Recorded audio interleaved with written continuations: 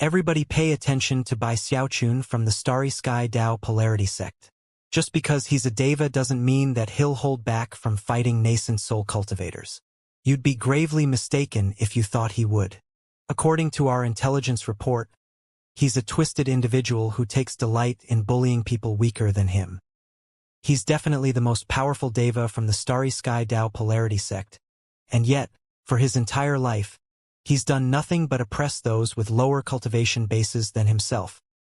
He's the epitome of shamelessness, and all of you need to be very careful around him. All of you need to be on guard against Bai Xiaochun. He's done a lot of very strange things in his life. He served on the Great Wall, then disappeared into the wildlands for several decades. When he came back safely, he was a deva. What's most terrifying about him, however, is not his cultivation base. It's his medicinal pills. According to the limited information we have access to, if he's given the right opportunity, his pill concocting methods can destroy an entire river source sect. Perhaps you people might not have heard of Bai Xiaochun. However, you've surely heard of the fantasy pills that come from the eastern Heavenspan River. Remember the catastrophes that resulted years ago because of those pills? Well, this guy is the despicable villain who created them. When Bai Xiaochun heard what the people from the other 3 river branches were saying about him, a strange, embarrassed look appeared on his face. Then he shook his head. I can't believe I'm so famous. When did my fantasy pill end up reaching the West? Are they the same as the ones from Sky City? And who said I like to bully people with a lower cultivation base than me? That's just called playing it safe. Despite being slightly irritated, he was generally pleased by how famous he was. Even he hadn't been aware of how far his name had spread. If they knew that the giant ghost king is my father-in-law, and that my apprentice is the Hell Emperor, then they would definitely be scared out of their minds. Thinking in that way made him feel even more pleased. However, it was at about this time that he suddenly heard the sound of people talking. From the direction of the 9 Heavens Cloud Lightning sect. Bai Xiaochun? He just got lucky, and became a deva earlier than expected. It won't be long before I become a deva, and then I'll definitely defeat him in battle. He's pretty good looking. Too bad he's a guy. The people who were speaking were nascent soul cultivators, and their words were not pleasing at all to Bai Xiaochun. He immediately glared over in their direction, which attracted the attention of the twin master cloud lightnings, who looked back in his direction. The instant their gazes met, Bai Xiaochun's spirits lifted. Hey, another staring contest, huh? Obviously, Bai Xiaochun would never willingly be outdone at his own favorite hobby. Therefore, he intensified his glare. However, it was only moments later that he was shocked to find how incredibly intimidating Master Cloud Lightning was. Damn it, there are 2 of them. The twin Master Cloud Lightnings looked at him coldly with 2 sets of eyes. Their gazes were incredibly intense, which made it difficult for Bai Xiaochun to stand up to them alone. He quickly called Song Ke over to help him. However, before they could team up, the cultivators from the 4 different battleships all fell silent. That was when Bai Xiaochun noticed that a group of people had stepped onto the docks. Having just emerged from the majestic mountains that linked to the main part of Heavenspan Island. In the lead was a beautiful young woman wearing a long, violet gown embroidered with 9 phoenixes. She had a crimson mark on her forehead, and there was something about her that seemed profoundly noble. When she looked out at everyone, her gaze seemed like the type that no one could defy. As soon as Bai Xiaochun saw her, a tremor passed through him, and complicated feelings rose up in his heart. He suddenly had no interest in the staring contest with the twin Master Cloud Lightnings. All he could do was look quietly at the young woman. She was none other than Du Lingfei. They hadn't seen each other in a very long time, and for some reason, she seemed more noble than she had in the past. As she stood there, it was clear that she was the focus of all the eyes present. There was definitely something different about her, and it couldn't help but make him feel that she was a bit of a stranger. Flanking Du Lingfei were 2 groups of cultivators. On her left side was a group of female cultivators in red clothing, while on her right side were males cultivators in blue clothing. All of them were spectacularly good-looking, A mere glance at the two groups of cultivators would cause anyone's eyes to glitter. They were dressed alike down to the smallest detail, and were arranged in perfect ranks. Furthermore, they pulsed with incredible energy, as though all of them were capable of drawing upon the might of Heavenspan Island itself. Overall, they were very impressive. Bai Xiaochun quickly spotted Hou Xiaomei in one of the groups, and Ghostfang in the other. In almost the same moment, Hou Xiaomei caught sight of him, and the faintest shadow of a smile appeared on her face. A sparkle of joy could also be seen in her eye. If it weren't for the solemn responsibility she held, she would clearly have run over and hugged Bai Xiaochun. Ghostfang also noticed Bai Xiaochun, but his face remained expressionless, and he barely glanced at him. When Bai Xiaochun saw Hou Xiaomei safe and unharmed, he breathed a sigh of relief. However, he couldn't shake the mixed emotions that had risen up inside of him because of Du Lingfei.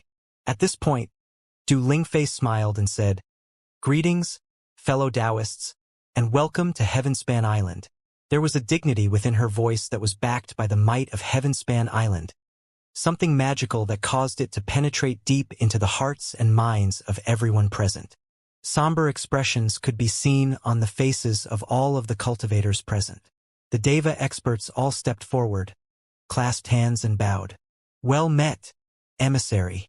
The polite words were uttered by the twin Master Cloud Lightnings, Guru Spirit Immortal, and Master Thousand Ghost. None of them had ever seen Du Lingfei before, but knew that she had a special status, and didn't dare to say anything that might offend her. Bai Xiaochun almost didn't want to step forward. But considering that he was the Deva in charge of the group from the Starry Sky Dao Polarity sect, he knew he had to. Sighing, he clasped hands and bowed. However, he truly couldn't think of the right words to speak. The other Devas noticed this and were inwardly shocked. However, Du Lingfei's expression softened into a smile when she saw Bai Xiaochun bowing to her. However, she didn't say anything. Instead, she arranged for her special guards to formally receive all of the visitors from the 4 rivers. Each river branch had brought a few hundred people. Added together, there were about 1,000, which made the docks relatively crowded at the moment. However, thanks to Du Lingfei's arrangements, there was no chaos or confusion. Fellow Taoists, it's already getting late, so please follow these special guards to your accommodations. Rest up, for early in the morning, when the bells toll 7 times, people will come to take you for an audience with the Celestial. After a moment of thought, she added, "By the way, there are many restricted areas on Heavenspan Island. In order to prevent any unforeseen circumstances, I would like to ask you to remain indoors through the night. Otherwise, the guards in those locations might injure or kill you, and we wouldn't want that." There was nothing threatening about the way Du Lingfei spoke. In fact, her voice was kind and warm. However, the words themselves struck fear into the hearts of all the cultivators present. Even the Devas were shaken. Heavenspan Island was the nucleus of all the lands of Heavenspan, and although the Celestial's palace of the Tao wasn't particularly large, it was clearly as dangerous as a dragon's pool or a tiger's den. In fact, even demigod experts who acted improperly would be killed instantly. Because of that, the visitors didn't even need any reminders from Du Lingfei to keep them in line. The accommodations that had been arranged for them were not on the large part of the island, but rather in the buildings which surrounded the docks. 4 main areas had been set up, with large buildings set aside for people who had come on formal visits. As for the main part of the island, no one was allowed there without the express invitation of the Celestial himself. The only thing they could do was gaze from afar at the 3 mountain peaks, and the occasional patrols of special guards that wound their way among the countless palace buildings. Bai Xiaochun didn't say anything as the Heavenspan Island special guards made their arrangements. Clearly, Hou Xiaomei wanted to come over, but she had been assigned to a different group, and could only gaze at him through the crowd. By evening, the more than 1,000 nascent soul cultivators had been taken to their various accommodations by the special guards. As a Deva, Bai Xiaochun had a special courtyard residence to himself, which was much closer to the main entrance leading to the mountains of the island. The spiritual energy here was strong beyond belief, far stronger than in the Starry Sky Dao Polarity sect. However, Bai Xiaochun was not in the mood for cultivation. As the sky grew dark, he sat there cross-legged, waiting. He was sure that Du Lingfei would come to visit him this very night. Night fell. The only sound to be heard was the gentle lapping of waves against the island, making everything very peaceful. As Bai Xiaochun sat cross-legged in meditation, his heart slowly grew calm. He had made his decision way back on the battleship. His trip to Heavenspan Island was for the purpose of getting a longevity pill, making sure that Ho Xiaomei was safe, and also to find out why he had been so obsessed with Du Lingfei. He didn't sit reminiscing about the past. He just waited quietly. The same pressure from before weighed down on the island, and in fact, the lack of any sound other than the waves made that pressure seem even more intense. As a result, all of the visitors felt more awe and fear than ever. Such feelings were more intense among those with higher cultivation bases, the reason being that they could more clearly sense an aura that destabilized their cultivation bases and left their minds reeling. That aura could crush them out of existence at will. It was the most paramount of auras, the type that could not even be threatened by the heavens. In fact, the heavens even seemed ready to bow to the source of that aura. An aura like that, something completely domineering and elevated, could only belong to one person in the Heavenspan realm, the Celestial. That knowledge made the cultivators of the Four Rivers even more enthusiastic than before. The mere idea of becoming the apprentice of the Celestial was profoundly exciting. Not even the Devis could control their emotions. After all, the rules had not stipulated that only nascent soul cultivators could win the chance to become an apprentice. The only qualification was to be the first person to emerge from the trial by fire. Although the level of one's cultivation base could play into that, luck was a larger factor. And therefore, although Devis did have an advantage, that advantage would only help them to a limited extent. As the night grew darker, most of the visiting cultivators sank into trances as they practiced cultivation. No one left their living quarters. It wasn't that they didn't want to, they didn't dare to. Not only had Du Lingfei offered that warning of hers, but the pressure that weighed down made it clear that only someone suicidal would go out into the open. Bai Xiaochun made the same decision, and simply sat waiting. Late in the night, he opened his eyes and looked over at the front door. In almost the same moment, an entrancing voice drifted in from outside. "Can I come in?" Only that one sentence was spoken, nothing else. Bai Xiaochun sent some divine sense over to the door, and could see Du Lingfei standing outside. She wasn't dressed like she had been during the day. She wore a white gown that was not ostentatious like her earlier garb, and made her seem just like she had been back in the Spirit Stream sect days. That gave Bai Xiaochun pause for thought. A moment later, he waved his hand, and the door opened, revealing Du Lingfei standing there with a smile on her face. Their gazes met. They were the same people that they had been all those years ago. However, on this occasion, Bai Xiaochun chose not to call her Boo. "It's been a long time," she said. When she saw that Bai Xiaochun wasn't inclined to say anything in response, she laughed softly and then walked inside. Tucking a stray strand of hair back over her ear, she said, "Why aren't you saying anything?" As the moonlight tumbled down onto her from above, it made her look as delicate as fine jade. There was something beautiful, pure, and holy about her. When Bai Xiaochun caught the fragrance of her perfume, his heart began to beat a bit faster. After a moment of hesitation, he decided to just tell the truth. "I don't know what to say." Seeing that he was remaining seated, she sat down cross-legged in front of him and placed her hands on her knees. "Why don't you tell me about your time in the wildlands?" she said, not sounding the least bit irritated. He took a breath and smelled her perfume again. Then he went on to give a brief overview of his time in the wildlands, leaving out the details of his secret identity.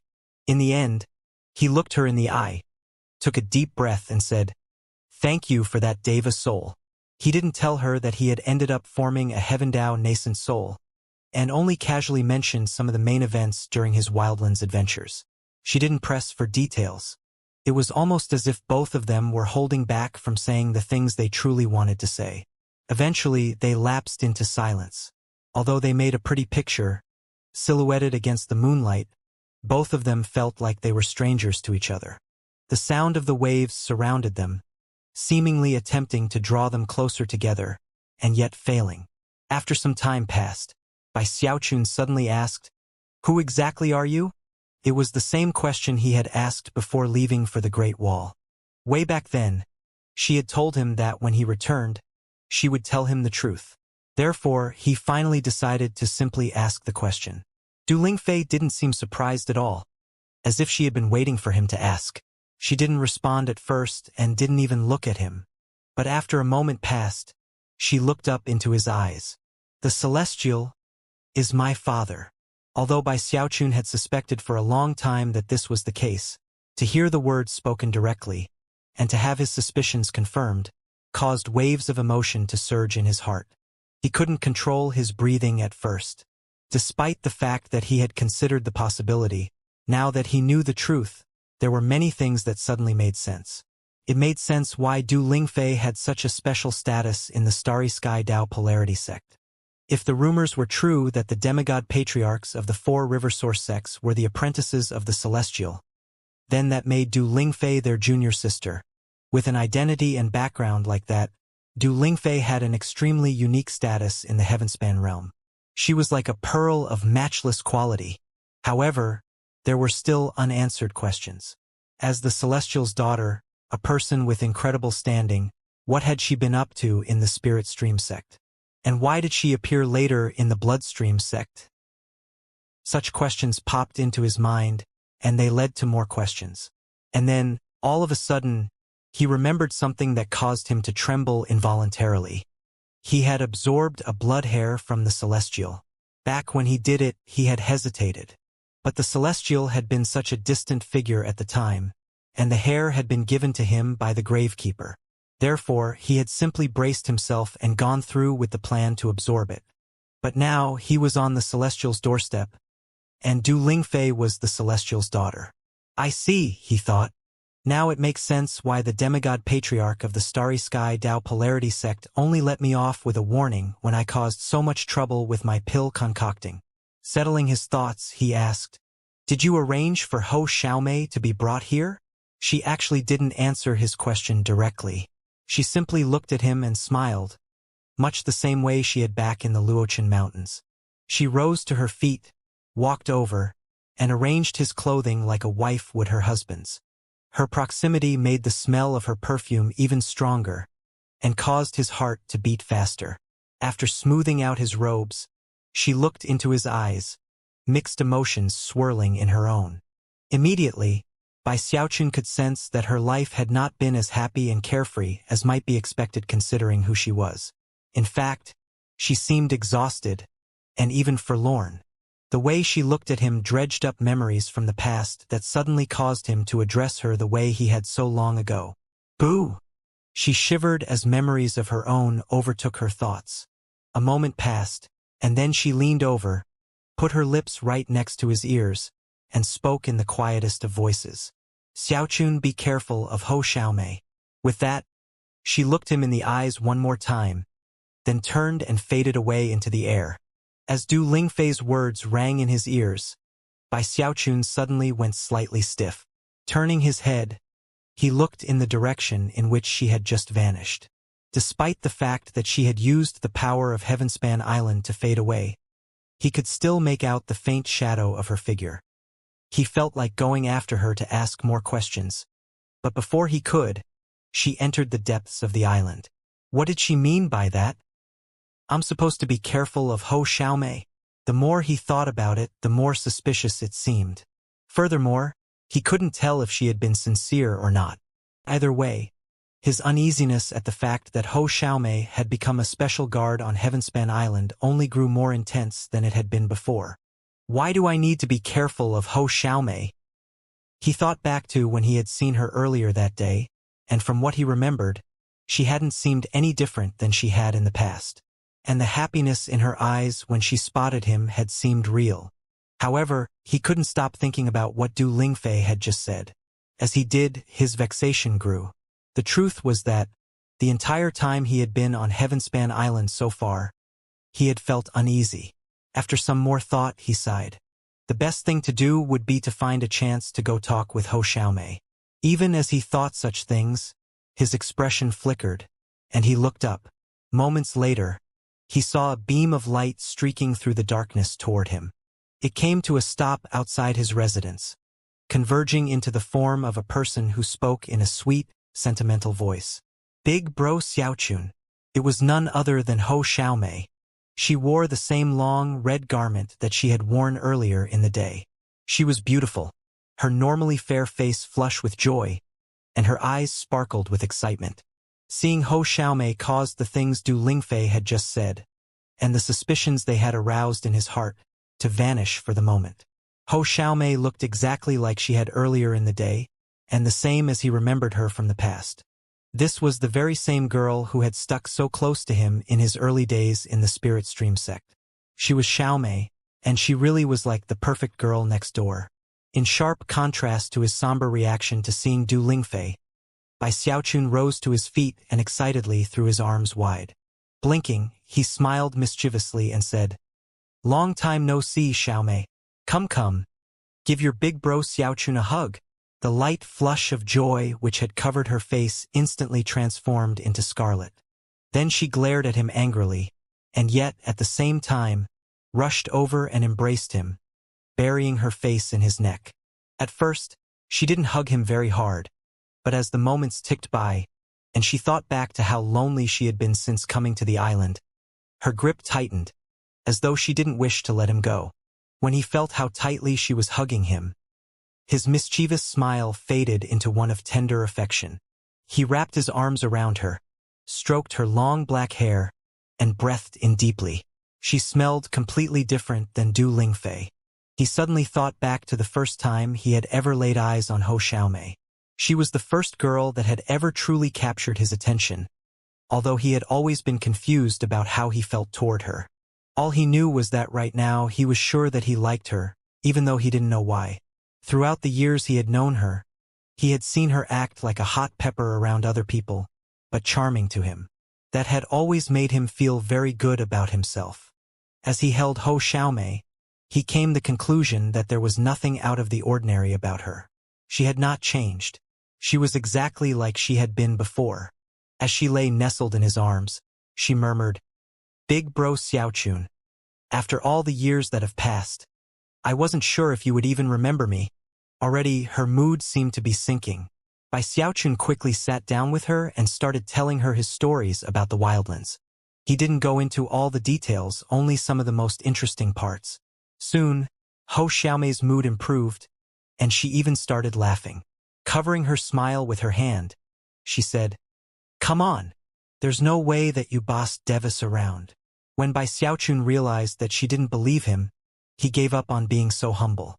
Glaring at her, he thumped himself on the chest and said, "That was nothing.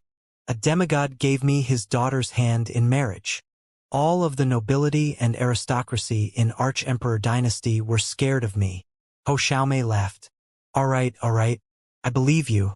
I do, all right? You were definitely awesome. My big bro Xiaochun is the most awesome person under heaven." When Bai Xiaochun heard her laughter and saw the gleam in her eyes, his heart suddenly began to race, and he realized that he had been mistaken. Ho Xiaomei had changed. Her immaturity was gone, to be replaced by a certain charm and charisma. "Another vixen," Bai Xiaochun exclaimed inwardly. "How could I have not seen it before?" Swallowing hard, he contemplated how Ho Xiaomei might actually end up surpassing Song Junwan. However, the fact that his heart had begun to race simply because she was looking at him was actually a bit embarrassing. Clearing his throat, he decided to change the subject, and asked Ho Xiaomei about how she had ended up being picked to go to Heavenspan Island. She immediately gave a snort of irritation. "What, you think I'm Song Junwan or something? That old crone has been plotting for years to get you, Big Bro Xiaochun. She might have put on a show of taking care of me, but she used her status as the leader of the Bloodstream Division's middle peak to beat me down over and over again." "What?" Bai Xiaochun blurted in shock. He couldn't envision Song Junwan being a person like that, and even opened his mouth to try to explain. However, Ho Xiaomei apparently realized what he was going to do, and continued speaking before he could. Big bro Xiaochun, you really have no idea. That old hag Song Junwan always shows off every chance she can get. I can't even stand talking with her. As far as she's concerned, I'm just an annoyance. Back in the competition to come here, she and I fought a duel in the semifinals. Her cultivation base was higher than mine, and she had already won several victories. Even if she lost to me, she would still have a chance to go on. But it was my last chance. If I lost, then I would be out. Can you believe that she didn't show the slightest mercy? I even explained everything to her, and she still beat me. The more Ho Xiaomei talked, the madder she got. Thankfully, the elder in charge from Heavenspan Island saw something special in me, something that makes me suitable to the divine abilities of Heavenspan Island. That was the only reason that, in the end, I got chosen, and that old crone didn't. As Ho Xiaomei blurted out all her accusations against Song Junwan, Bai Xiaochun's head started to swell. From what he could tell, Song Junwan and Ho Xiaomei simply couldn't see eye to eye on anything. And apparently it all stemmed back to the days of the spirit and bloodstream sex, after the war was fought and the two of them helped nurse him back to health. He suddenly thought back to how both of them would brew medicine for him, and then watch closely to see which one he would pick. Then his heart trembled as he remembered how, on one occasion, they had waited to see which foot he would use to step outside the door. He quickly changed the topic, worried that a bigger problem could arise if the current conversation continued. Ho Xiaomei was just happy to see him, so she didn't mind that he changed the topic. She sat next to him and softly told him about some of the interesting and funny things that had happened while he was gone. She also told him a few things about Heavenspan Island. Bai Xiaochun smiled, occasionally gasping in praise, and occasionally throwing in a few boasts of his own. Eventually, dawn approached, and Ho Xiaomei reluctantly left. Soon, the cultivators from the Four Rivers would go to offer their respects to the Celestial, an important event in which Ho Xiaomei had her own duties to attend to. After seeing Ho Xiaomei off, Bai Xiaochun took a deep breath and thought back to her visit. No matter how he looked at it, he couldn't think of anything that had seemed suspicious at all. In fact, that made him suspect Du Lingfei's words. Why would she tell me to be careful of Ho Xiaomei? No amount of thought brought any insight. Eventually, the sun rose. As the first rays of light shone out across the golden heaven-span sea, the sound of an ancient bell rang out across the island. The bell tolled 7 times, which was the summons for the cultivators from the Four Rivers to go see the Celestial. The sound of the bell, coupled with the dazzling sunlight reflecting off of the golden sea water, made for a spectacular scene. In the middle of the main island, the 3 mountain peaks caught the sunlight and reflected it, making for a particularly eye-catching scene. At the same time, the silent pressure weighing down grew more intense. At about this time, the special guards who were tasked with leading the groups of cultivators into the main island appeared outside of the various residences. The person who had come to lead Bai Xiaochun was a beautiful female cultivator, and was not the same person that had led him to the residence the day before. It was impossible to tell which river branch she had originally come from. However, considering that Bai Xiaochun was a deva, she treated him with the utmost deference. Even though she was an initiate special guard here on Heavenspan Island, she still didn't dare to act inappropriately in front of a deva. The initiate special guards were only in the core formation stage, but even nascent soul experts would treat them politely. Despite that, the guards would not dare to use their status as an excuse to treat a deva improperly. After all, devas were very important people to the Celestial, far more important than an initiate special guard. The woman led by Xiaochun along a winding path deep into the mountains.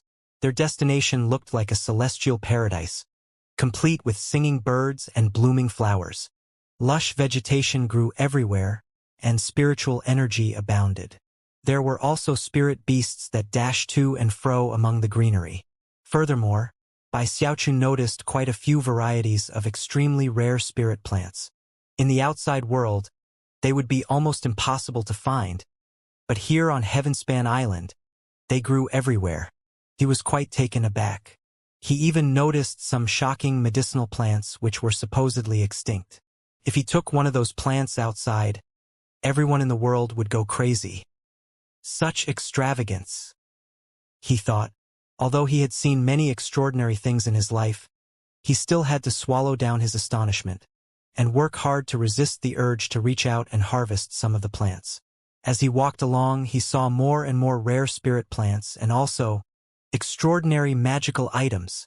Some of them even had spirit automatons and flew about in groups as if they were alive. It was truly a shocking sight. Occasionally, rivulets and streams could be seen, within which flowed water that wasn't golden, but rather violet. Based on what Bai Xiaochun could sense, the spiritual energy in that violet water surpassed even the golden sea water.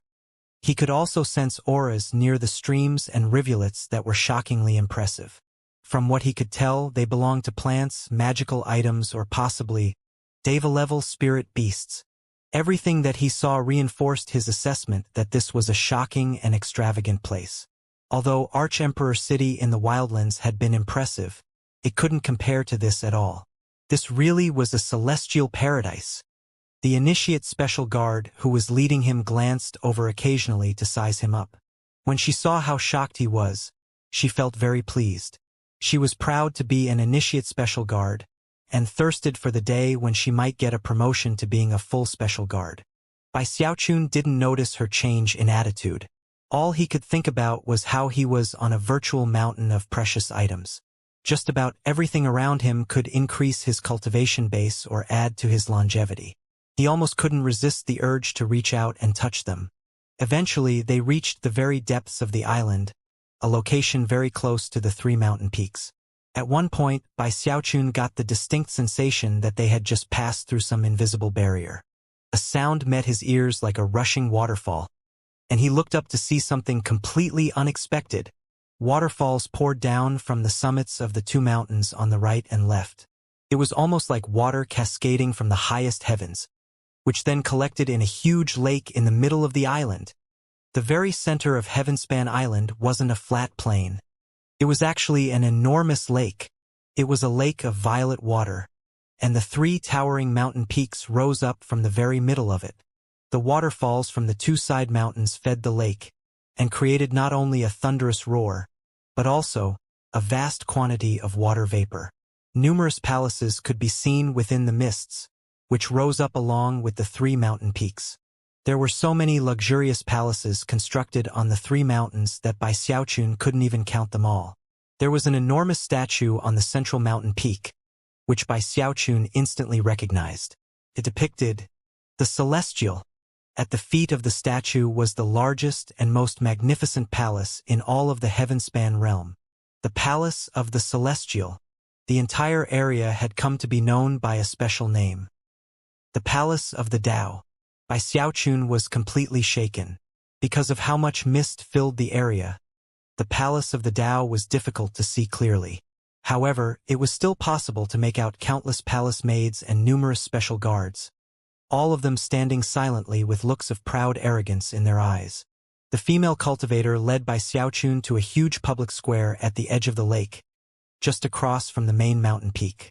From this location, it was possible to look up and see the huge statue of the Celestial, which seemed to prop up the very heavens.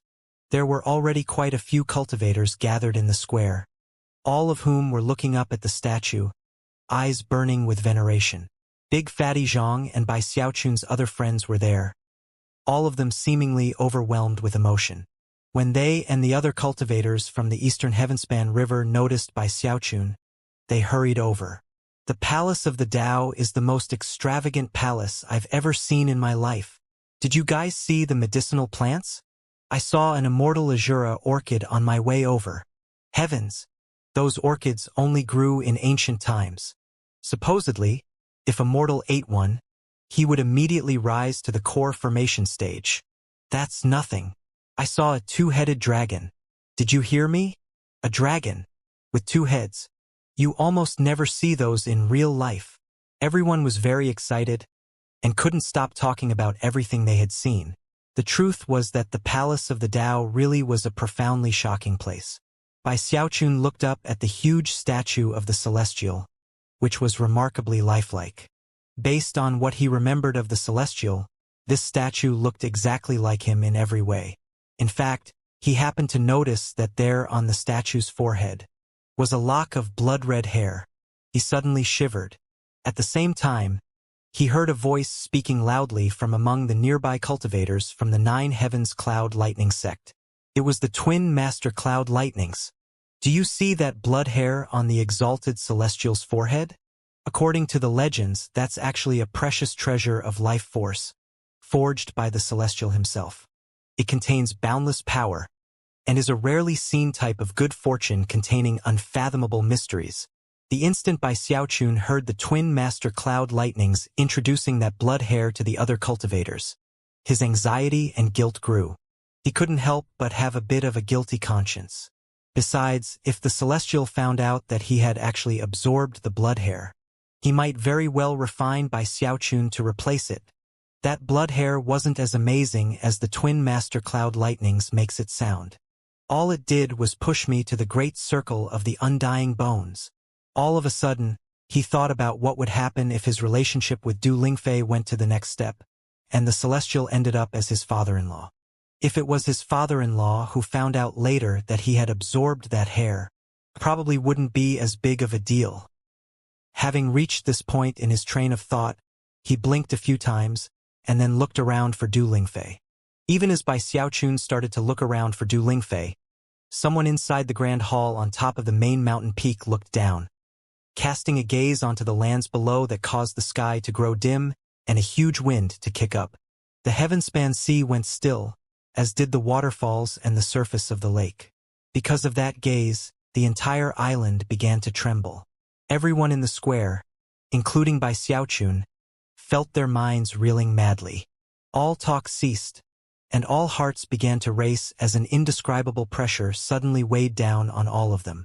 It was so intense that none of them could move a muscle. Not even Bai Xiaochun and the other Devis could move. The level of pressure weighing down on them was so intense that rumbling sounds filled their bodies. The Celestial! This was not Bai Xiaochun's first time sensing the might of the Celestial. Back in the Wildlands, he had felt this very same pressure. Now, though things were different than in the Wildlands, the Celestial's aura seemed more explosive and violent, to the point where Bai Xiaochun felt his internal organs trembling.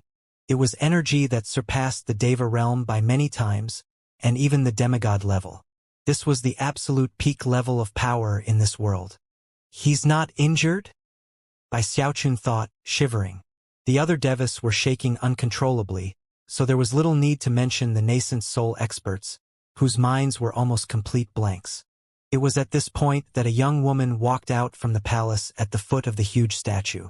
She wore garments adorned with phoenixes and radiated nobility. She was none other than Du Lingfei, as she floated there in midair, with the enormous statue behind her. She spoke in a mighty voice that echoed out in all directions. Bow! In immediate response, everyone in the square, including Bai Xiaochun, involuntarily clasped hands and bowed deeply to the statue of the Celestial. Greetings, Celestial! Their combined voices created a sound wave that caused heaven and earth to tremble. Their voices quavered with zeal and fervor, the raw adoration for someone who commanded the ultimate level of power. As everyone bowed, Du Lingfei turned to the side in deference. Then, when the crowd below had finished offering formal greetings, she turned back and looked over the crowd. Her gaze lingered on Bai Xiaochun for only the slightest moment, and didn't reveal any sign of recognition. Fellow Taoists, you already know the rules of this trial, she said coolly. The first person to emerge will become the Celestial's next apprentice. In terms of the time limit, there is none. With that, she waved her hands, whereupon the special guards in the square began to distribute jade slips to all the cultivators present. These jade slips will record your activities in the trial by fire, and when you find the exit, they will act as authentication devices to bear witness to your success. After finishing her explanation, she extended her hand to summon a violet rock. Waving her hand, she sent the rock flying down toward the lake below. The rock became a violet beam of light that, just before it hit the surface of the lake, exploded. Water sprayed out in all directions, and then a huge stone gate rose up from the bottom of the lake. It was fully 300 meters tall, and radiated an aura of profound ancientness. It was engraved with countless vicious and snarling faces, lifelike to the extreme, to the point where it was almost possible to hear them howling. Black mist swirled off of the surface of the gate, transforming into 99 black dragons whose howls shook heaven and earth. Each dragon was 3,000 meters long, and they all twisted and spun up into the sky, as though they wished to break through to the area beyond the heavens. Compared to the dragons, the stone gate was so tiny as to be insignificant. Everyone in the square was shaken to the core by what they were seeing. As the dragons howled, a cold snort suddenly echoed out from the enormous statue of the Celestial, a snort that was as heaven-rending and earth-crushing as a bolt of lightning from the heavens. The dragon's howls of rage transformed into piteous wails of despair and defiance, and then they shattered into pieces. The entire process only lasted for a few breaths' worth of time. The dragons collapsed into black mist that swirled around the stone gate and transformed into an enormous vortex. As the vortex spun, immense levels of power gripped the stone gate, tugging at it, until cracks began to spread out on its surface. At the same time, a dark and sinister aura began to seep out from the cracks, making it seem as though all the lands would be plunged into wintry cold. It was a frigid chi that seemed capable of freezing souls.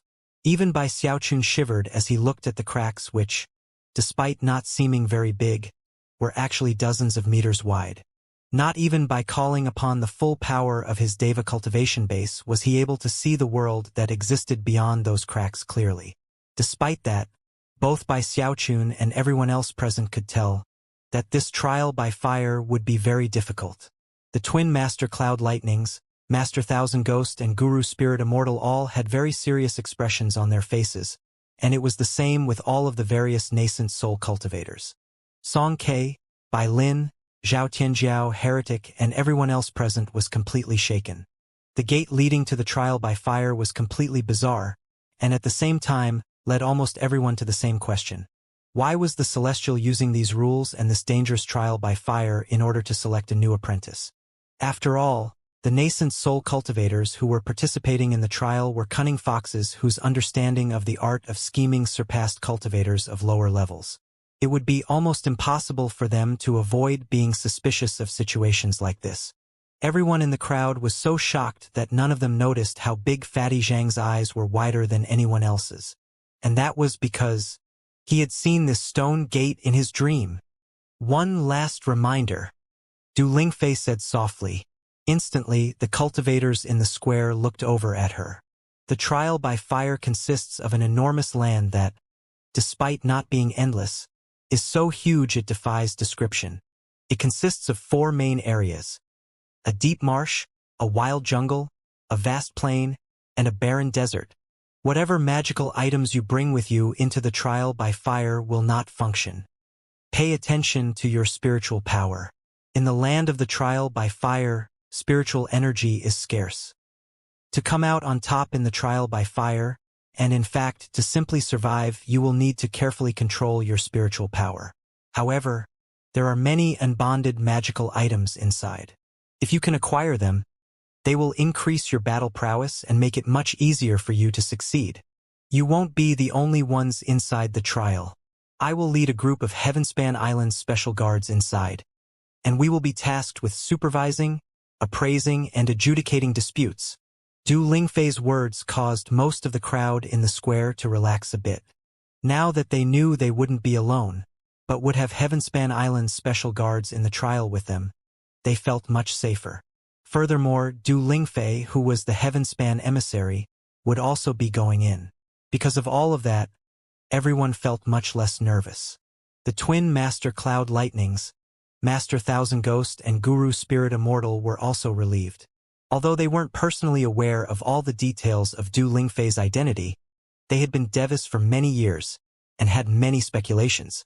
The fact that Du Lingfei was personally entering the trial by fire led them to the conclusion that, although there would be danger, it truly was being held to pick an apprentice for the Celestial. When Du Lingfei saw everyone breathing sighs of relief, she reached out and pointed at the stone gate. Let the trial by fire begin.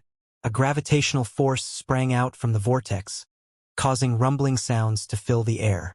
At the same time, The cracks on the door widened, sending even more frigid chi out.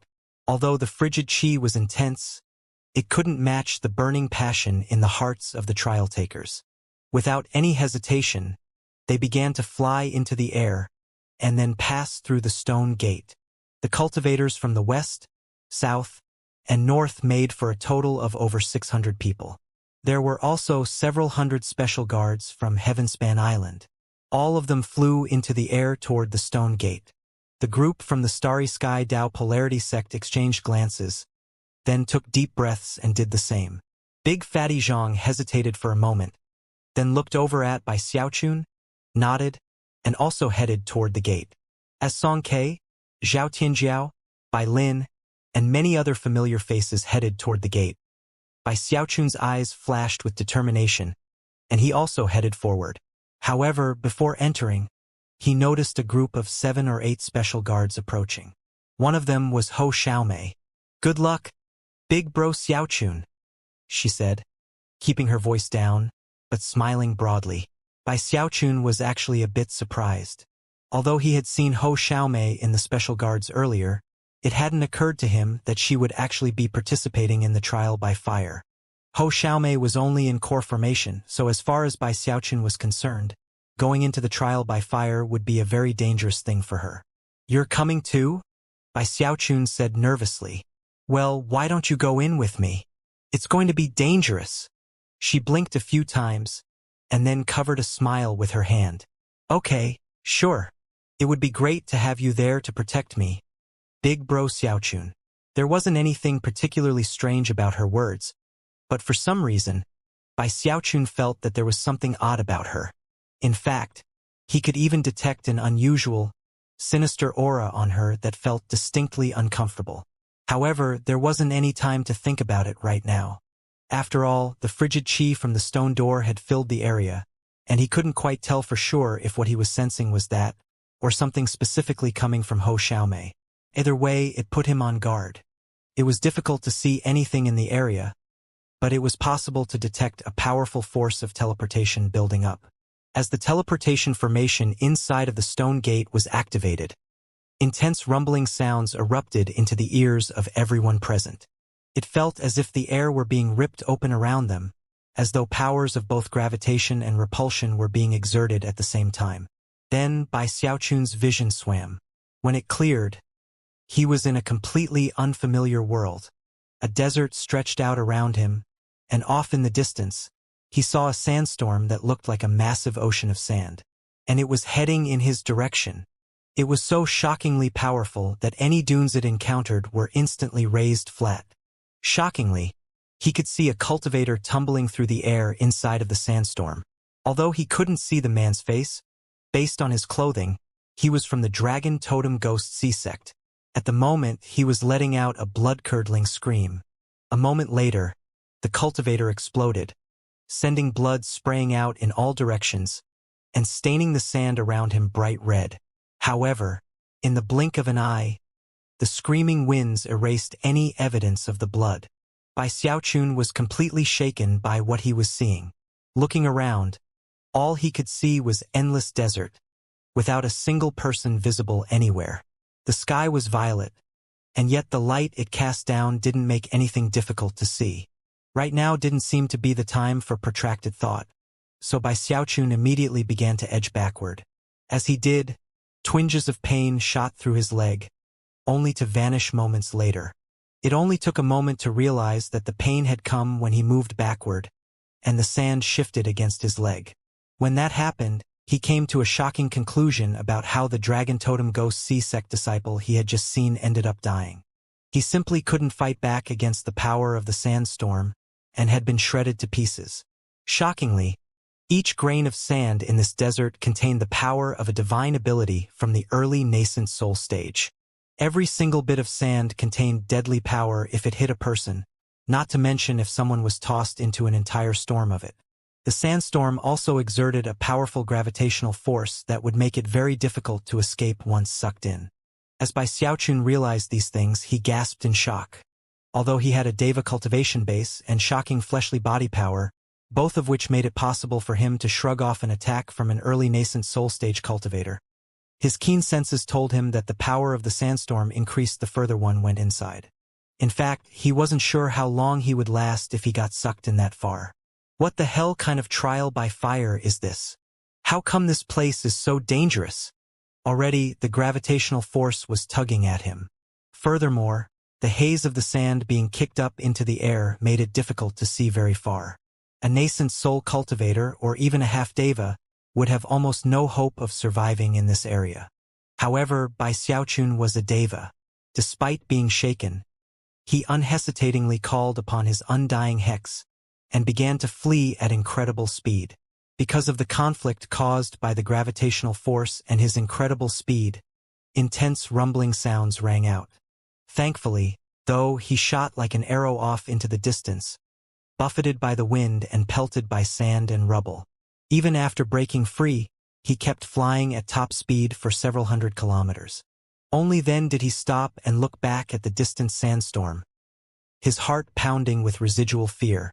Only at this point did he realize that occasional lightning bolts danced through the sandstorm, releasing muffled cracks of thunder. This trial by fire is terrifying, he thought, his eyes wide. As of this point, he was absolutely certain that the sandstorm would be the death of any nascent soul cultivator who was unlucky enough to encounter it, and didn't have any special means of fleeing. I felt like I was almost ripped to pieces by the teleportation power of that gate. That was much more power than any ordinary teleportation. That means that we've either ended up in a very distant location, or had to pierce through an indescribably powerful barrier. Already, he was starting to regret coming here. And yet, the thought of the longevity pills caused him to grit his teeth and push forward. Along the way, he tested some of his magical items. Unfortunately, accessing his bag of holding wasted spiritual power, and furthermore, anything he brought out seemed locked down in some way, making it completely useless. The teleportation had sent the nearly 1,000 cultivators from the various river branches to different locations within the enormous land that made up the trial by fire. Because of that, the only way they could run into each other was by blind luck. One upside was that his transmission jade slip still worked. Sadly, based on the fluctuations coming from it, he could tell that, even with his Deva cultivation base, it would only have a range of about 500 kilometers. Messages that weren't received by another jade slip within that area would simply vanish. Another disquieting fact was that the spiritual power was far weaker here than in the outside world. To most of the cultivators present, that would be very difficult to deal with. Of course, to Bai Xiaochun, it wasn't a problem at all. After all, there was actually more spiritual power here than in the wildlands, where he had lived for many years. He had long since grown used to the practice of conserving energy, and only using it in bursts when necessary. Furthermore, his impressive fleshly body made it so that he didn't actually need to use divine abilities powered by his cultivation base to unleash Deva-level battle prowess. This place is so dangerous.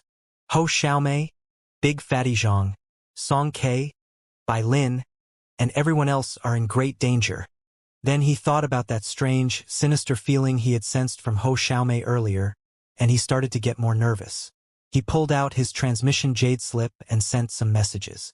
Unfortunately, only people within 500 kilometers would get them. When he didn't receive any replies, he picked up speed and proceeded along anxiously. The lands that made up the trial by fire were split into 4 major areas: a desert, a swamp, a plain, and a jungle. They didn't interlock, but rather were separated by enormous mountain ranges and other terrain features. Although the lands were not endless, they were certainly vast. Furthermore, hidden dangers lurked everywhere. That included both natural occurrences like the sandstorm and bizarre entities of every sort. All of them could be extremely deadly. Before entering the trial by fire, the cultivators from the 4 major rivers had all assumed it would be dangerous. Even still, now that they were inside, they were completely shocked by what they were facing. In fact, the word danger couldn't be used to describe the place. It was more like a land of death. Currently, Shi Yan, chosen from the exalted zodiac moon domination sect in the west, was traversing the swamp area of the trial by fire. Despite being in the great circle of the nascent soul stage, his face was ashen with terror as he proceeded along with the utmost caution. His clothing was ripped and torn, and also stained with blood. After teleporting into the trial by fire, he had seen 3 people killed right in front of him. Most terrifying of all was that the creatures responsible for those deaths were a variety of leech that lurked in the marsh waters. They traveled in swarms numbering in the thousands, which could, in only a single breath of time, completely cover a cultivator. Upon vanishing back into the swamp, they would leave behind only a dry and desiccated corpse. Within moments, countless larvae would burrow into the desiccated corpse and nest inside of it. Because of that, Shi Yen was gripped with terror as he proceeded along. He wasn't the only one in the swamp. Sun Wu from the Dragon Totem Ghost Sea Sect was present as well. He was also chosen, with a cultivation base in the great circle of the nascent soul, who bore the physical appearance of an evil ghost. Although he wasn't currently wounded, he trembled as he stood in place, unwilling to take a single step forward. The reason he refused to move was that he was surrounded by more than 10,000 shocking mosquitoes. The mosquitoes were human-sized and created a thundering rumble with the buzzing of their wings. Were it not for the fact that Sun Wu had a secret magic to keep himself invisible to them, they would have long since sucked the life completely out of him. The monkey-like Master Lightning Origin from the Nine Heavens Cloud Lightning Sect was in a similar position in the jungle. An unsightly expression could be seen on his face, which dripped with sweat as he rushed along, chased by a troop of crimson-eyed monkeys who thrummed with shocking power. Big Fatty Zhang, Bai Lin, Zhao Tianjiao, Heretic, Song Ke, and many other friends of Bai Xiaochun were in similarly terrifying situations. The level of danger in this trial by fire surpassed what anyone could have imagined. Right now, they had no other options than to flee for their lives. It was the same with Bai Xiaochun, who sped through the desert at top speed. So far, he had spotted 7 sandstorms, all of which radiated incredible power that left his heart pounding in his chest. If all he had to deal with were natural disasters, then it might not have been as terrifying. However, Bai Xiaochun's Deva-level divine sense had long since revealed to him that there were terrifying fluctuations hidden within the desert. There were some brutal entities there which seemed to be on the same level as Devas. Even worse, there were certain creatures which seemed to be trailing him, as if they were predator and he was prey. This trial by fire is not suitable for nascent soul cultivators at all. Only people with Deva cultivation bases could possibly be of use here. Damn it! The Celestial used the pretext of selecting an apprentice to gather a whole group of nascent soul cultivators to come into a place like this. Just what is he up to? This is definitely not an arcane pocket realm. Bai Xiaochun was really starting to feel nervous, both for Big Fatty Zhang and his other nascent soul friends, and also for Hou Xiaomei. Thankfully, Hou Xiaomei was a special guard, and therefore would likely be in a much safer position than the other cultivators. However, Bai Xiaochun still couldn't stop worrying about her. Even as he sped along, his heart suddenly leapt up into his throat. Without any hesitation, he utilized the mountain-shaking bash, bursting forward with speed that bordered on teleportation. In the blink of an eye, he was 300 meters away. In almost that exact same instant, numerous booming sounds echoed out as 8 crimson figures blurred through the spot he had just occupied. As soon as they flew back up into the sky, Bai Xiaochun could see them clearly. Shockingly, they were 8 enormous sandworms. They looked like crimson maggots, hundreds of meters long, with no eyes, but terrifying, gaping maws, within which glistened row upon row of razor-sharp teeth. One of the sandworms had a red aperture on its head that emitted a strange power in the form of a loud cracking sound. From the nature of that aperture, it was obvious that some incredible magical device was embedded inside of the sandworm. It was the strongest of the bunch, being comparable to the mid-Deva realm. The others were similar to the early Deva realm. As soon as the entire group regathered up in the air, they turned back in Bai Xiaochun's direction and shot toward him again, screeching in bizarre voices. Bai Xiaochun was already panting in anxiety. If he only had these 8 sandworms to worry about, it might not have been a big deal. But he could sense countless similar fluctuations in the surrounding area, all of them rushing toward him at high speed. It wouldn't be long before even more sandworms were upon him. The idea of innumerable sandworms beneath the surface of the desert, all closing in on him, caused him to shiver and push forward with renewed speed. Unfortunately, no matter how he zigged or zagged, a sandworm would end up bursting out of the ground to block his path. It continued to happen over and over again, until he started to really get angry. Complete and utter bullying. He knew that he couldn't keep up this same tactic, otherwise he would never escape. Not unless the sandworms just gave up. He only had one option: strike fear into their hearts. With that, he gritted his teeth and spun to face the group of 8. Howling, he singled out one of the sandworms that was in the early Deva realm and unleashed a vicious fist strike. He didn't draw upon his cultivation base, only his fleshly body. And yet, that still enabled him to strike with mountain-toppling, sea-draining force. A cultivator in the early Deva realm would be crushed by this attack, much less a sandworm the likes of these. Rumbling sounds echoed out into the far distance as the front half of the sandworm exploded, and the back half dropped down with a thud onto the desert floor, sending sand flying out in all directions. When the other sandworms saw that one of their own had been destroyed, they reacted with utter madness. Opening their mouths, they sent countless bolts of lightning shooting out. However, it was at that exact same moment that a figure blurred onto the scene from off in the distance. It was none other than one of the twin master cloud lightnings from the Nine Heavens Cloud Lightning sect. If one considered them to be brothers, then the older brother was the one whose left side was withered, with the right side being strong. The younger brother was the opposite. He made a bizarre sight as he shot forward with astonishing speed that seemed even faster than by Xiaochun. After all, he was in the mid-Deva realm, and used a secret magic from the Nine Heavens Cloud Lightning sect to add further speed to his movement. He sped through the desert, pursued by more than 10,000 sandworms, who were dogging him relentlessly, making escape impossible. When Master Cloud Lightning noticed by Xiaochun, his eyes glittered, especially because of the sandworm with the red aperture on its head. He stopped for a brief moment, until the sandworms behind him were almost right on top of him. Then, he turned and shot toward Bai Xiaochun. Clearly, he hoped to pass his huge group of sandworms onto Bai Xiaochun. Bai Xiaochun noticed Master Cloud Lightning almost as soon as he appeared, and most especially, the horde of sandworms following him. So, this Master Cloud Lightning is trying to pull a fast one on me. Huh? He could immediately sense Master Cloud Lightning's ill intentions, especially because of the way the man was eyeing the sandworm with the red aperture on its head. He wasn't originally heading in this direction. He changed directions when he saw that one particular sandworm. Having reached this conclusion, Bai Xiaochun immediately attacked that same sandworm. "See me coming, and refuse to stand down?" Master Cloud Lightning said with a growl. "Well, you're just looking to die."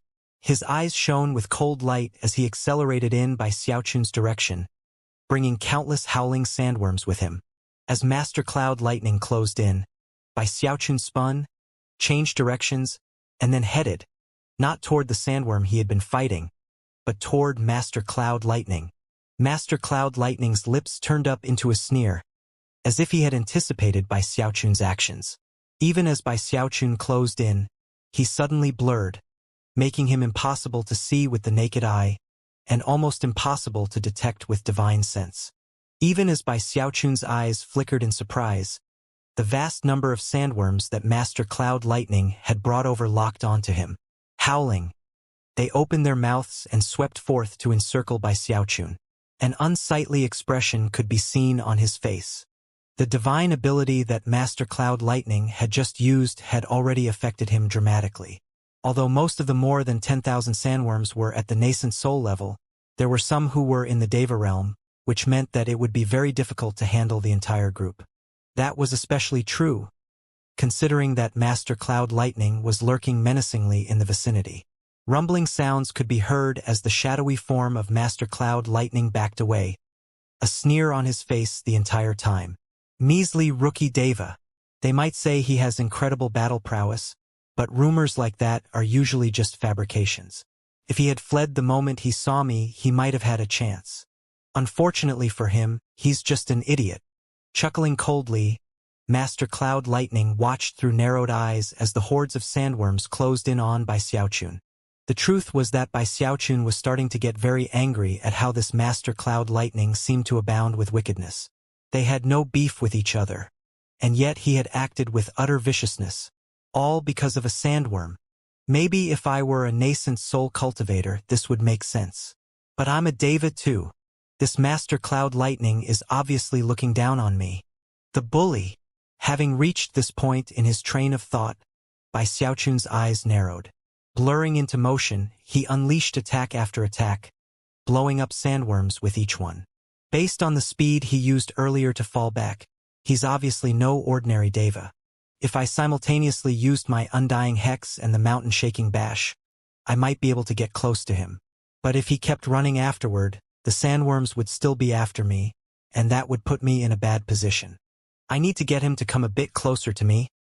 Scrambling to come up with an idea, he took a deep breath, then shot forward toward Master Cloud Lightning with a burst of speed. As he did, a faint smile of ridicule could be seen on Master Cloud Lightning's face as he accelerated away. After a few such exchanges, Bai Xiaochun not only didn't catch up to him, but actually seemed to be getting himself into a worse situation with each moment that passed. Finally, a vicious expression overtook Bai Xiaochun's face. Gritting his teeth angrily, he ignored Master Cloud Lightning and spun to attack the sandworm with the red aperture. Booms rang out as the sandworms spat lightning out of their mouths, filling heaven and earth in such fashion that it seemed it would be impossible for Bai Xiaochun to fight back. However, it was at this point that the sandworm let out a terrifying shriek. It had been battered so badly by Xiaochun's divine abilities that it seemed on the verge of collapsing completely.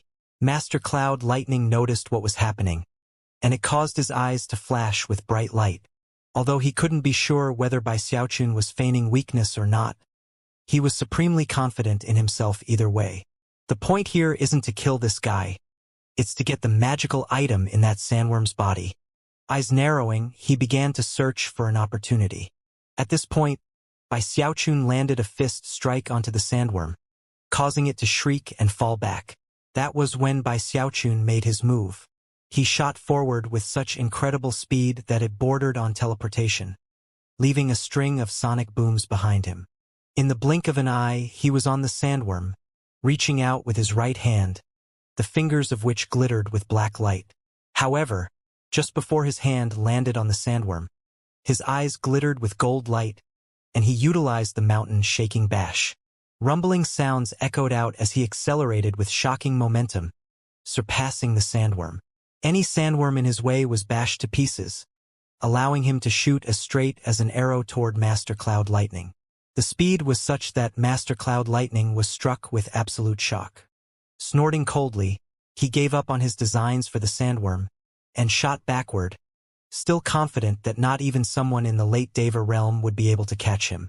At the same time, he reinforced the secret magic he was using to make sure the sandworms couldn't detect him.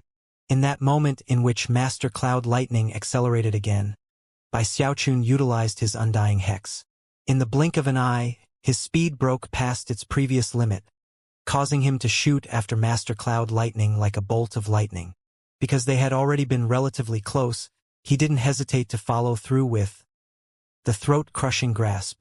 Considering that Master Cloud Lightning was in the mid-Deva realm, Bai Xiaochun's goal with the throat-crushing grasp wasn't to kill him, but rather to limit his speed and drag him in with gravitational force. As soon as he unleashed the technique, the gravitational force erupted out, and Master Cloud Lightning's face fell with the realization that he was decelerating. "This Bai Xiaochun really is a strange one," he gasped. Everything happened in the time it takes a spark to fly off a piece of flint. There was no time to ponder what to do, so Master Cloud Lightning bit his tongue and spat out a mouthful of blood. Despite the difficult situation he was in, he still managed to speed up again. A faint buzzing sound could be heard as he faded away even more. It almost seemed like he had limitless stores of energy to draw upon. A single step backward took him 3,000 meters away, and yet, even as he moved away, a smile appeared on Bai Xiaochun's face. This was just what he had been waiting for Master Cloud Lightning to use a trump card to gain more speed. It was in that exact moment that Bai Xiaochun's heaven-span Dharma eye opened, causing violet light to spill out and latch onto Master Cloud Lightning like fetters. Master Cloud Lightning could tell that trouble was brewing, and it caused his face to fall. It suddenly felt like he was stuck in sludge, and in fact was temporarily incapable of moving at all. Although it only lasted for a short moment, when Devis fought, many things could happen in that amount of time. Undying Emperor's Fist, Bai Xiaochun shouted. A black vortex sprang up around his hand, and a shadowy emperor appeared behind him. Then the fist strike was unleashed. It was a quintuple strength Undying Emperor's Fist. Sand blasted out in all directions, and the nearby sandworms trembled and screamed. At the same time, Master Cloud Lightning's eyes widened. Never could he have imagined that a single lapse in judgment on his part would lead him into such a deadly moment of crisis. What divine ability is that? All of a sudden, the burly right side of his body swelled, erupting with black light. At the same time, he drew upon as much spiritual power from his cultivation base as he could, causing the black light to take the shape of an enormous devilish god. The devilish god radiated extraordinary energy, the type that could crush even the heavens. However, it only had half a body. It wasn't complete. Even still, it lunged forward to defend against Bai Xiaochun. In the blink of an eye, it slammed into the Undying Emperor's fist. A huge boom erupted out in all directions. Rumble! Nearly half of the desert area was shaken by the intense boom. Master Cloud Lightning let out a miserable shriek as his devilish god collapsed into pieces, and the black light which surrounded him was destroyed. Blood spraying out of his mouth, he tumbled backward like a kite with its string cut. Even as he did, he touched his forehead, causing a stream of black light to fly out. Shockingly, it transformed into a semi-translucent buckler, which he grabbed and threw out in front of him. "Detonate!" he shouted, and the buckler exploded, sending a blast of energy out to meet Bai Xiaochun's heaven-destroying, earth-extinguishing fist strike. That brief opportunity was what Master Cloud Lightning needed to shoot away at top speed, coughing up blood the entire time. Most of the energy passageways in his body were destroyed, and his vision swam. Mentally, he was completely shaken. How could he be so strong? I'm in the mid-Deva realm, and he's only in the early realm. Master Cloud Lightning felt like he was going crazy, and still couldn't keep the blood from spraying out of his mouth. For the first time, he regretted his earlier conceit, and realized that he should never have been so impulsive as to provoke the terrifying Bai Xiaochun. All because of a simple magical item. Some of it stemmed from the fact that the buckler he had just destroyed was a treasure he had only just recently acquired, which was what had enabled him to maintain a state of near-complete invisibility. It was that shield that made him realize that this trial by fire was full of hidden treasures. After seeing the glowing red aperture on the sandworm, his greed had been awakened. Meanwhile, the shockwaves caused by his exchange of blows with Bai Xiaochun caused many more sandworms, hidden beneath the surface of the ground, to be reduced to nothing more than ash. Even the sandworm with the red aperture on its head, having been damaged by both Bai Xiaochun and Master Cloud Lightning, finally couldn't hold out any longer, and was destroyed. As it collapsed into pieces, a red glow shot out from inside of it, coalescing into the form of a flying shuttle. Astonishingly, the shuttle was covered with magical symbols that clearly did not originate in the Heavenspan realm. The symbols almost looked like tadpoles, wriggling in bizarre, lifelike fashion. As soon as the flying shuttle was out in the open, it swiveled as if to spin off into the distance. However, Bai Xiaochun had been watching it the entire time, and quickly reached out to grab it. The shuttle struggled a bit, but to no avail. As soon as Bai Xiaochun had it, he sent some divine sense inside to study its structure. It was different from any other type of magical item he had ever seen before, and yet he could still leave a branding mark on it, allowing him to control it. As soon as the branding mark settled down inside, the flying shuttle became calm, and then began to power up as if to unleash an attack.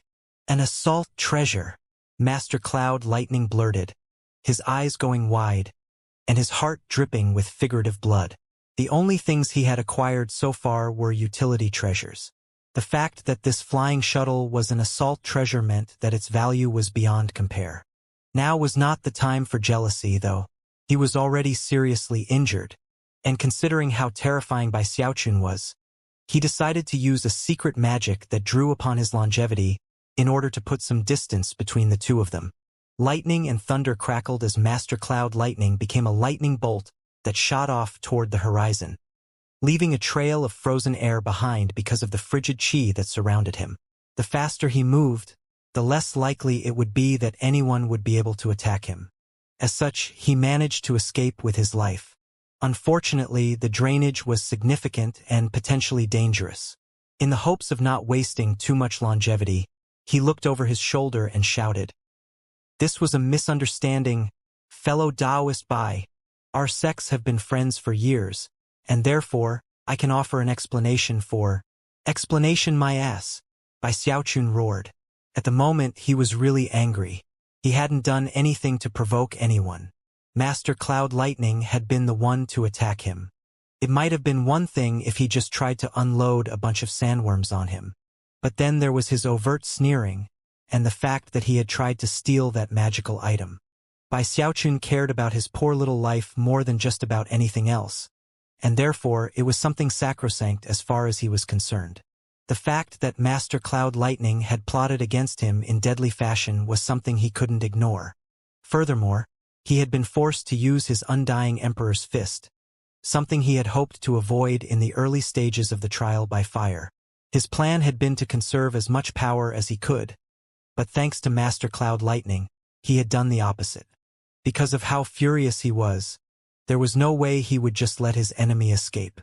Cursing, he unleashed his top speed as he gave chase. Although he had already wasted significant fleshly body power, he was now in the undying blood level, not the undying bones. Therefore, his regenerative capabilities were shocking, to say the least.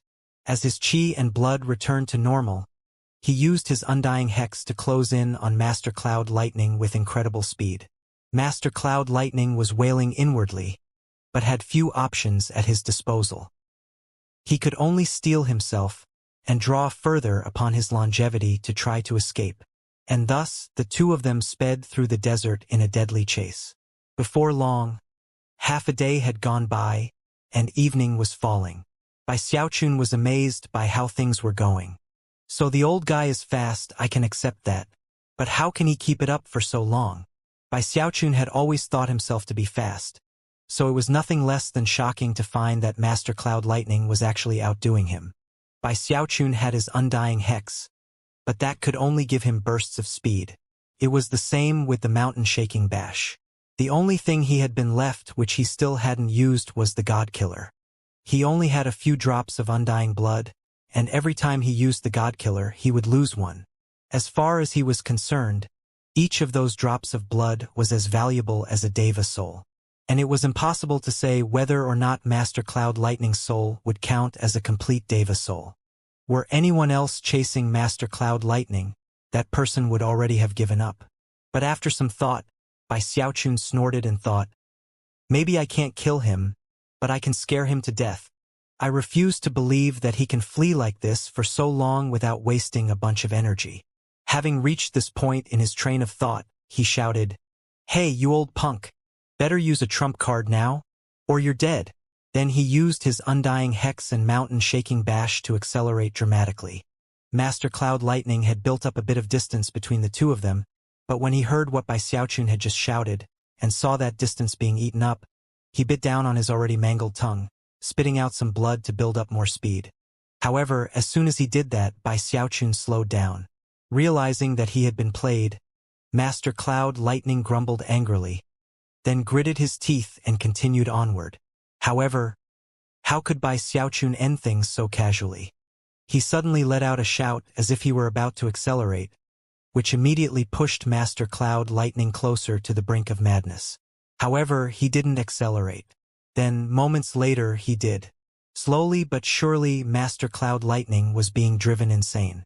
After all, whether Bai Xiaochun accelerated or not, every time he shouted, Master Cloud Lightning had no choice but to use his secret magic. Before long, the man's hair was white, and his face was covered with wrinkles. How could this Bai Xiaochun be so difficult to deal with? He despaired.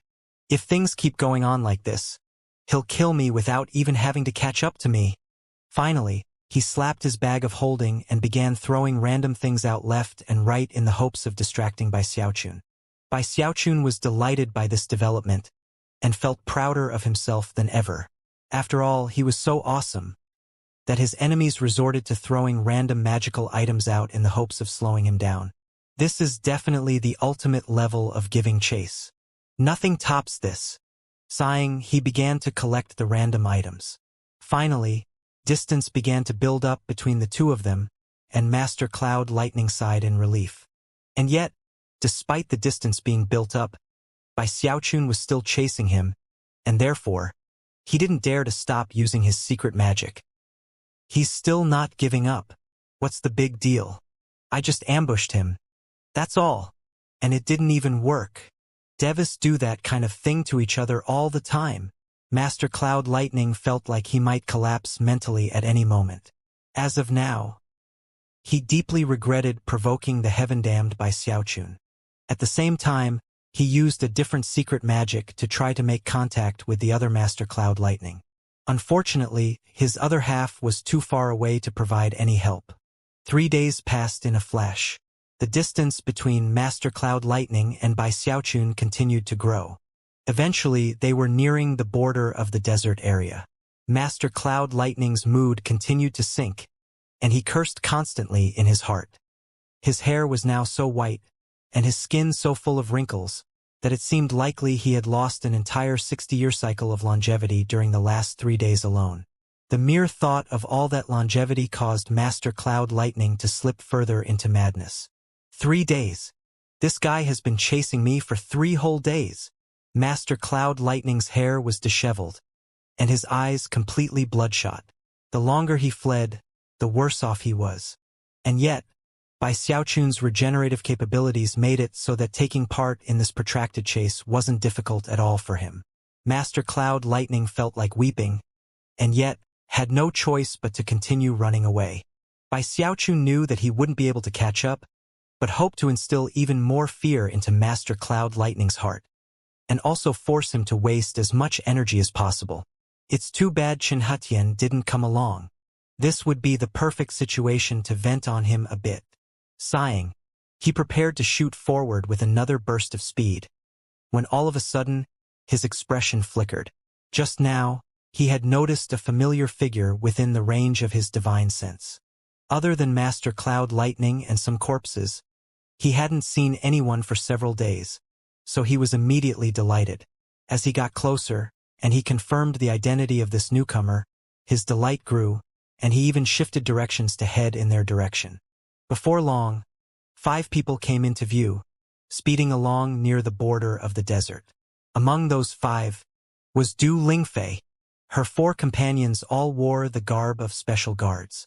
3 of them flew in defensive positions, scanning everything in the area for signs of danger.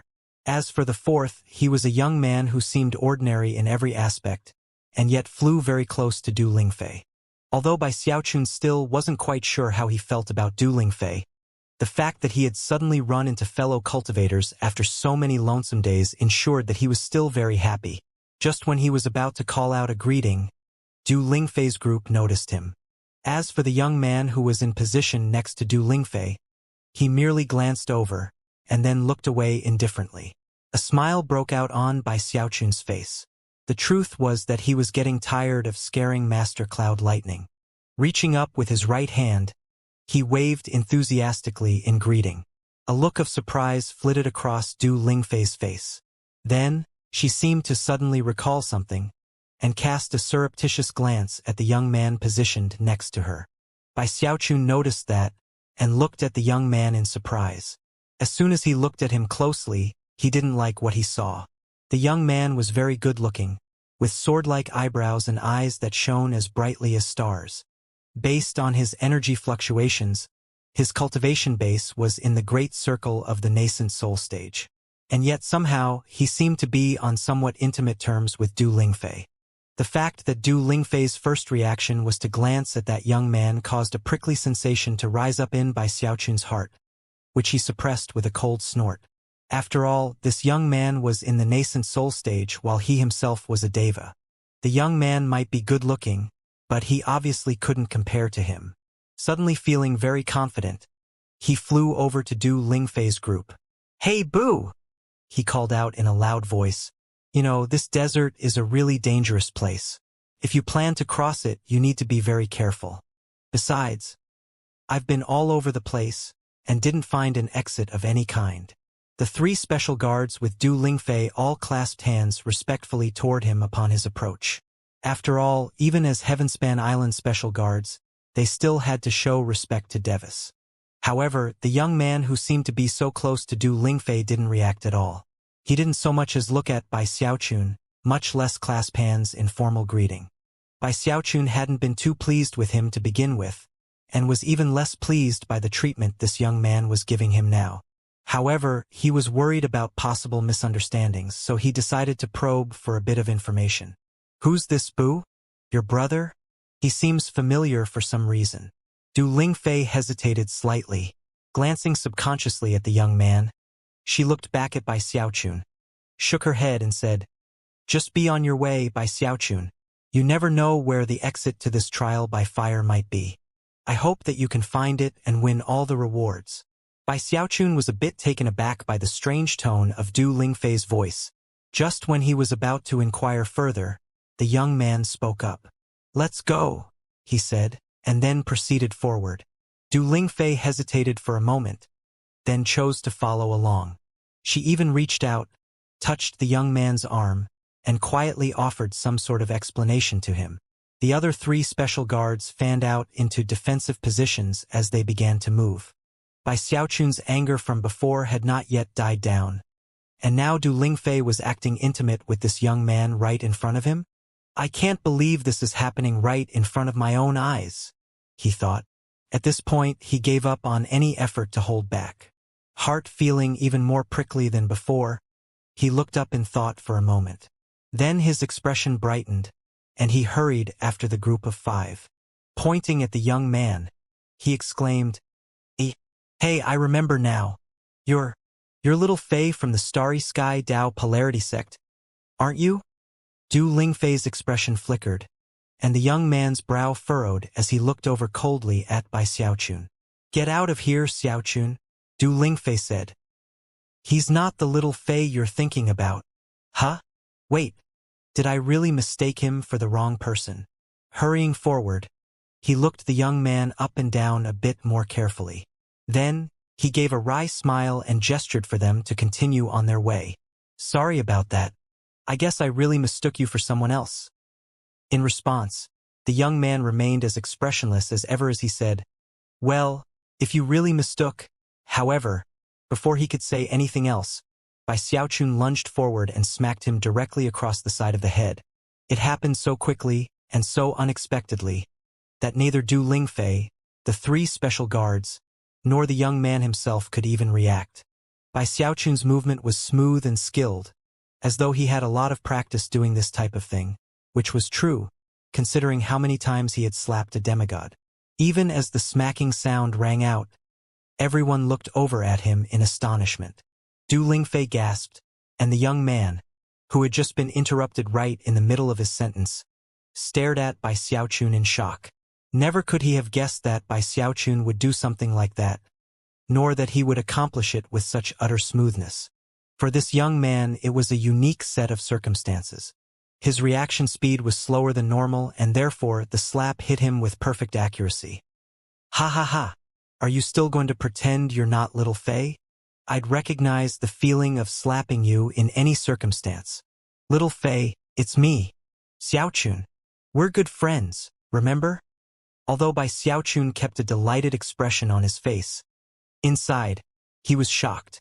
His slap had landed just as expected, but how could he have ever guessed that it would hurt his hand so much? This guy is definitely not a nascent soul cultivator, he thought. What's his head made of anyway? By this point, the young man was beginning to pant, and was staring at Bai Xiaochun with icy coldness. There also seemed to be a shocking pressure rolling off of him that he couldn't control. Du Lingfei's face had drained of blood. Grabbing the young man's arm, she began to pull him away. "What do you think you're doing, Bai Xiaochun?" she said. "Why are you being so rude?" He said, "He's not little Fei. You're mistaking him for someone else. Get out of here." She blinked at him meaningfully as she dragged the young man away. Bai Xiaochun could tell that something was very off, and was already starting to come up with an idea of what exactly it was. I guess I really did confuse you with someone else. My apologies. A real case of mistaken identity, I guess." As he turned away, he glanced at the young man out of the corner of his eye, and suddenly, his heart trembled as he thought back to the stinging sensation he had felt when slapping him. That head seemed even harder than the giant ghost king's. Who is that guy? That was what Bai Xiaochun was thinking as Du Lingfei and her group left. His hand still hurt from delivering that slap. It was only now that he realized that the energy passageways in his hand seemed dangerously close to collapsing. Don't tell me he's a demigod?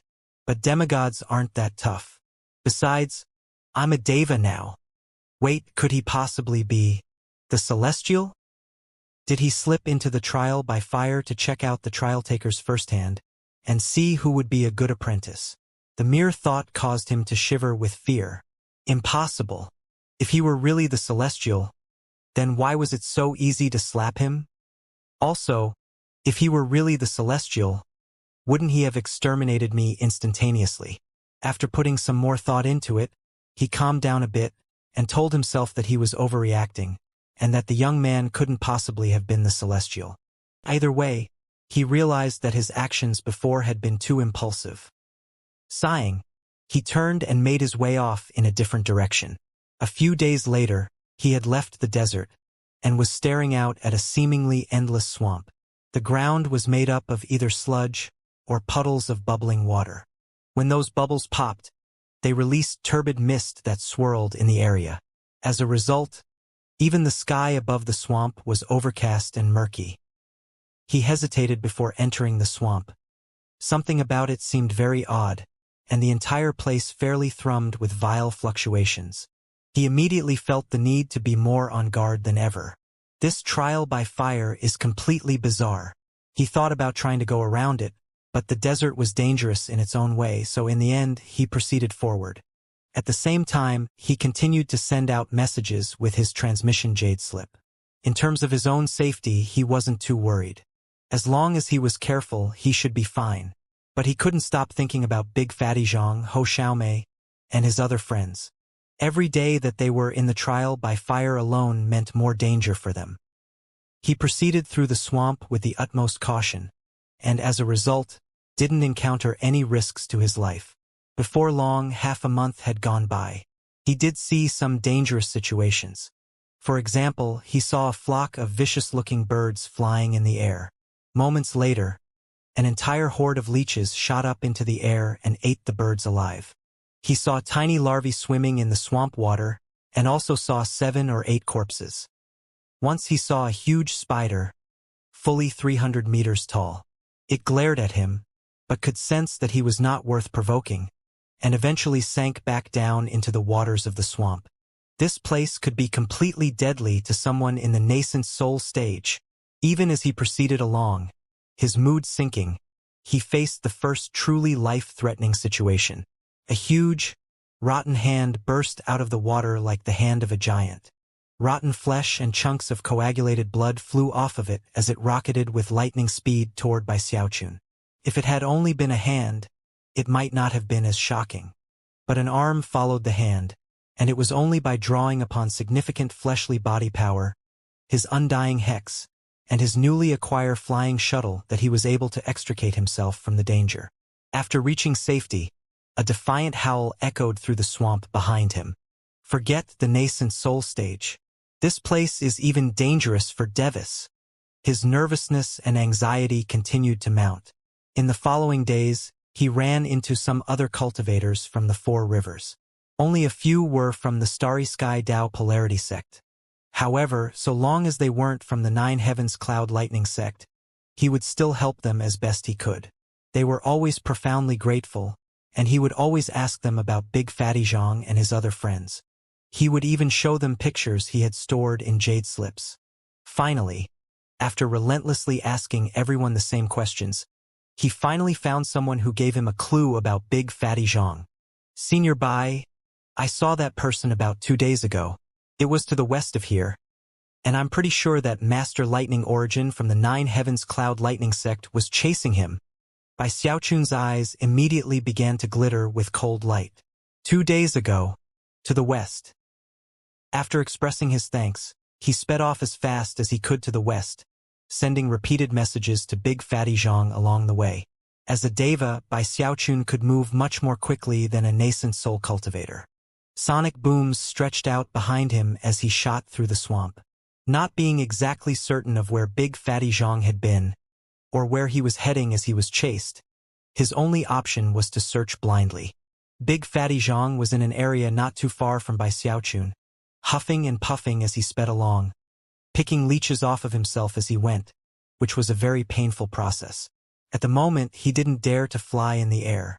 After being teleported here, things had started out safe enough. With the residual power his will core had provided to his nascent soul, he had been able to evade any major dangers. Unfortunately, his actions had attracted the attention of Master Lightning Origin, who mistakenly believed him to be in possession of some extraordinary magical item. No matter how Big Fatty Zhang had attempted to explain himself, Master Lightning Origin didn't believe him. Master Lightning Origin's cultivation base was much higher than his, plus he was accompanied by 2 other cultivators from the Nine Heavens Cloud Lightning Sect. Just when it seemed like they had been about to catch up with him, he had taken to running on foot through the swamp, and thus escaped them. Unfortunately, running through the swamp caused countless leeches and other vicious entities to swarm him. Thankfully, his will core power kept him mostly safe, although he still ended up getting injured, and was still in danger because of Master Lightning Origin and his companions, who continued to give chase by flying through the air. It was now the 3rd day of the chase, and Big Fatty Zhang was starting to lose hope. He was tired, his eyes were bloodshot with fury, and his cultivation base was teetering unstably. He was almost out of energy. Furthermore, things were made more difficult by the fact that he didn't want to fly through the air higher up, and thus had to brave the dangers of the swamp. On more than a few occasions, he had nearly been killed by leeches. What the hell kind of place is this? And what's the deal with that Master Lightning Origin? He's such a bully. Big Fatty Zhang was infuriated, but had no options at his disposal.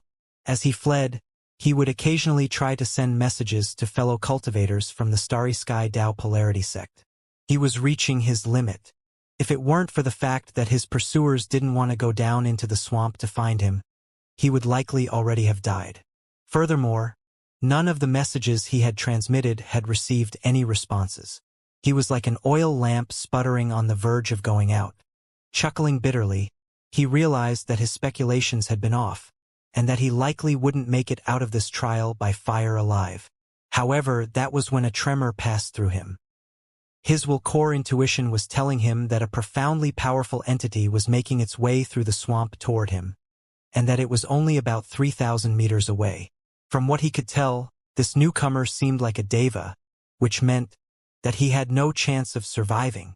Well, if I'm going to die, I'll take some of them with me.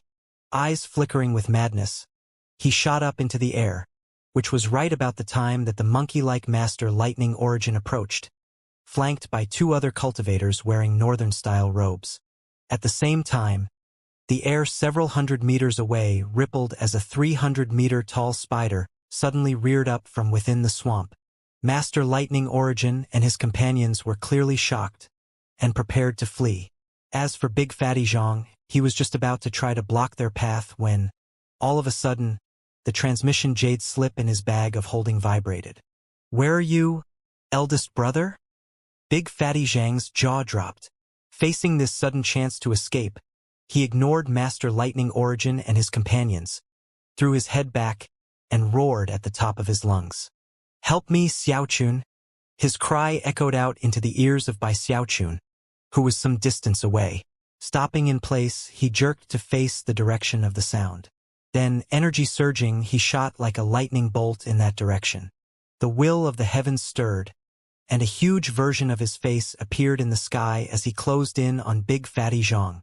When Bai Xiaochun's face appeared up in the air, the master cloud lightning whom Bai Xiaochun had not yet encountered happened to be flying along through the swamp in another location, his expression very grim. When he sensed the deva fluctuations rolling out, his eyes flashed with cold light. He was essentially the older brother of the twin master cloud lightnings, who had once existed as one person with one body. Although a cultivation accident had split them into two, their minds were still connected, and they could communicate with each other via a secret magic. The older brother already knew about everything which had occurred between Bai Xiaochun and his other half. As the fight had been playing out, he was in the plains area, separated from the desert by the swamp. At that time, he had been too far away to be of any help, but had immediately begun to race toward the desert. Now that he was here in the swamp, and had suddenly detected Bai Xiaochun's aura, he called out to his younger brother via their secret magic. Bai Xiaochun is in the swamp. Hurry over, and we can fuse together and kill him. The younger of the twin master cloud lightnings was just about to leave the swamp and enter the plains. However, upon receiving the message, his eyes flashed angrily, and he turned and headed back into the swamp. Meanwhile, Bai Xiaochun was shooting like a meteor toward Big Fatty Zhang. Because they hadn't been very far apart to begin with, his aura was already able to descend on the area around Big Fatty Zhang. As it did, the huge spider that had just risen up suddenly shivered. From the look in its eyes, it apparently viewed Big Fatty Zhang as being special for some reason. Ignoring the pressure from Bai Xiaochun, it leaped into the air, howling as it shot toward Big Fatty Zhang. Shocked, Master Lightning Origin and his companions fell back. However, before they could move very far, the spider shot out several strands of black silk, which wrapped around the entire group. Blood sprayed out of Big Fatty Zhang's mouth as he was then dragged down into the waters of the swamp. Master Lightning Origin and his companions reacted with utter despair and struggled to free themselves, but were unable. Just like Big Fatty Zhang, they were dragged down. At the same time, black mist began to pulse on all of their faces. From the way it wriggled and writhed, it almost looked like they were covered with black spiders. Big Fatty Zhang was the weakest of the group and was the most adversely affected. He immediately passed out, whereas the more powerful cultivation bases of Master Lightning Origin and his companions enabled them to fight back a bit longer. As the spider sank down into the swamp and dragged Big Fatty Zhang and the others with it, a sound like heavenly thunder burst through the air. Bai Xiaochun's enraged face appeared up above and shouted, "How dare you!" The swamp below immediately sank down because of the pressure, revealing Big Fatty Zhang and the others. As for the huge spider, it shivered and tried to escape. Meanwhile, Bai Xiaochun's expression distorted as he transformed into a beam of light that shot down toward the depression in the swamp. At the moment, Bai Xiaochun wasn't thinking at all about conserving spiritual energy or the power of his fleshly body. Waving his hand, he sent his flying shuttle whooshing out in front of him. The shuttle sent the swamp water shooting out in all directions, simultaneously destroying countless leeches and larvae. By this point, Big Fatty Zhang and the other captives were completely out in the open, albeit tied up with black silk. Without any hesitation, he grabbed the silk attached to Big Fatty Zhang and yanked him upward. That in turn caused the huge spider to be pulled up out of the swamp, to hang in midair. The spider stared at him with hateful crimson eyes. Aware that it couldn't escape, it sprayed a huge amount of black silk at him. "Have a death wish?" Bai Xiaochun shouted angrily. Back before he had arrived, it might have made sense for the spider to ignore him. But now that he had unleashed the power of his cultivation base, it made sense for the spider to give up on its prey. And yet, it went beyond that and attacked him. Bai Xiaochun was not happy at all that it had tried to take Big Fatty Zhang away so forcefully, and the matter was even worse considering the black spider marks on Big Fatty Zhang's face, which were clearly venomous. Although many people would be unable to assess such a bizarre poison, as a grandmaster of the Tao of medicine, Bai Xiaochun instantly realized that it was a type of venom which affected the soul, and its function was to kill the host. Eyes flashing with cold light, Bai Xiaochun performed an incantation gesture, sending his flying shuttle forth to sever the silk threads that bound Big Fatty Zhang. At this point, the image of a crescent moon appeared in one of Bai Xiaochun's eyes. He was well aware that there were many entities in this swamp that should not be provoked, and that if a fight broke out, it needed to be ended quickly. Therefore, he called upon the Sun-Moon Vast Sky Incantation. The first level of the incantation involved summoning a moon. At the moment, he had cultivated the technique to the point where he could summon a partial moon. As he utilized the technique, a shocking crescent moon appeared up in the sky. Moonlight instantly spilled down in astonishing fashion, causing all of the lands to turn silver. When that light touched the black spider silk, it melted away. A look of shock and terror appeared on the spider's face, and it tried to sink down further into the swamp. However, it was too slow. An image of a moon had already appeared on its back. Fallen moon, Bai Xiaochun growled. Brilliant light shot down from the moon onto the spider, causing the moon mark on its back to expand rapidly. An agonized shriek could be heard from the spider as the moon symbol dug deep into it. The spider trembled, and then green, viscous fluid began to seep out from inside of it. Then, even as it hoped to try to escape into the swamp, it exploded. It had been destroyed in body and soul. Only when the spider died did the black marks on Big Fatty Zhang and the other cultivators vanish. Master Lightning Origin and his 3 companions had not yet lost consciousness, so they were able to see everything which had just happened. When they saw the traces of the venom vanish, they immediately turned and fled in 3 different directions, their faces as ashen as death. Never could any of them have imagined that chasing Big Fatty Zhang would end with a Deva Patriarch from the Starry Sky Dao Polarity sect coming over in a fury. You pick on my eldest brother and then think you can just leave? There was no way Bai Xiaochun would simply let them escape. Pulling the still unconscious Big Fatty Zhang with him, he took a step forward and waved his finger, sending the flying shuttle shooting toward the first of the 3 cultivators from the north. A scream echoed out as, in the blink of an eye, the shuttle stabbed through the man, and then headed toward the second. After cutting down the second, it shot at high speed toward Master Lightning Origin. It was in this very moment that the enormous face of Master Cloud Lightning appeared up above in the sky. Do you dare, Bai Xiaochun? Bai Xiaochun was not surprised at all at the sudden appearance of Master Cloud Lightning, and in fact had detected his impending arrival earlier. However, in his urgency to save Big Fatty Zhang, he had ignored him. Now, he glared up at the face and said, "Are you egging me on or something? I absolutely hate it when people egg me on." Without any hesitation, he sent the flying shuttle shooting forward with greater speed. Even if the monkey-like Master Lightning Origin had been more nimble, he wouldn't have been able to dodge out of the way. Expression that of despair, he shrieked, "Master, save." Before he could finish speaking, the flying shuttle stabbed through his forehead. Bai Xiaochun hadn't set out with the intention of killing these people. However, their actions would have led to Big Fatty Zhang's death if he hadn't come to save him in the nick of time. The sight of his apprentice being killed caused Master Cloud Lightning to howl, "Bai Xiaochun!" His face swirled together into a beam of light that shot directly toward Bai Xiaochun with deadly, destructive power. If Heavenspan Island was the Imperial Palace, and the Celestial was the Emperor, then the demigod patriarchs from the Riversource sects would be analogous to the 4 heavenly kings, such as the giant Ghost King. As such, Bai Xiaochun and Master Cloud Lightning were like 2 powerful subordinates of 2 heavenly kings. Although they were technically on the same side, in truth, there was enough tension between them to lead to deadly conflict. On the outside, the demigod patriarchs would ensure that their followers didn't get into conflicts such as the current one. But inside a trial by fire like this, where deaths were expected, then even if one killed the other, they could easily explain it away after leaving. Master Cloud Lightning had been forced to simply watch as Bai Xiaochun pushed his other half to near destruction. Then, that same person went on to personally kill his apprentice. Because of these grievances both old and new, Master Cloud Lightning was furious. As he supplanted heavenly will with his own, the huge face in the sky began to send crushing pressure down.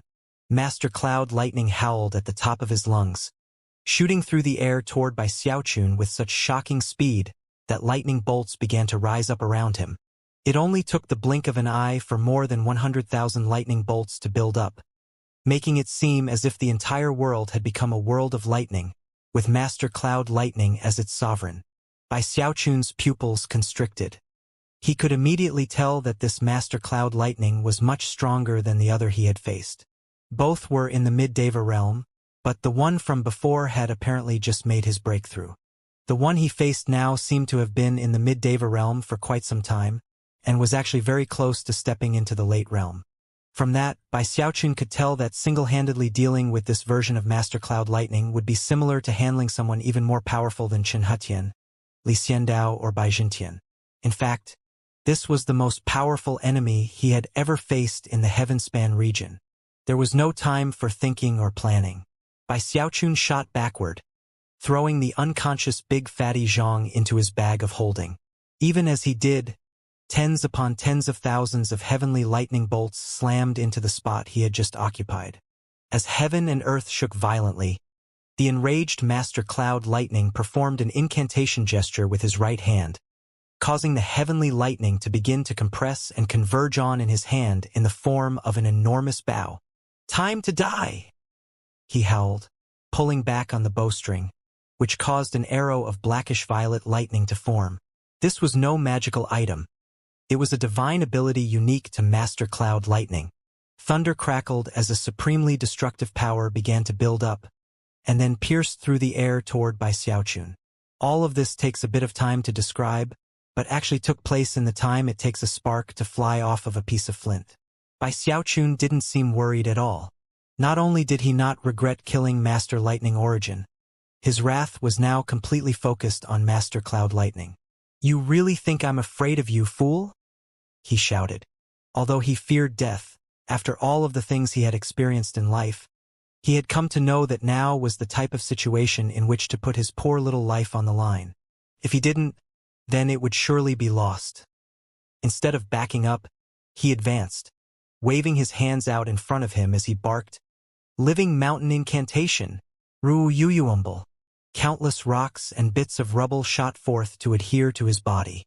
In the blink of an eye, he had transformed into a 300-meter-tall stone golem. Bursting with energy, he clenched his hand into a fist and punched out, landing a blow directly on the blackish-violet arrow of lightning. Intense rumbling sounds echoed out as, at the same time, the enormous face of Bai Xiaochun slammed into the enormous face of Master Cloud Lightning. As the ground quaked violently, the blackish-violet lightning arrow collapsed, and cracks spread out over Bai Xiaochun's living mountain incantation form. In the end, the arrow was no match, and was destroyed, allowing Bai Xiaochun in stone golem form to continue on toward Master Cloud Lightning. Master Cloud Lightning took a deep breath, and cold light flashed in his eyes.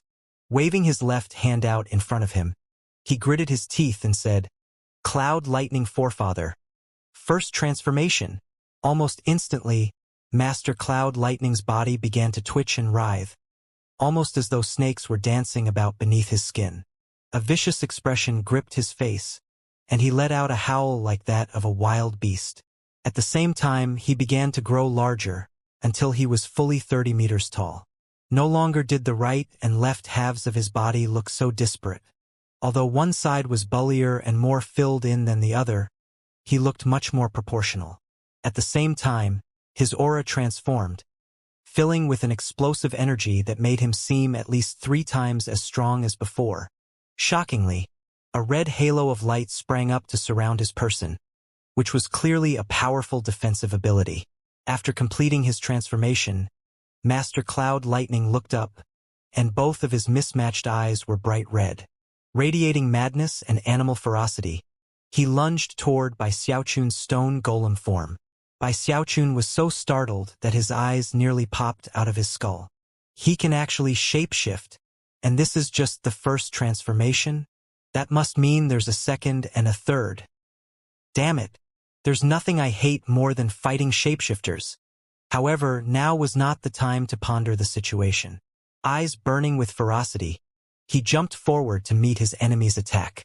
"I'll fight you so fast and hard you won't be able to transform a second time," Utilizing the mountain-shaking bash to accelerate rapidly, he shot toward Master Cloud Lightning.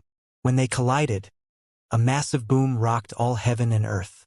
The shockwave sent water flying up everywhere in the swamp and caused numerous creatures to flee in all directions. Nothing dared to get close to Master Cloud Lightning and Bai Xiaochun. Bai Xiaochun's stone golem form was significantly damaged, but at the same time, the red halo surrounding Master Cloud Lightning was about to collapse. Blood oozed out of the corners of his mouth as he staggered backward from the force of Bai Xiaochun's attack. I can't believe this guy got so strong after transforming, Bai Xiaochun thought, his chi and blood churning madly inside of him.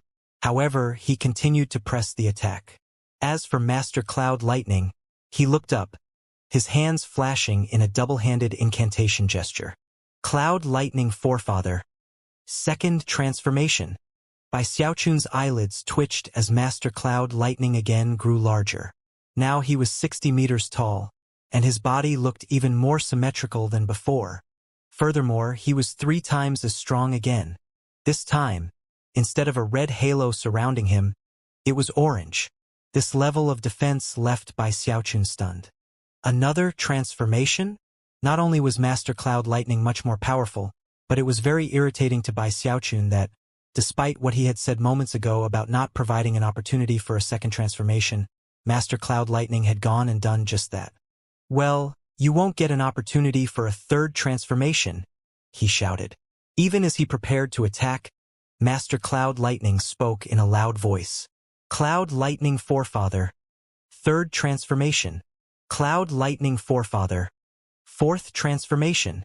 Cloud Lightning Forefather. Fifth transformation. Ru Yuyuumble. It was impossible to determine whether he intentionally did it in response to Bai Xiaochun's words. Either way, Master Cloud Lightning transformed several times in a row, causing intense, thunderous rumbling to echo out as he grew from a height of 60 meters to 90 meters. Then, he went from 90 meters to 120 meters, and finally 150 meters. Although the two halves of his body were not perfectly symmetrical, they now matched much better than before. His surging energy had reached a shocking level, and as he hovered there in the air, he actually looked like the forefather of all humanity, burly and tough, emanating intense pressure that would shake the minds of anyone who could sense it. Clearly, this version of Master Cloud Lightning was vastly more powerful than before. Furthermore, he was surrounded by a glittering shield of light that was so dazzling that it seemed completely impenetrable.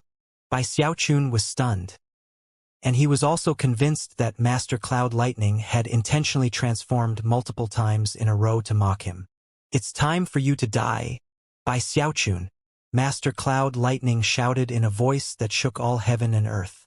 Bai Xiaochun shivered, his eyes crimson from the humiliation he had just suffered, and his rage mounting by the second. You're pushing things too far, Master Cloud Lightning. If you can do all that shape-shifting, why not do it all from the start? There was no need to wait until now and then intentionally humiliate me. Without any warning at all, he launched into the throat-crushing grasp, backed by the mountain-shaking bash. In the blink of an eye, he was blasting forward with lightning speed. He even used the Undying Hex, adding more speed, and placing him directly in front of Master Cloud Lightning. A thump sounded out as the throat-crushing grasp landed on the multicolored shield of light surrounding Master Cloud Lightning. Then, indescribable force shot back into Bai Xiaochun's arm, like a wave of power that completely destroyed the power of the throat-crushing grasp. He actually pierced through 3 layers of the shield, only to be stopped by the 4th. In almost the same moment, Master Cloud Lightning attacked in quick and violent fashion. He waved his arms, causing numerous lightning bolts to shoot out, which transformed into silver snakes that slammed into Bai Xiaochun. Bai Xiaochun's stone golem form couldn't stand up to the force, and collapsed, sending countless bits of rubble and rock showering out in all directions. Even as Bai Xiaochun's true form was revealed, the lightning bolts lashed toward him. Shaken by how perilous the situation was already, Bai Xiaochun quickly performed a double-handed incantation gesture, and then waved his hand out in front of him. Frigid chi exploded out, and 9 frigid projections appeared, which leaped to intercept the lightning. Bai Xiaochun didn't retreat by even a step. He currently wasn't really thinking, and was acting on fighting instinct alone. Ignoring the lightning, he took a step forward, and simultaneously clenched his right hand into a fist. A black hole sprang up that sucked in all of his aura, all of his chi and blood, all signs of life. His body twisted and distorted, withering in bizarre fashion. He was unleashing the undying Emperor's fist. The intense pressure that suddenly weighed down on the area caused Master Cloud Lightning's face to fall.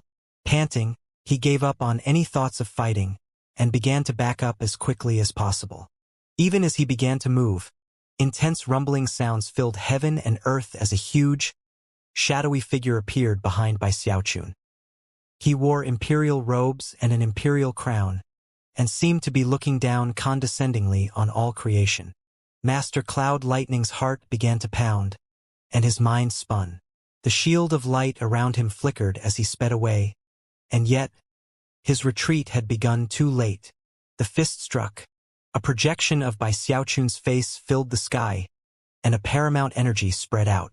Rumbling filled heaven and earth, and all of the lightning bolts which had surrounded him shattered into pieces.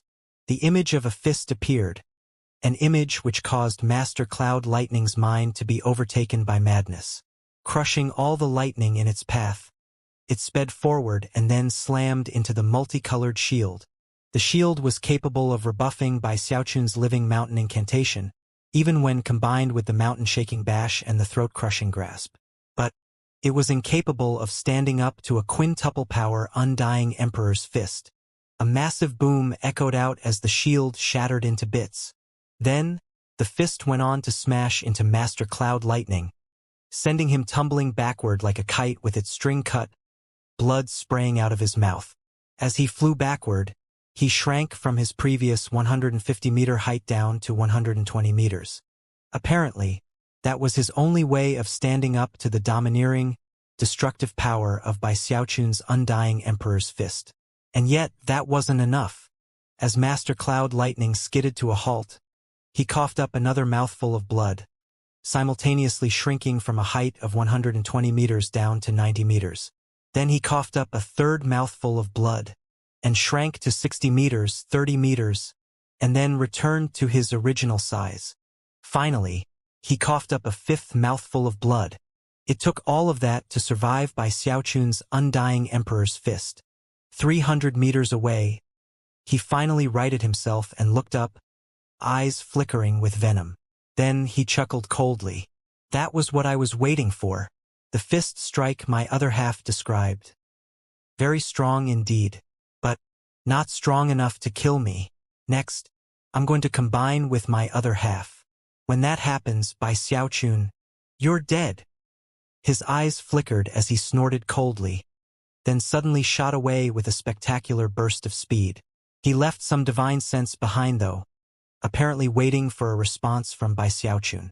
He was also prepared for a situation in which Bai Xiaochun started to chase him. However, he was confident in making him regret such a decision by severely injuring him with another trump card. Based on what my other half told me, he thought, if he gives chase, he'll be doing so in a severely weakened state. In that case, I might not even need to combine with my other half to kill him. Even as he plotted about what to do next, Bai Xiaochun heard the words he had uttered moments ago, and his pupils constricted. This version of Master Cloud Lightning was far stronger than the last one he had faced. Therefore, it was easy to imagine what level of cultivation base and battle prowess he would achieve by combining. He would definitely be very difficult for Bai Xiaochun to deal with. His best option was to end the fight right now. Just when he was about to start moving, though, he hesitated. Did he say that on purpose to try to trick me? But then, his eyes shone with determination. Even if it's a trick, I still need to do something. I can't give him a chance to combine with his other half. Considering what type of enemy he was facing, he knew that he only had one option, no matter how much it pained him to resort to it. Without the slightest hesitation, he locked down on one of his drops of undying blood, and then used the method described in the Undying Codex to crush it. As the undying blood shattered, a shocking blood chi erupted, filling his entire body. A red mist surrounded him as he felt himself accelerating at rapid speed. At the same time, his current state allowed him to rapidly absorb the energy of heaven and earth in the area, turning him into something like a black hole that could absorb all living things. The air around him distorted and cracked, and at the same time his energy surged. Master Cloud Lightning nearly let out a shriek of terror. Trembling, he realized that the sensation of deadly crisis which was rising inside of him vastly surpassed what he had felt when facing the undying Emperor's fist. What divine ability is that? Damn it! That fist strike of his actually wasn't his trump card. Master Cloud Lightning felt like every inch of him was screaming in terror. There was no time for thought or planning. Even as Bai Xiaochun closed in, surrounded by swirling red mist, Master Cloud Lightning drew upon every ounce of energy he could muster to flee in the opposite direction. At the same time, Bai Xiaochun looked up at him. His eyes were red, almost like blood. He looked completely different from before. A vicious predator, whose eyes shone with bloodthirsty light.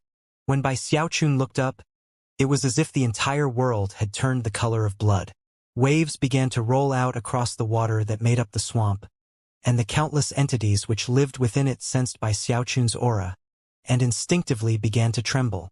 Master Cloud Lightning's heart was racing faster than it ever had in his entire life, and his mind was spinning in terror. Damn it! How could this Bai Xiaochun be so strong? He howled in his heart. He's not in the early Deva realm. All of a sudden, he realized how arrogant he had been, and cursed his decision to anger Bai Xiaochun. Even worse was his childish decision not to flee when he could have. He felt like slapping himself in the face over and over again, and yet all he could do was try to flee at top speed. It was in that moment that Bai Xiaochun looked up. Because of the red mist which surrounded him, it was impossible for anyone to see his blood-red eyes clearly, and the voice with which he spoke almost didn't seem to be his own. God! Killer! As soon as the words escaped his lips, he suddenly vanished, becoming a streak of blood-colored light that pierced through the air at indescribable speed. In fact, it moved so quickly that it seemed capable of moving through time. It was much faster than any type of teleportation.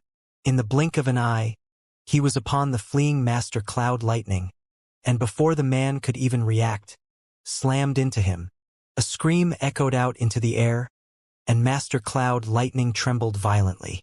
He immediately began to wither up, a sensation that filled his heart with indescribable terror. How can he move so fast? He's absorbing my life force. Multicolored light flared as Master Cloud Lightning tried to fight back. And yet, he was no match at all for Bai Xiaochun's God-Killer technique. Within moments, Master Cloud Lightning was nothing more than skin and bones, his face ashen and tinged by the shadow of death. The flame of his life force was already flickering on the verge of being extinguished. It happened too quickly. A single blow and almost all of his life force was sucked away in shocking fashion. Trembling, Master Cloud Lightning let out a shriek of despair. No! Immense regret filled him. And yet, in that moment of ultimate calamity, he suddenly realized that there was something strange going on with Bai Xiaochun. He seemed dazed within his blood mist, as though he weren't even conscious. A tremor passed through Master Cloud Lightning as hope suddenly appeared within his despair. Knowing that now was not the time to ponder the situation, he took a deep breath and unleashed another divine ability which reversed the withering from before. Then, multicolored light shone brightly as he gritted his teeth and shot downward toward the swamp below. In an instant he was inside of the swamp, and yet a moment later, Bai Xiaochun looked down and followed him. The entire swamp vibrated. In the briefest moment, hordes of leeches were killed, not by the vibration, but by Xiaochun's blood mist, which sucked away at all the life force around it. It wasn't just the leeches, but the larvae and other entities in the swamp as well. Anything that got too close to Bai Xiaochun ended up dead. So, there is something strange going on with him, Master Cloud Lightning thought. That magical technique is completely terrifying. It has to have a weakness. He was delighted to have escaped with his life. Obviously, Bai Xiaochun was in some sort of semi-conscious state, and had descended into the swamp itself, not to chase Master Cloud Lightning, but to absorb the life force that it contained. That gave Master Cloud Lightning the chance he needed. As Bai Xiaochun absorbed the life force in the area, Master Cloud Lightning began to speed through the swamp itself. Although doing that was dangerous, it wasn't as dangerous as dealing directly with Bai Xiaochun. There was clearly something strange going on with Bai Xiaochun, and yet, he didn't even think about looking over his shoulder to try to determine what it was. Bai Xiaochun's magical technique was simply too terrifying, and left Master Cloud Lightning with only one thought in his head. Unless he managed to combine with his other half, he had to stay away from Bai Xiaochun at all costs. After the time it takes an incense stick to burn, the bedraggled Master Cloud Lightning was quite a distance away. At that point, he burst out from the swamp water. He was covered with leeches and larvae, but didn't even take the time to remove them.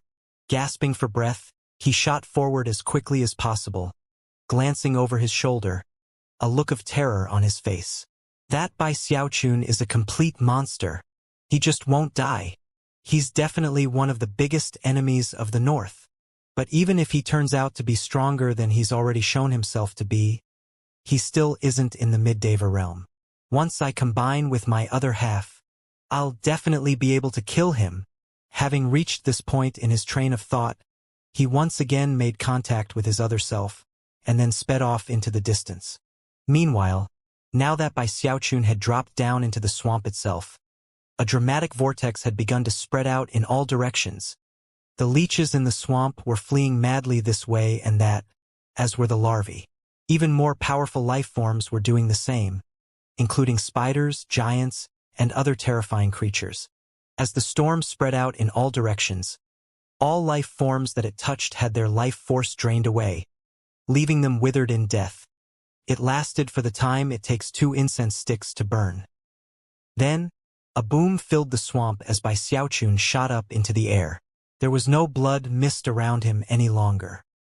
His face was ruddy, and a look of incredulity could be seen on his face. He was also trembling uncontrollably.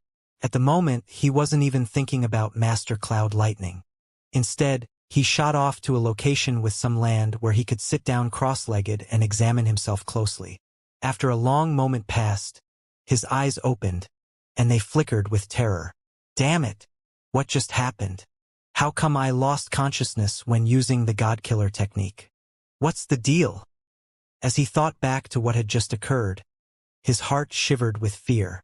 One thing he was certain of was that after he lost consciousness, his mind was not taken over by any other entity. His body had been acting of its own accord to absorb as much life force as possible from around it. The mere thought of that caused Bai Xiaochun to shiver in anxious fear. No way. Before, I had no idea how the God-Killer actually worked. But now that I do, I can't use it. It's too dangerous. The feeling of having just lost control of his own body was completely horrifying. A long moment passed. Suddenly, a look of surprise appeared on his face, as he realized that the destroyed drop of undying blood was now fully recovered. He could only imagine how much life force he had absorbed in those 2 incense sticks worth of time in the swamp. If only I could control it, then it would be a much better divine ability. Feeling torn, he looked down at the swamp and then scanned it with divine sense, only to find that it didn't contain any life force at all. Even distant reaches of the swamp were completely vacant of any life force fluctuations. How much did I absorb? Shaken, and eyes wide, he suddenly felt a bit excited. Ha ha ha! Who would have thought that I'm so awesome? Even after losing consciousness because of the God-Killer, I still accomplished a lot. He then began to travel through the swamp a bit, whereupon he discovered that there were indeed some signs of life force here and there. However, as soon as he neared, they would vanish, clearly in an attempt to avoid him. That only got him more excited though. At one point, he patted his bag of holding, pulled out Big Fatty Zhang, and touched his forehead. Big Fatty Zhang's eyes opened, and he looked around blankly for a moment before noticing Bai Xiaochun.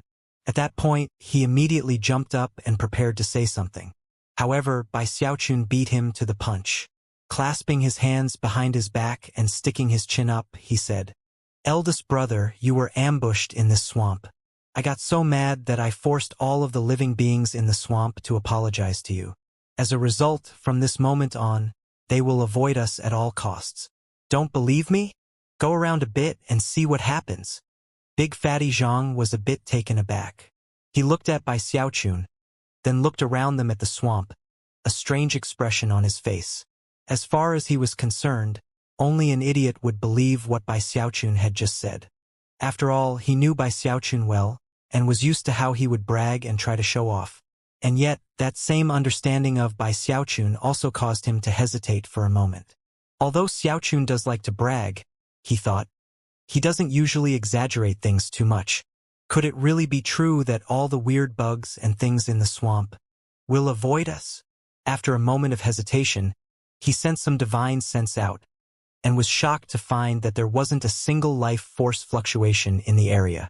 To Bai Xiaochun's pleasure, the two of them proceeded forward through the swamp, with Big Fatty Zhang feeling more shaken with every moment. Before long, he sensed a flicker of life force up ahead. However, as soon as he detected it, it raced away in the opposite direction. After that same thing happened a few times, he looked over at Bai Xiaochun, a strange expression on his face.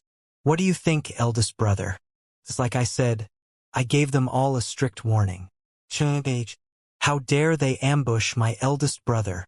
It was a kindness on my part to hold back from wiping out the entire swamp. Bai Xiaochun felt prouder of himself with every moment that passed. Although the God-killer technique was somewhat perverse, it was very effective. That was just how Bai Xiaochun was. No matter what situation he found himself in, he could always find the bright side. To Big Fatty Zhang's continued shock, the two of them proceeded along through the swamp as smoothly as if it were their own front yard. Everything was quiet, to the point where Big Fatty Zhang even began to daydream a bit here and there. At one point, a leech didn't flee in timely fashion, and Big Fatty Zhang managed to grab it. Being so close to Bai Xiaochun caused the leech to let out a shriek of despair, and it even seemed to be pleading for its life. When Big Fatty Zhang relaxed his hand, it whooshed away, vanishing in the blink of an eye. They also ran into another spider, the same type which had ambushed Big Fatty Zhang earlier. As soon as the spider saw Bai Xiaochun, it shivered and fled in the opposite direction. Not even Bai Xiaochun could ever have guessed that the creatures in the swamp would end up so terrified of him. Could it be that, because of some strange quality of the swamp, when I was unconscious, I let out even more of that blood mist than I realized was possible? Eventually, he came to the conclusion that this must be the case.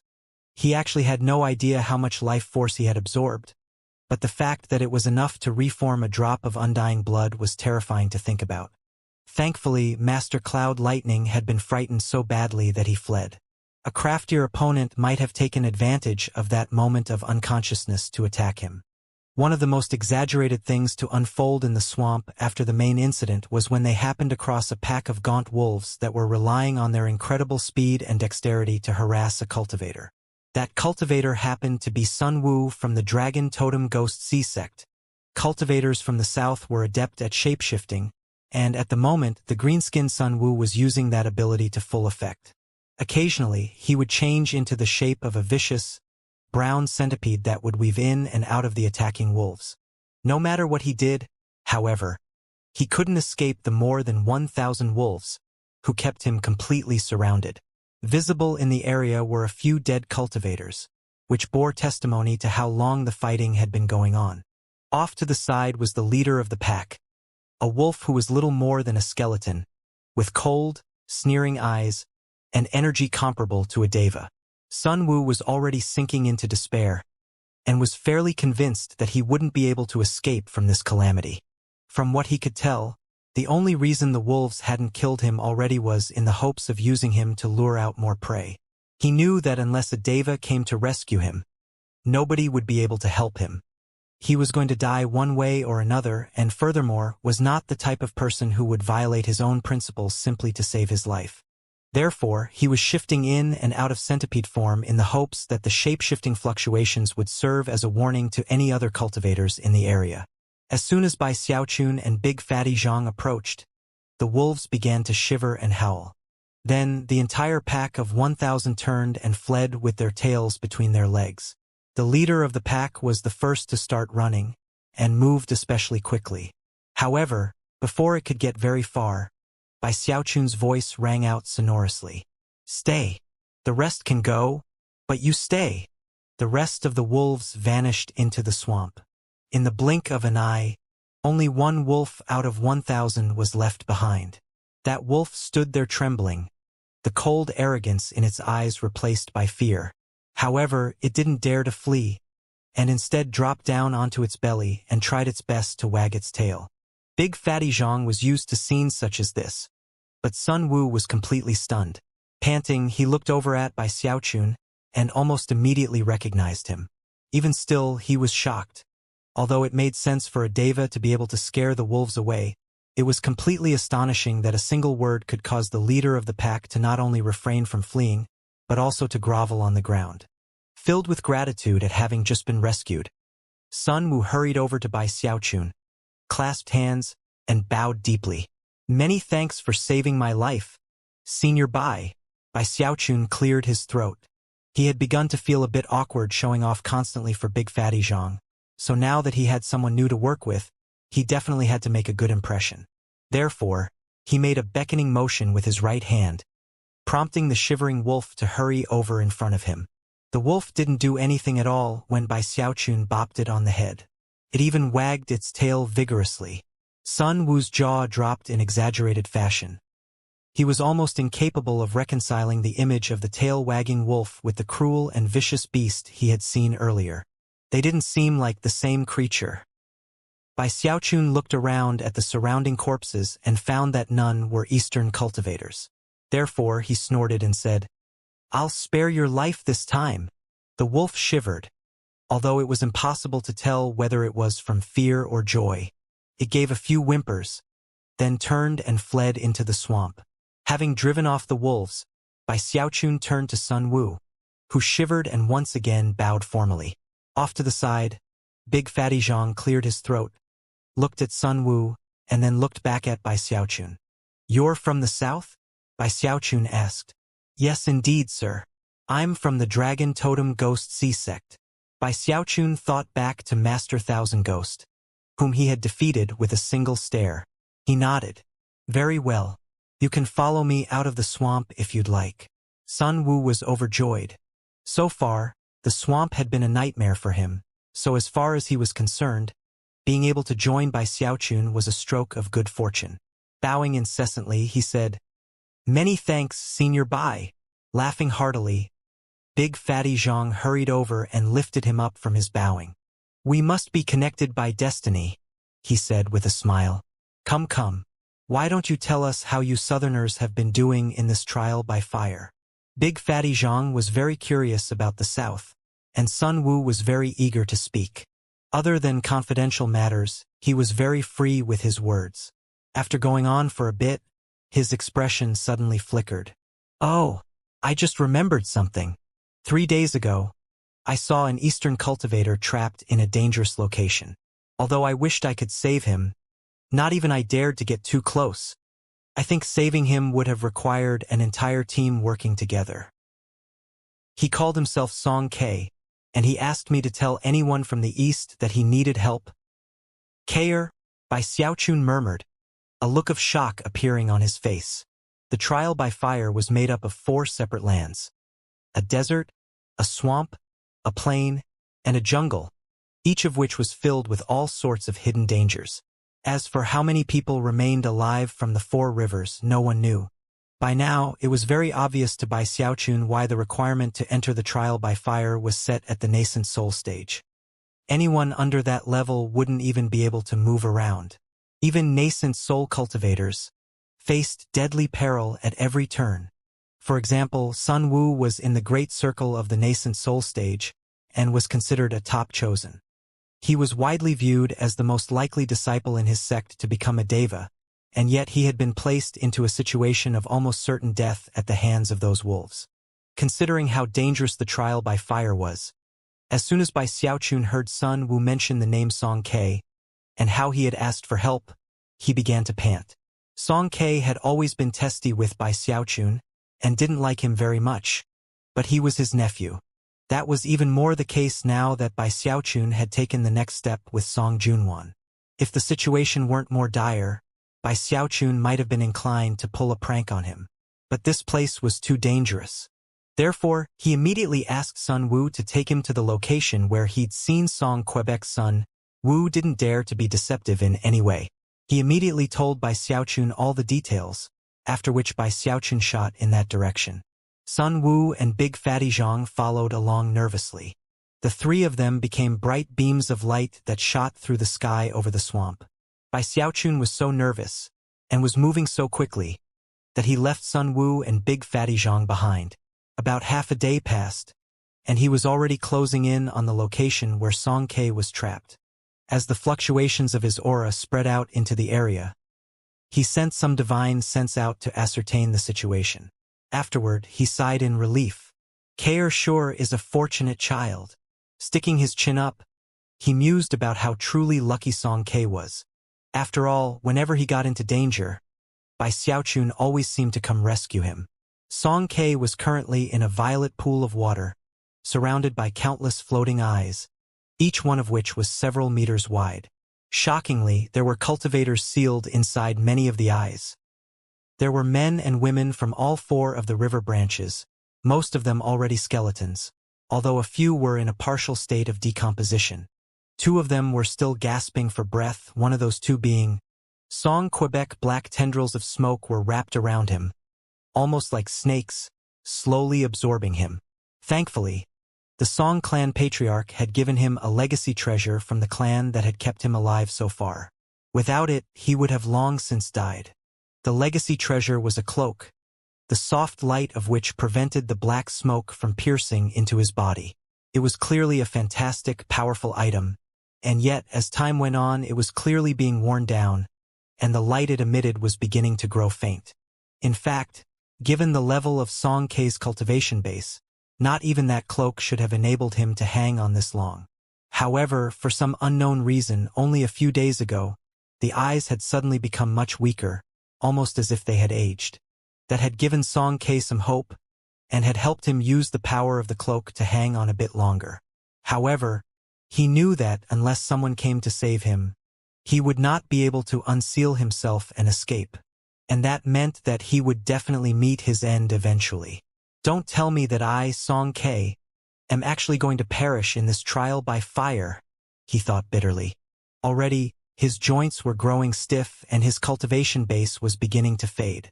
I refuse to give in. I still haven't defeated that damned Bai Xiaochun. I still haven't trampled him beneath my feet. I still haven't had my revenge on him. I survived for year after bitter year in the wildlands. I refuse to believe that a measly trial by fire is going to be the death of me. I, Song Ke, am a person blessed by luck. No matter what deadly crises I've faced in my life, I always come out on top. From chi condensation all the way to the nascent soul stage, it was always like that. I'm not going to die here. Howling, he struggled to free himself until he went blue in the face. That was when he noticed that, all of a sudden, the surrounding eyes were trembling. The eyes who had no cultivators in them blinked in terror, and then turned and vanished into the swamp. The violet pool had once contained so many eyes it was impossible to count them all.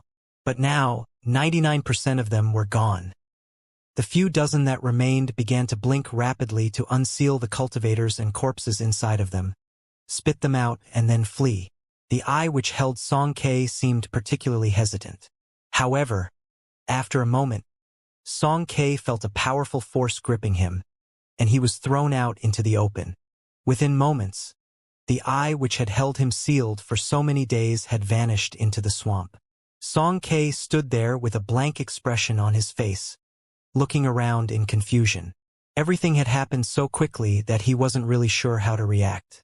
1 moment ago, the area had been filled with innumerable vicious eyes, but now, not a single one was in sight. It was almost as if the events of recent days had been a dream. Could it be? Could it be that those eyes can only exist for a certain period of time, after which they vanish?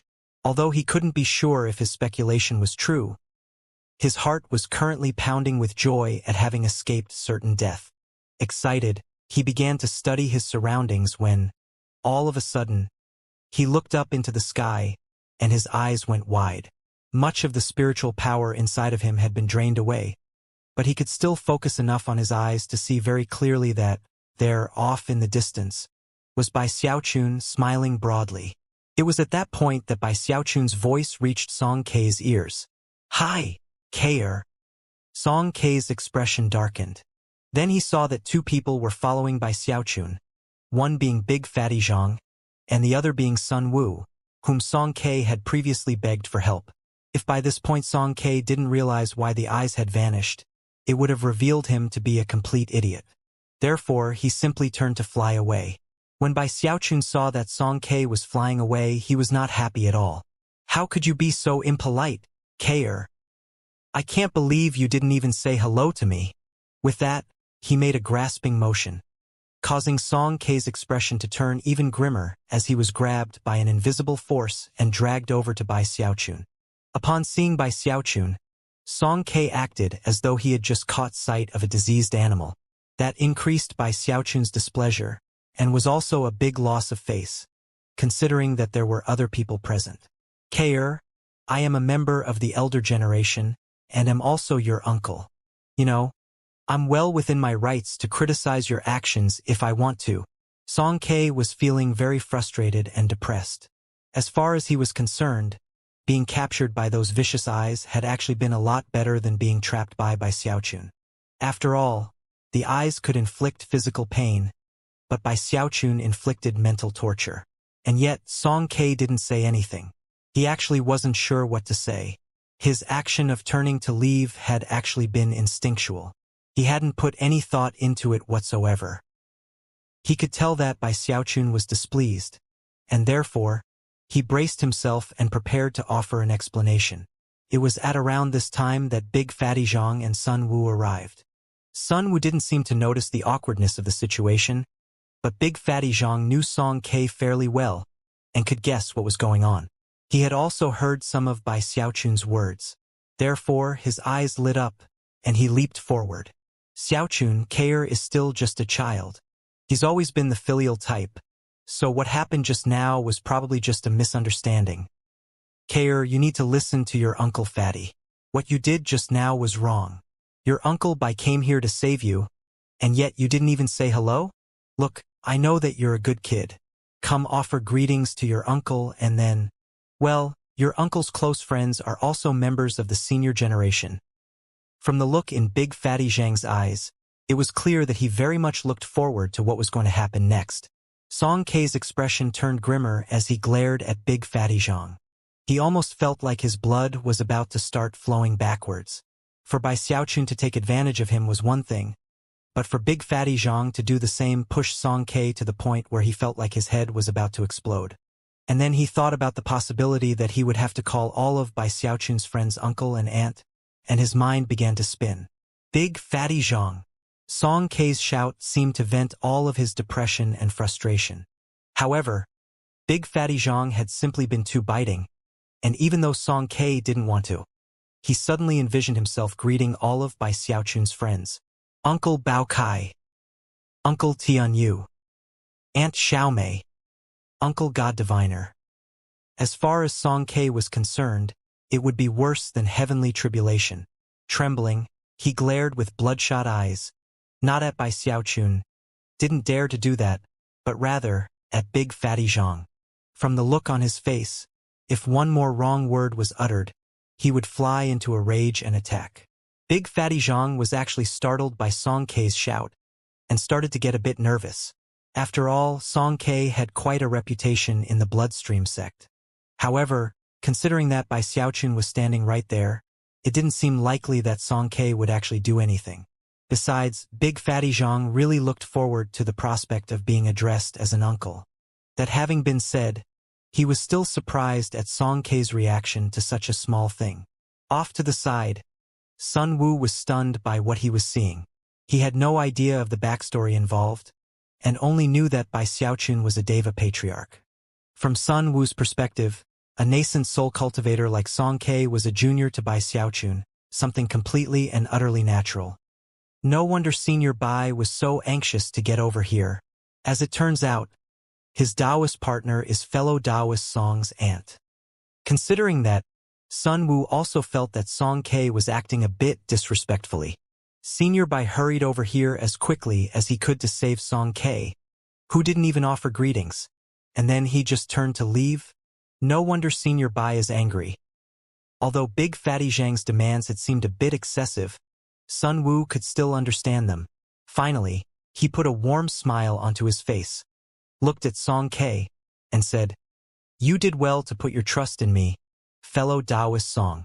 Clearly, the heavens have blessed you. Who would have thought that you were so close to the exalted Senior Bai? I can only be envious of the fact that you are a junior to him." Song K wished he could say something, but couldn't think of anything to say. Big Fatty Zhang was trying to take advantage of him, and Sun Wu was making it worse. Although he wanted to start arguing, the truth was that Sun Wu really had saved his life.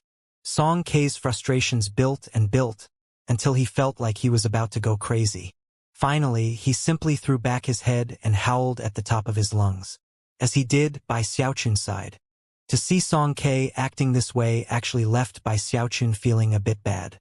"All right, Big Fatty Zhang, leave Kair alone. The child has had it very rough. Kair, you shouldn't be going around alone. Come with me, all right? It will be a lot safer that way." Song K felt like crying when he heard that. Bai Xiaochun's words had touched directly on the most sensitive part of his heart. In the face of such bald-faced provocation from Big Fatty Zhang, it was very moving to see Bai Xiaochun being so kind. However, even in the moment that his gratitude swelled, Bai Xiaochun looked over and said something that ruined everything. "Calm down, Kair. Be a good boy now. I'm not going to let anyone bully you." Fearful that Song K was taking everything the wrong way, Bai Xiaochun reached out and tousled his hair. "Ahag!" Song K howled, his heart overcome by madness and humiliation at having 8 generations of extremely bad luck heaped upon his head. From the moment he had met Bai Xiaochun to now, his life had been an endless stream of frustration. As he howled, his weak spiritual power and tenuous hold on his emotions caused a stream of blood to spray out of his mouth. Then he flopped down onto the ground, unconscious. "He passed out again?" Bai Xiaochun murmured, feeling a headache coming on. Big Fatty Zhang stared down at him in shock, puzzled at how poorly Song K took a simple joke. "Look at how mad you got him, eldest brother. AI? Well, you just carry him on your back for now." Big Fatty Zhang was also scowling on the verge of tears at the strangeness of it all. From what he could remember, Song K was definitely not like this. Hoisting Song K onto his back, he looked over at Bai Xiaochun. "Xiaochun, what did you mean when you said that he passed out again?" "He's passed out before in the past." "Oh, you have no idea. The poor child was harmed mentally back in the wildlands. Whenever he gets too excited, he passes out. It's fine. He'll wake up in the next 2 or 3 days."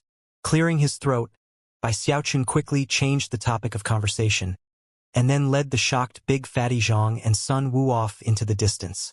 As the group flew along through the swamp, 10 days passed by.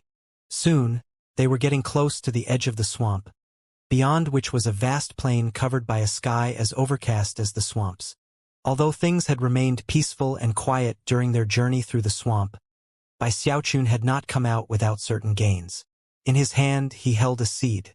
It was emerald green, and pulsed with a frigid chi that turned his entire hand cold as he held it. The seed had once been a flower, which he had encountered a few days ago. The petals of that flower had resembled moons, and despite being somewhat stunted in appearance, looked very unique growing alone in the middle of a swamp. Upon approaching the flower, Bai Xiaochun had noticed how it seemed to notice him, and then try to shrink down into the ground below. Curious, he had gone closer, which was when he had noticed that the frigid chi emanating from the flower closely resembled the frigid chi that came from cultivating the frigid school will-evolving incantation. Surprised, he had expended a bit of effort to dig up the flower. By the time he got to it though, it had shriveled up into a seed. After some study, Bai Xiaochun realized that in the process of blooming, the flower would absorb frigid chi from the surroundings. Unfortunately, There wasn't much frigid qi in the swamp, which had prevented the flower from growing to its full potential. Maybe with enough study, I can put this flower to use in my own cultivation of frigid qi. I think I'll call it a moonflower. With that, he continued to lead his small group along. Along the way, they saw corpses here and there, some from the other 3 rivers, and some from the Starry Sky Dao Polarity sect. The sight of the corpses caused everyone's moods to sink. Xianxia had long since regained consciousness. Originally, his expression had been very grim, but after traveling along and seeing all the corpses, his attitude changed. What kind of trial by fire is this? That same question floated in the minds of everyone present. As for Big Fatty Zhang, Xianxia, and Sun Wu, they knew that without Bai Xiaochun there to protect them, they would all have likely died inside the swamp. Maybe this so-called trial by fire isn't actually about finding an apprentice for the celestial, but all about that exit. Such were the thoughts of Bai Xiaochun. By now, they had been within the trial by fire for about 2 months. During that time, he had confirmed that ordinary nascent soul cultivators simply could not survive. Even those who were in the Great Circle could only rely on incredible battle prowess and pure luck to pass through any of the 4 main areas. Because of that, Bai Xiaochun was fairly certain that even if the Celestial really wanted an apprentice, it wasn't necessary to pick one via such a deadly trial by fire. That left only one obvious solution to the riddle. The Celestial's true goal is to find that so-called exit. In that case, it would mean that even he doesn't know where it is. And that means that not even the Celestial is truly familiar with the lands in this trial by fire. This supposed trial by fire is merely a casting out of pawns. He's just hoping that if he throws enough people into the mix, someone will find the exit. There must also be some other secret at play here. Otherwise, why would the Celestial make up a story about accepting an apprentice? That was just to trick people into coming. The more Bai Xiaochun analyzed the situation, the more unsightly his expression became. Of course, he also couldn't be certain that his analysis was correct. Either way, the trial by fire was very dangerous. Both the desert and the swamp left him feeling very jumpy. Without his God-killer technique, he would have been in even more danger in the swamp. All of these thoughts got him even more worried about the other people left in the trial by fire. Originally, there had been over 1,000, but now it was likely that more than half were dead. As for the others, they would surely have come to the realization that the trial was dangerous beyond imagination, and that something fishy was going on. However, such realizations did little good. Clearly, until someone found the exit, everyone would be facing death at every corner. Even the supremely powerful Bai Xiaochun was still feeling a lot of pressure.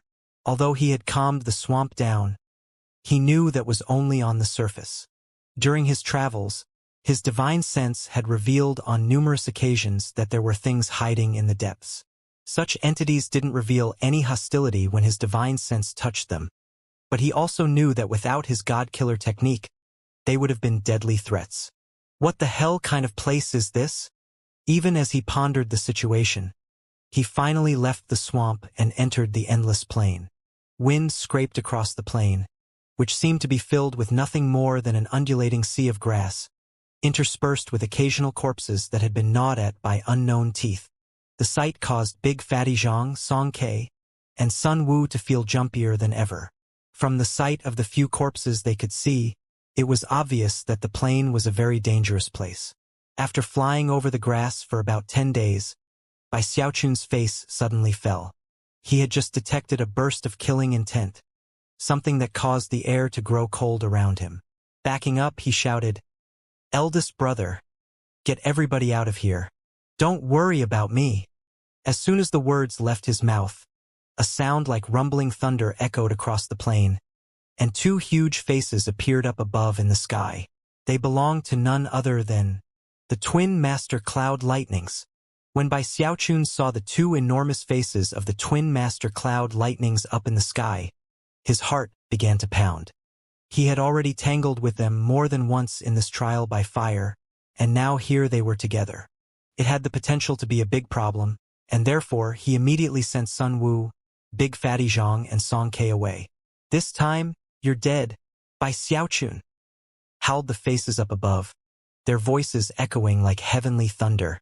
Subsequently, one of them shot toward Bai Xiaochun, and the other headed in the direction of Big Fatty Zhang.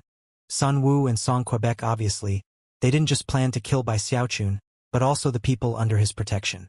This new development occurred in the time it takes a spark to fly off of a piece of flint.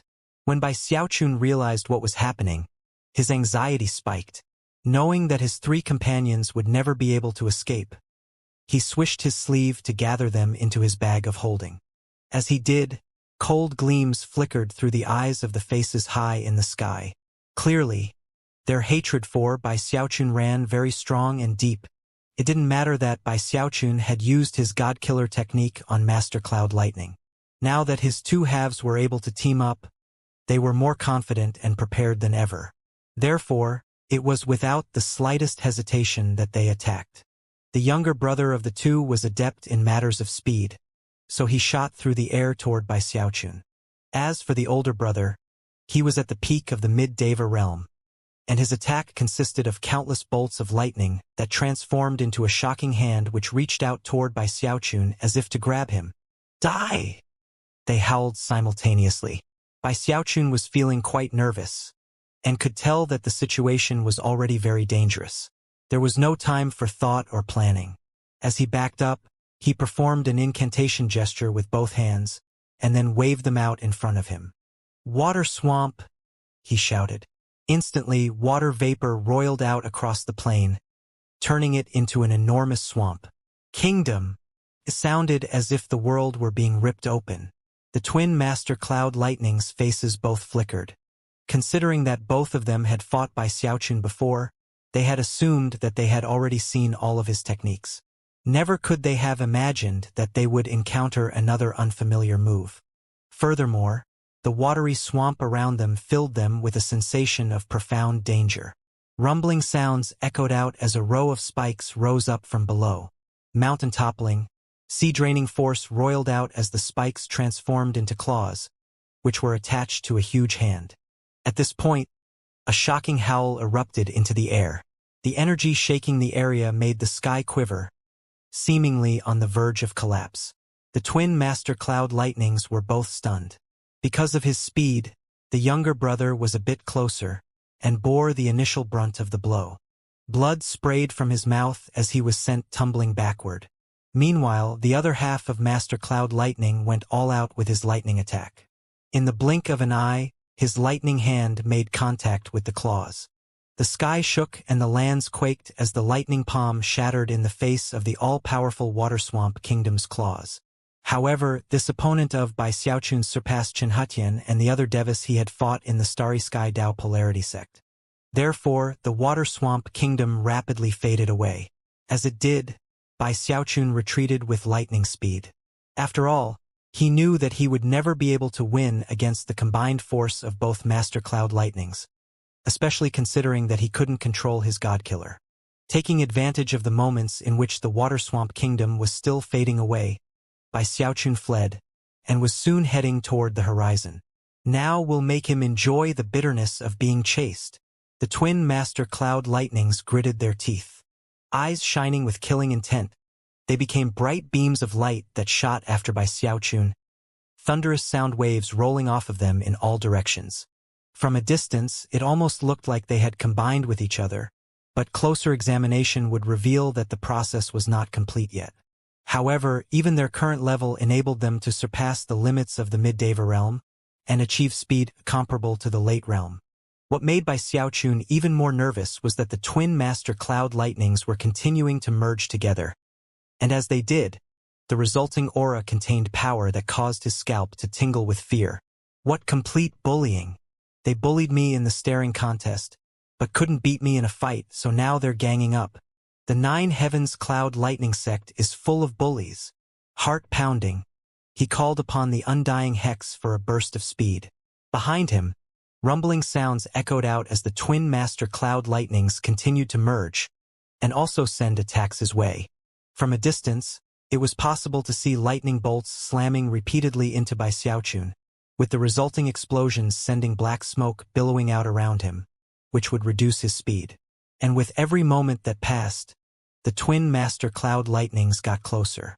Feeling very nervous, Bai Xiaochun called out, fellow Taoist cloud lightning, don't push things too far, okay? I have a trump card designed specifically for you too. Even I'm afraid of what will happen if I use it. The twin master cloud lightnings snorted coldly and continued to close in, their murderous auras raging. Bai Xiaochun was a blur as he used his mountain-shaking bash to avoid the lightning attacks, and the undying hex to buy speed. Unfortunately, his anxiety only continued to mount. When he had used the Water Swamp Kingdom moments ago, he had clearly seen how incredibly powerful the twin master cloud lightnings would be if they fully combined. And that was now happening as he watched. I can't let things go on like this. I need to prevent them from combining. Damnation! What technique can actually split a person in two? I need to prevent them from getting together. I need to split them up. Hey! In that critical moment, an idea struck him without any warning. Split them up! He thought excitedly. Maintaining full speed, he secretly pulled out a breakup pill, and at the same time produced his flying shuttle. After using a secret magic to conceal the pill inside the shuttle, he hurled it back at the twin master cloud lightnings. Fellow Taoists cloud lightning, that's your flying shuttle, right? I randomly happened across it a while back, and based on the aura, I can tell it's yours. All right, just take it back. Both of the twin master cloud lightnings were visibly taken aback by his words. Never could they have imagined that Bai Xiaochun, who had previously acted so imperious and disdainful, would go and say something like this. However, before they could do anything other than be surprised, Bai Xiaochun performed an incantation gesture and shouted, "Detonate!" The flying shuttle exploded, sending out a shockwave that completely enveloped the twin master cloud lightnings. The detonation also burst the breakup pill, sending a black mist roiling out in all directions. Bai Xiaochun didn't bother to even look back at the result, and simply picked up more speed. As he did, a violet bolt of lightning shot out from the black mist and the fragments of the flying shuttle. That lightning bolt was none other than the twin master cloud lightnings, their expressions unsightly and their murderous auras boiling. A hidden poison pill? You think trash like that can hurt me? In my combined state, I'm impervious to all poisons. Both of the twin master cloud lightnings spoke at the same time, their voices combining in bizarre fashion. It was at this point that Bai Xiaochun realized there were soul fluctuations within the voice that gave a bit of insight into the twin master cloud lightning's current state. Clearly, they were not yet fully combined, and needed more time to complete the process. The breakup pill didn't work? He thought, disappointed. Don't tell me that it only works between men and women? Or was the dose too weak? He considered turning to fight, but also had the feeling that if there were any major weaknesses because of their partially combined state, the twin master cloud lightnings wouldn't be pursuing him so aggressively. They must be trying to trick me, he thought, not willing to risk it. He gritted his teeth and continued onward. The twin master cloud lightnings frowned and exchanged a glance.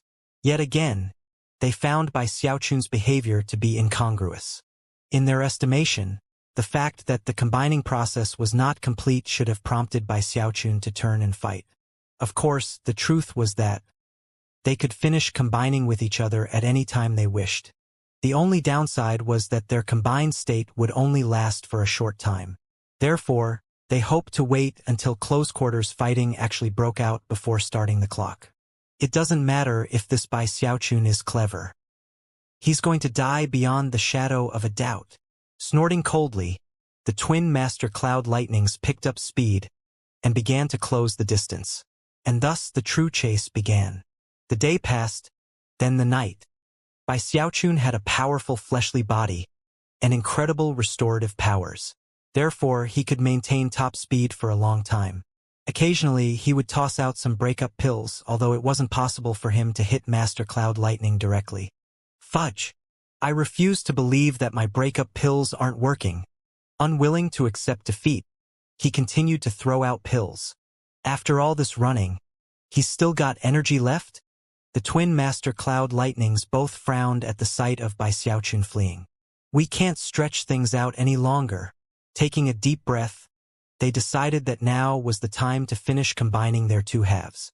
However, it was also in that moment that their expressions flickered, and they looked up into the sky. Bai Xiaochun sensed the same thing they had. Gasping for breath, he turned back to see that an enormous face had taken shape up above, surrounded by so much swirling black mist that it was difficult to make out its facial features. However, it was profoundly sinister as it looked at the three other devas. "Master Thousand Ghost!" the twin Master Cloud Lightnings exclaimed. However, they didn't slow down in their pursuit of Bai Xiaochun. This newly arrived deva was none other than Master Thousand Ghost, who had been searching for other southern cultivators on the vast plain. After detecting the fluctuations of battle, he had sent his divine sense over to see what was happening. Now that he had assessed the situation, he decided to continue on with his own affairs. As far as he was concerned, friction between the Starry Sky Dao Polarity sect and the Nine Heavens Cloud Lightning sect had nothing to do with him. Almost as soon as it appeared, his face began to fade away. Seeing that Master Thousand Ghost was leaving caused the twin Master Cloud Lightnings to both breathe sighs of relief. After all, if Master Thousand Ghost interfered, it could very well make it impossible for them to get to Bai Xiaochun. However, it was in that moment that Bai Xiaochun's eyes lit up, and he cried, "Hold on a moment, fellow Taoist Thousand Ghost. There's a chosen from the south named Sun Wu, right?" When Master Thousand Ghost heard that, he stopped in place. Then, mysterious, sinister light shone in the eyes of his huge face as he turned to look at Bai Xiaochun again. Bai Xiaochun immediately slapped his bag of holding, pulling Sun Wu, Big Fatty Zhang and Song Ke out into the open. "Fellow Taoist Thousand Ghost, your disciple Sun Wu was in big trouble, and I rescued him. Doesn't that mean the Dragon Totem Ghost Sea sect owes me a favor?" Master Thousand Ghost was taken aback. Sun Wu was indeed a chosen from the southern river, and if Bai Xiaochun had rescued him, it meant that the south truly did owe him a favor. At any other time, Master Thousand Ghost would have immediately nodded in agreement. However, he could see that the twin Master Cloud Lightnings were just about to combine forms. Considering the weakened state Bai Xiaochun was obviously in, even if he joined forces with him, the two of them would still not be a match for Master Cloud Lightning. And thus, he hesitated. In that moment of hesitation, the twin Master Cloud Lightning's faces fell, and they both cried out, "Master Thousand Ghost, this is a personal issue between us and Bai Xiaochun. Please refrain from interfering, and we will give you a wonderful gift after everything is over." In response, Master Thousand Ghost's eyes flashed with determination. Waving his right hand, he pulled Sun Wu away, along with Big Fatty Zhang and Song Quebec. At the same time, his voice echoed out, as bizarre and mysterious as an evil ghost. "Fellow Taoist Bai, you saved Sun Wu, and I will repay you by saving these two disciples from your sect. In fact, not only will I save them, I will ensure that they leave this trial by fire in safety." Bai Xiaochun smiled bitterly in response. However, he had known that Master Thousand Ghost would not just interfere without good reason. And for him to have offered to save Big Fatty Zhang and Song Ke left Bai Xiaochun feeling a bit more at ease.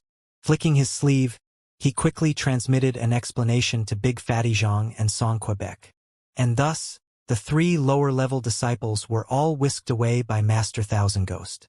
It only took a moment for Master Thousand Ghost to be far away in the distance. At that point, the eyes of the twin Master Cloud Lightnings flashed with cold light, and they proceeded with their earlier plan of completing the process of combining. The withered sides of their two halves merged together, and in the briefest of moments, they became a single person.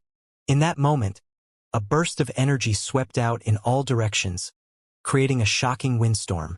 A 3,000-meter-wide tempest ravaged heaven and earth as, at its very center, a man appeared, tall and burly, like an immortal devil. His eyes flickered with anger as his black hair whipped about. There was something netherworldly about him now, something indescribably monstrous. Rifts were torn open into the air around him, as though it couldn't handle the pressure radiating off of him.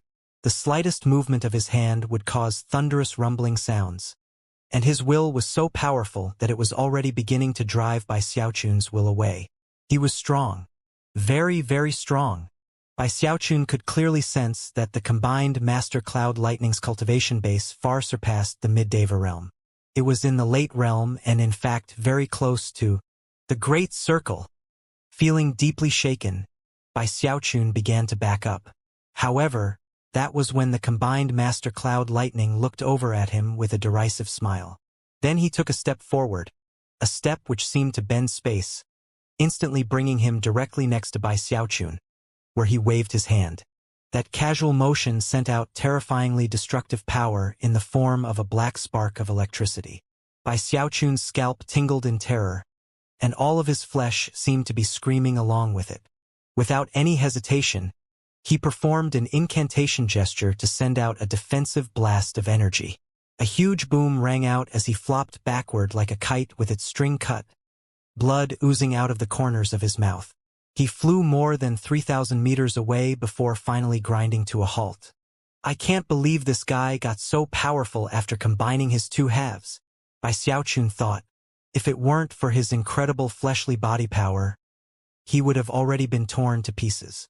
All of a sudden, he realized that it was a really good thing he had only tried to use breakup pills and not aphrodisiac pills. That would have been far too dangerous. Before Bai Xiaochun could even stand up straight, Master Cloud Lightning's voice echoed out, as cold as the dead of winter. I said you'll die this day, Bai Xiaochun. And that means you won't have a chance to see the light of tomorrow. With that, Master Cloud Lightning took another step forward, and was just about to unleash another attack when, all of a sudden, his face fell, and a second, unique voice spoke from his mouth. Brother, I don't think the two of us are meant for each other. We'll never be happy if we forcibly try to stick together. A spasm ran through Master Cloud Lightning's perfectly combined body. Unexpectedly, a second version of himself suddenly appeared. Apparently, the younger of the twin Master Cloud Lightnings wasn't willing to remain in a combined state. A look of shock and horror overtook Master Cloud Lightning's face, combined with an expression of intense disbelief. What's going on? Nothing like this had ever happened to Master Cloud Lightning. It was as if there were two different consciousnesses within him that were rejecting each other. His aura was destabilizing, and seemed like it might collapse at any moment. Even worse, his left hand began to struggle with his right hand. Bai Xiaochun was overjoyed, and if it weren't for the intense fear which still gripped his heart, he would have begun to dance wildly. The breakup pills are finally working. Even as Master Cloud Lightning began to split apart, Bai Xiaochun howled, causing an enormous, shadowy figure to appear behind him. The figure wore an imperial crown and imperial robes, and exuded the most domineering of airs. Bai Xiaochun clenched his hand into a fist, causing a black hole to appear that sucked in all of his life force, making him seem almost like he was dead. However, the intense fluctuations that rolled off of his fist caused the air to distort with destructive power. Ripples spread out over the plain, crushing the grass flat as a fist appeared. Undying Emperor's Fist. Quintuple power. Bai Xiaochun began to thrum with incredible energy as the shadowy emperor behind him merged with his fist, which then shot directly toward Master Cloud Lightning. In that critical moment, Master Cloud Lightning's heart pounded like mad. As the two consciousnesses within him struggled, Bai Xiaochun's fist strike approached. Any advantage Master Cloud Lightning had seized earlier was now gone, and it had happened so fast that he didn't have any time to contemplate how to respond. However, he was a veteran of many battles, and thus wasn't caught completely off guard. Crackling sounds could be heard, like that from a fire. Master Cloud Lightning's hair then turned white as he burned his longevity to temporarily negate the effects of the breakup pills. Cloud Lightning Forefather. Sixth Transformation. Cloud Lightning Forefather. Seventh Transformation. Cloud Lightning Forefather. Eighth Transformation. Master Cloud Lightning's energy suddenly surged in heaven-shaking, earth-shattering fashion. He rapidly grew larger, until he was 240 meters tall, with a savage aura that made it truly seem as if the forefather of all humanity had appeared in the flesh. He was burly and broad-shouldered, with wild, disheveled hair, and eyes that shone with madness. The sky trembled above, and the vast plain quaked around him. As of this moment, he had surpassed the will of the heavens, and was an embodiment of magical laws. "Be destroyed!" he shouted, his voice crackling like heavenly thunder.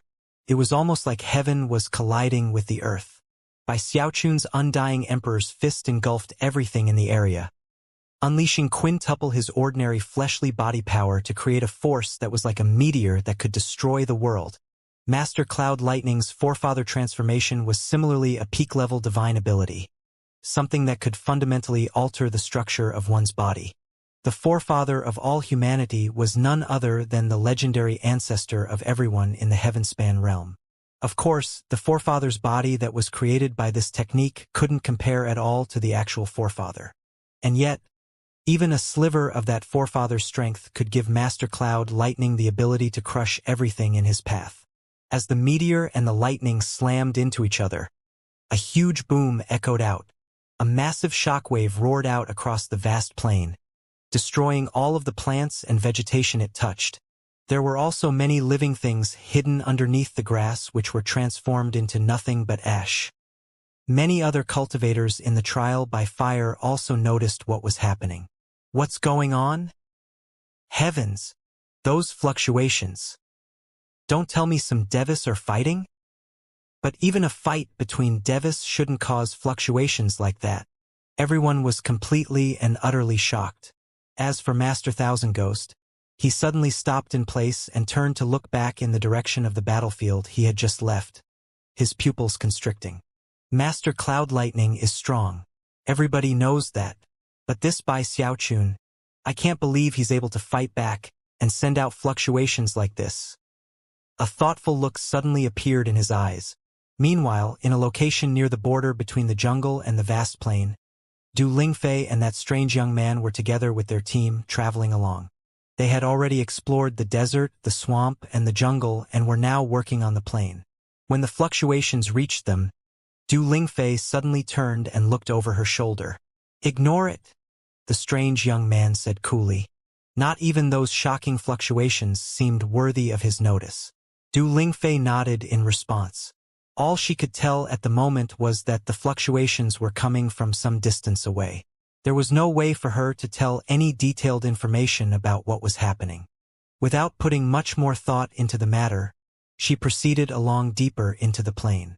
As the shockwave rolled out from the point of impact between Bai Xiaochun and Master Cloud Lightning, the lands were ripped to pieces, and a huge crater appeared. As for Bai Xiaochun, blood sprayed out of his mouth as he was flung violently backward. His vision swam and then began to fade, and he could feel stabs of pain throughout his body. He currently felt so weak that he wasn't sure he could even lift his hand. His fleshly body power was mostly drained, but his cultivation base was still in place. Drawing upon its power, he turned into a beam of light that shot off into the distance. His aura was unstable, and his heart was pounding. The backlash from his attack had been significant. Master Cloud Lightning's divine ability had been shockingly powerful, so strong that, for the first time, the undying Emperor's fist couldn't stand up to the force, and had been vanquished. However, Master Cloud Lightning's forefather incarnation had also been crushed. Bai Xiaochun's undying Emperor's fist could destroy someone in the mid-Deva realm, and could still be shocking to someone in the late realm. Unfortunately for Master Cloud Lightning, were it not for his misgivings, he could easily have dispelled the attack. But instead, he ended up in worse state than Bai Xiaochun. He was trembling from head to toe, and his combined form was beginning to split apart again. At the same time, strange words were spilling from his mouth. "Brother, let's split apart. From now on, you're you and I'm me. Little brother, you can't be like this. We're the same person." Master Cloud Lightning felt like he was about to go crazy, when in his combined state, his divine soul was complete. And yet, despite that, he still seemed to have split into two parts who were arguing and rejecting each other. At the same time, his body seemed to be going back and forth between wanting to split apart and wanting to stay together. The overall sensation had him hovering on the verge of mental collapse. Finally, he threw his head back and roared, drawing fully upon his secret magic to suppress the second consciousness within him and maintain his combined state. However, his aura was weakening, and he was now barely as powerful as he had been when he had first started the process. "I'm gonna kill you, Bai Xiaochun," he howled, shooting after Bai Xiaochun at rapid speed. Bai Xiaochun gasped at how powerfully Master Cloud Lightning was being affected by the breakup pills. It was a good thing he had concocted such pills to begin with, otherwise, it would have been a terrifying challenge to face the combined Master Cloud Lightning. The man really was too strong after combining, and seemed far too powerful to deal with. Not even my undying Emperor's fist did any good. Don't tell me I'm going to have to use the Godkiller again. The vile repercussions of using the Godkiller technique were almost too painful to think about. Complete and utter bullying. He ganged up on me in the staring contest, and now he's ganging up on me again. He was very displeased by the whole situation, and yet was helpless to do anything about it. It was quite depressing. Damn it! I guess the breakup pill dosage was too low. I need to up the strength. Even as he scrambled to think of what exactly to do next, numerous lightning bolts shot down toward him. Scalp tingling with fear, he dodged out of the way, and then threw out a breakup pill. Master Cloud Lightning's eyes widened, and he leaped off to the side. By now, he truly feared Bai Xiaochun's medicinal pills. This guy's pills are completely malicious, he thought. Obviously, he had long since connected the dots, and come to realize that his current difficulties were because of the medicinal mist that Bai Xiaochun's pills had created earlier. The thought of how Bai Xiaochun's pills could affect him caused his killing intent to grow stronger by the moment. By this point, the chase had led to the border of the plain, where it began to give way to the jungle. Master Cloud Lightning's relentless pursuit had pushed Bai Xiaochun into a state of madness, and he was just preparing to go all out by using his God Killer technique. However, just as he was about to destroy a drop of undying blood, he suddenly saw a group of people off in the distance. He recognized them immediately. Du Lingfei was there, as well as that strange young man, the two of them flanked by a handful of special guards. By now, it had been several months since he had first encountered them. Almost as soon as he caught sight of them, Du Lingfei saw him, and her eyes widened at the sight of Master Cloud Lightning chasing him with murderous intentions. Master Cloud Lightning also noticed Du Lingfei and her group. Having been a Deva patriarch in the Nine Heavens Cloud Lightning sect for many years, he was very well aware of Du Lingfei's status. Even if he were more powerful than he currently was, he wouldn't dare to do anything rash in front of her. Therefore, he slowed down a bit in his pursuit of Bai Xiaochun, although he didn't stop completely. In his opinion, the grudge between himself and Bai Xiaochun was a personal matter, and Heavenspan Island usually didn't interfere in such things. As long as he acted respectfully, he could continue his chase. However, he did prepare a quick explanation. Not forgetting to clasp his hands as he continued to give chase, he addressed Du Lingfei in respectful fashion and said, "Goddess Du, this matter between Bai Xiaochun and myself is..." However, before he could finish his statement, Bai Xiaochun interrupted him with words that nearly caused him to fall out of the sky. "Wifey, save me. Save me. Oh, my wifey of mine." Then he shot toward Du Lingfei and her group at top speed. His voice rang out loud and clear for everyone to hear, and brimmed with profound passion and sincerity. As soon as Du Lingfei heard Bai Xiaochun's words, her jaw dropped, and there was little need to mention the special guards around her. Their eyes went wide with disbelief as they stared at Bai Xiaochun rushing toward them. As for the young man in the group, he looked at Bai Xiaochun with a cold gaze. However, the shock Master Cloud Lightning felt surpassed the combined shock of everyone else. He was dumbfounded, completely swept away, even more so than he had been by the chaos of the breakup pill. Shivering incredulously, he tried to determine whether or not he had just heard correctly. Stammering, he said, What did you just call Goddess Du?" The words Master Cloud Lightning had just heard seemed almost completely impossible. To see him reacting with such fright was very pleasing to Bai Xiaochun. Feeling very proud of himself, he hurried forward until he was right in front of Du Lingfei.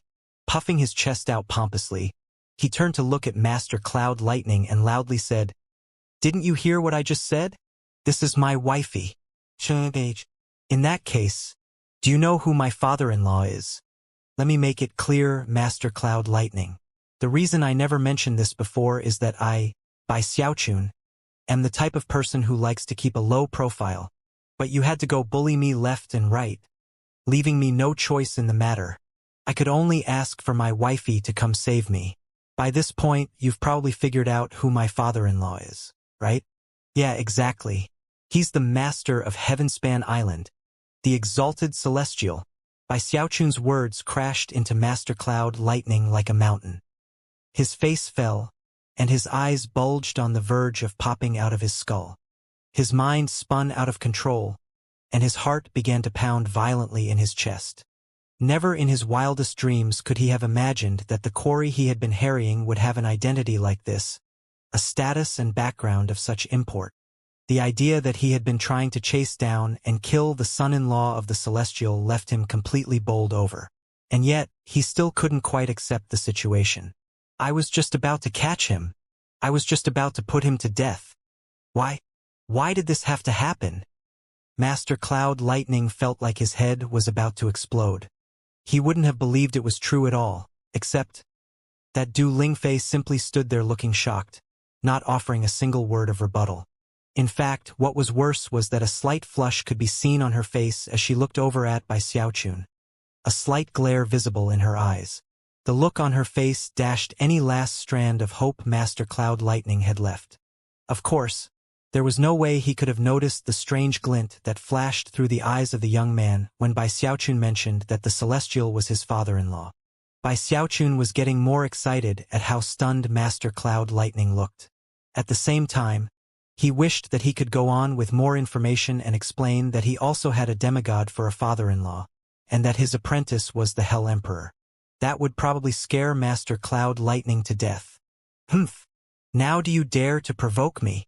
The frustration and fear he had felt during the chase had now vanished, to be replaced by joy and delight.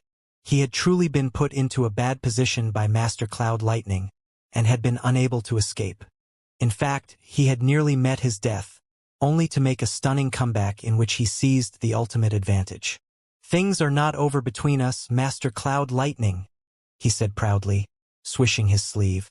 "Were it not for the fact that I didn't want to reveal my identity, I would have long since killed you. And yet you repeatedly bullied me over and over again. I will not forget this. You just wait and see what happens in the end." As Bai Xiaochun spoke, louder and louder, Master Cloud Lightning's face drained of blood, and his eyes began to turn blank. To him, it was like existing inside of a dream. I offended the Celestial's son-in-law. He was afraid, truly afraid, so much so that he wanted to cry. After all, the Celestial was basically the emperor of the lands of Heavenspan, which meant that his son-in-law was essentially on the same level as a demigod. Master Cloud Lightning, on the other hand, was a lowly deva, a person who could be disposed of by a mere thought from a person like that. Considering his current mental state, Master Cloud Lightning was incapable of maintaining his combined form. His two have split apart, and then, ashen-faced and despairing, stepped forward with clasped hands. Bowing, they tried to offer explanations. At around that time, the young man next to Du Lingfei cleared his throat and continued along as he had been before, completely ignoring Bai Xiaochun. Du Lingfei had recovered, and gave Bai Xiaochun an enigmatic smile. Then she turned to Master Cloud Lightning, the smile gone. Looking extremely lofty, she said coolly, "Fellow Taoist Cloud Lightning, Xiaochun loves to play pranks, so don't take him too seriously. In terms of whatever grudge you have with him, the best thing would be to resolve the matter as soon as possible." Her words were spoken in a very formal tone, and seemed to imply that Bai Xiaochun's words from moments ago had been a joke. But Master Cloud Lightning didn't take them that way. After all, he didn't miss the fact that Du Lingfei had addressed him as fellow Taoist Cloud Lightning, but had referred to Bai Xiaochun as Xiaochun. That revealed the truth about everything, and sent a tremor through Master Cloud Lightning. As for Du Lingfei, she was apparently worried that her message hadn't come across clearly enough. Therefore, She walked over to Bai Xiaochun, straightened up his clothing, and then whispered a few words into his ear. Then she ignored Master Cloud Lightning as she caught up to the young man and the special guards. The matter couldn't have been more clear now to Master Cloud Lightning, whose vision was beginning to go dim from the shock and terror. As for Bai Xiaochun, he simply stood there and blinked a few times. Du Lingfei hadn't said anything special to him moments ago, just to stay safe, and that she still had some important business to attend to. However, he was very pleased with the show she had put on. Crossing his arms, he stuck his chin up and looked arrogantly at the twin Master Cloud Lightnings. The twin Master Cloud Lightnings were feeling completely overwhelmed with bitterness. They exchanged glances, neither of them quite sure about what to do now. They had been caught completely unprepared by this unexpected turn of events. In one moment, they had been shouting in triumph as they closed in for the kill, only to find the situation completely reversed the following moment. Both of them howled with grief in their hearts, extremely displeased with how Bai Xiaochun had blatantly led them on. After all, if they had known the truth from the beginning, they would never have ended up in this horrible situation. This by character's true trump card isn't that fist strike, or that blood mist which causes him to lose consciousness. It's not even those weird medicinal pills of his. It's his relationship with the celestial. What are we supposed to do now? As the twin Master Cloud Lightnings stood there feeling torn about what to do, Bai Xiaochun casually remained in place watching them, arms crossed. Occasionally he would snort coldly, but wouldn't say anything. In that way, he allowed the pressure to build up for the twin Master Cloud Lightnings. Under normal circumstances, they would have just turned and left. But they knew that they had offended Bai Xiaochun too deeply. Now that his identity had been revealed, they had to take their sect into consideration as well. Bai, old pal, that was just a misunderstanding earlier. Yeah, exactly. Ha ha ha. Our Nine Heavens Cloud Lightning sect has been good friends with your Starry Sky Dao Polarity sect for a long time. Both of the twin Master Cloud Lightnings felt very embarrassed at this point. Very rarely would they ever give up face in this manner, a fact which was obvious from both their words and the way they pursed their lips. Bai Xiaochun's eyes widened into a glare. Obviously, the twin Master Cloud Lightnings were not being very sincere. However, he knew what to say and how to say it. These two were feeling very bitter about their loss, and therefore it was probably best to quit while he was ahead. He cleared his throat. Very well. Since it was a misunderstanding, there's no need to bicker. However, that little chase of ours left me in pretty bad shape. I also lost a Deva soul, as well as a manual for something called the 100 Cloud Lightning Forefather Transformations. AI. Clearing his throat in meaningful fashion, he looked over at the twin Master Cloud Lightnings. The twin Master Cloud Lightnings' hearts crumbled, and inwardly, they cursed Bai Xiaochun for his shamelessness. The divine ability to which he referred was a secret magic from the north, and wasn't something they could simply hand over to him, not even if they were in a passive position like they were now. However, they also realized that if they didn't surrender it, the situation would be difficult to resolve. Therefore, one of the twins produced a crystal from his bag of holding, within which was sealed a Deva soul. Oh, you did find my Deva soul. As it turned out, the Li Xiandao method actually worked quite well.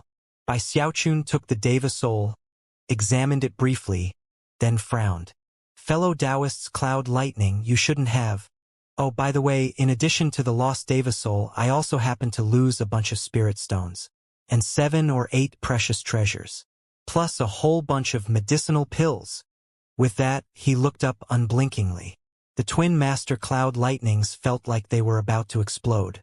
However, they had no choice but to suppress their anger at the excessive demands. Damn it! Why couldn't this guy just die? With all the things he supposedly lost, he could fill a whole treasure house.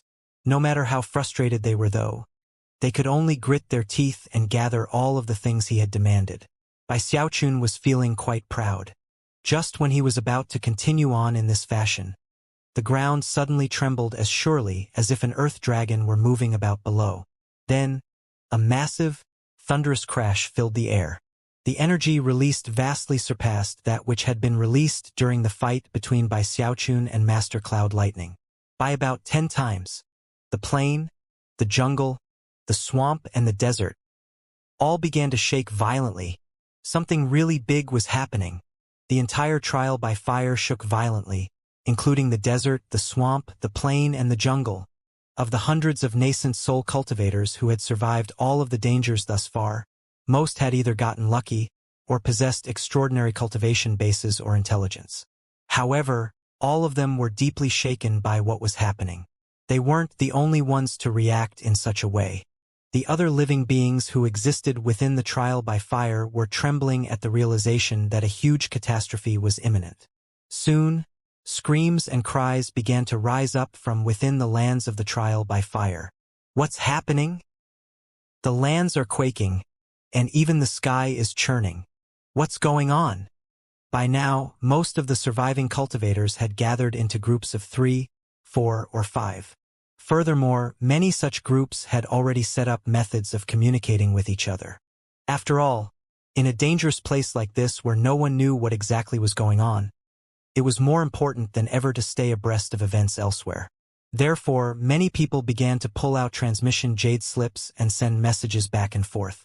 Before long, shocking news began to spread. Someone found the exit to the trial by fire. It's in the desert. However, a wall is blocking the way out, and we need to join forces to break through it. It was astonishing news. After all, because of how dangerous this trial by fire was proving to be, many people had already begun to give in to despair. Now that the exit had been found, countless eyes went bloodshot. Some people were still thinking about the prizes at stake, and others just wanted to escape. Either way, all of them began to head toward the desert. Bai Lin, Zhao Tianjiao, and various other powerful experts from the other rivers all began to head in the same direction. Master Thousand Ghost was currently in the swamp when he got the news. His eyes flickered as he suddenly transformed into a mist of ghosts that headed toward the desert, taking Sun Wu, Big Fatty Zhang, and Song Ke with him. In the jungle, Guru Spirit Immortal from the exalted Zodiac Moon Domination sect transformed into a shooting star that split the air in the direction of the desert. On the vast plain, Du Lingfei and her group all looked in the direction of the desert. The young man in the group was clearly very excited, and his eyes began to shine brightly. There it is. At long last. He threw his head back and laughed uproariously, his energy surging, although he kept it suppressed. Finally, he flicked his sleeve, picking the rest of the group up with power far beyond that of a deva as he flew up into the air. In that same moment, a young woman could be seen in the desert, sitting atop a huge sandworm, a broad smile covering her face. She waved her finger at the sandworm, which immediately withered up and transformed into black smoke that she absorbed into her finger. Shockingly, she was surrounded by tens of thousands of sandworms, although instead of their usual vicious deportment, they all were trembling in terror at her aura. I used to raise you little earthworms to feed my 3 ghosts. Who would ever have thought that you would grow up to be so big? A smile spread out across the young woman's fair face. She was none other than Ho Xiaomei. However, if Bai Xiaochun were here to see her, he would immediately recognize that her aura was not that of Ho Xiaomei. Well, I guess it doesn't matter, as long as I'm back. She covered her smile with her hand, and yet, that didn't conceal her bizarre dual pupils.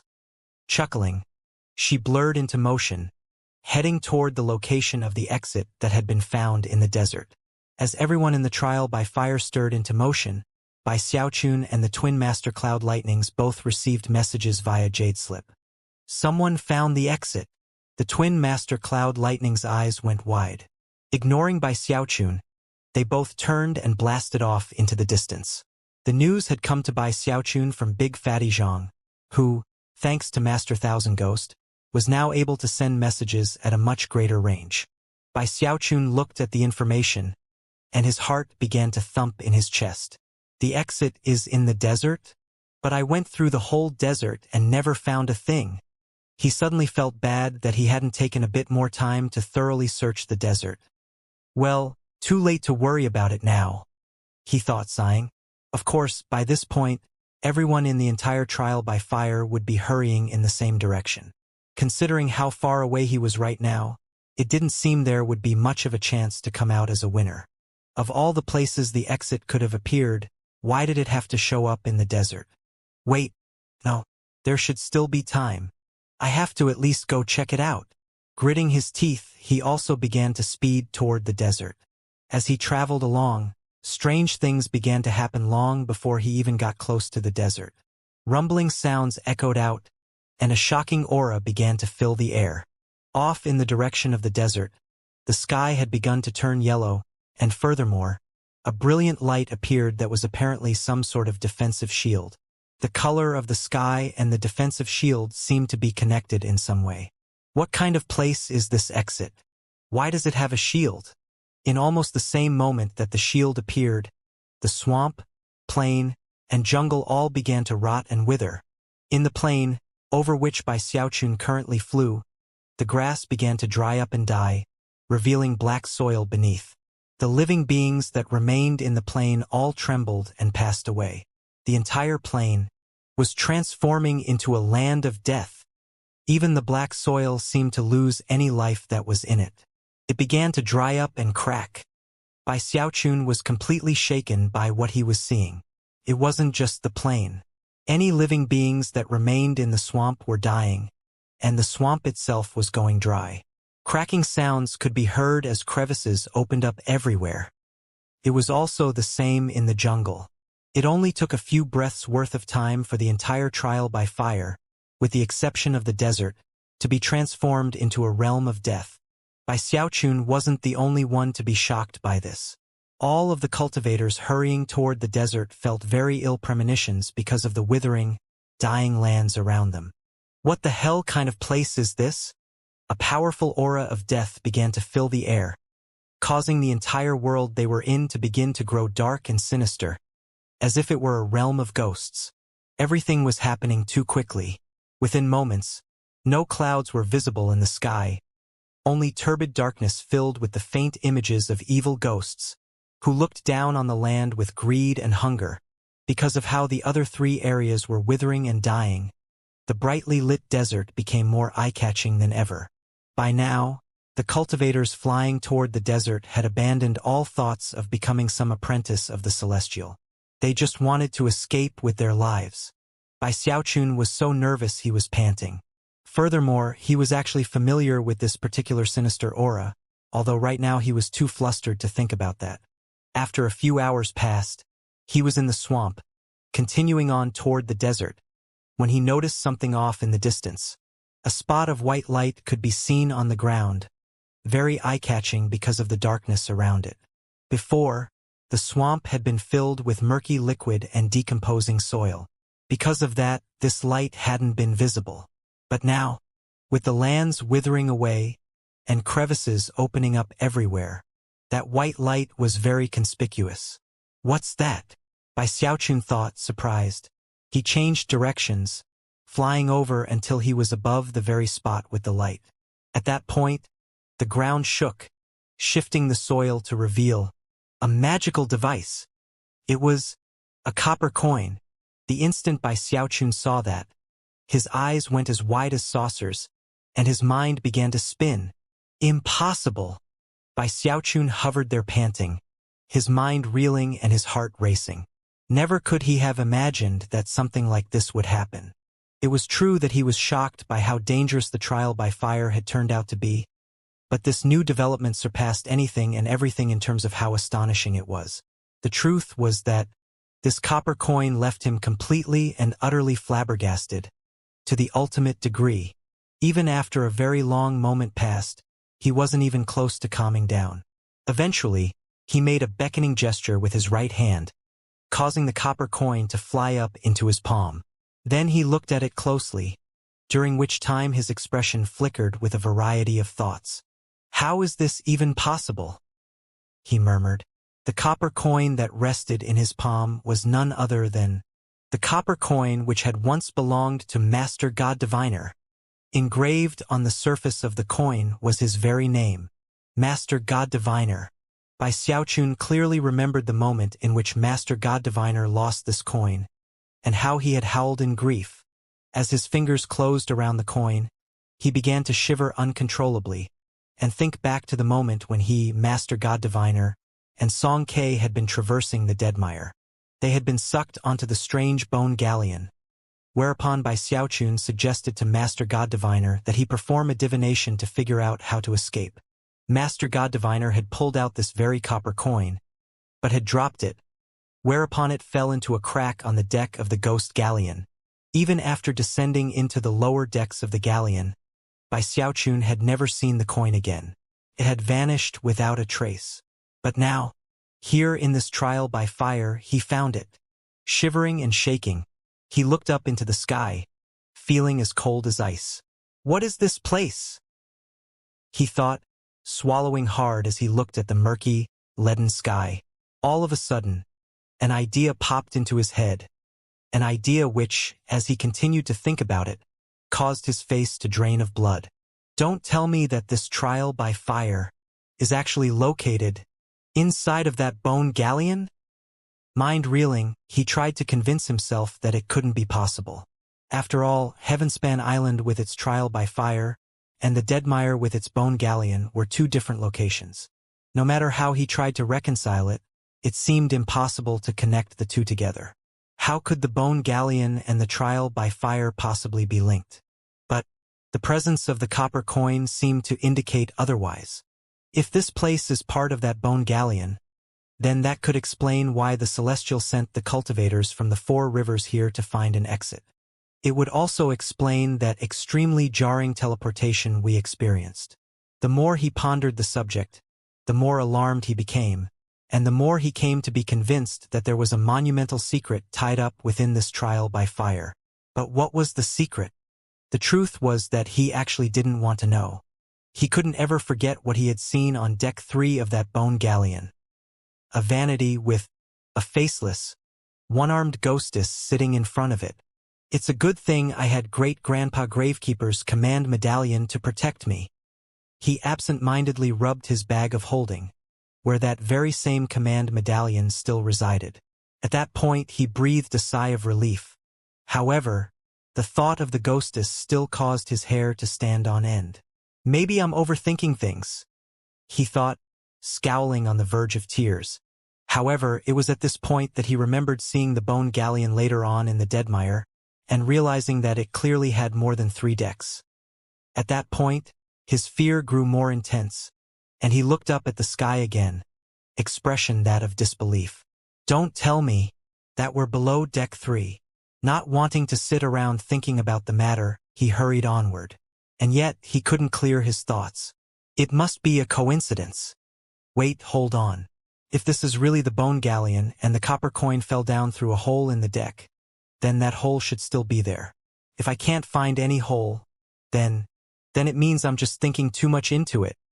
Taking a deep breath, he cautiously flew straight up into the sky. Feeling so nervous he almost couldn't breathe, he continued upward, higher and higher. He didn't move too quickly, and kept his divine sense spread out around him at all times to look for danger. At the same time, he searched for any holes or rifts that would indicate a passage to another location.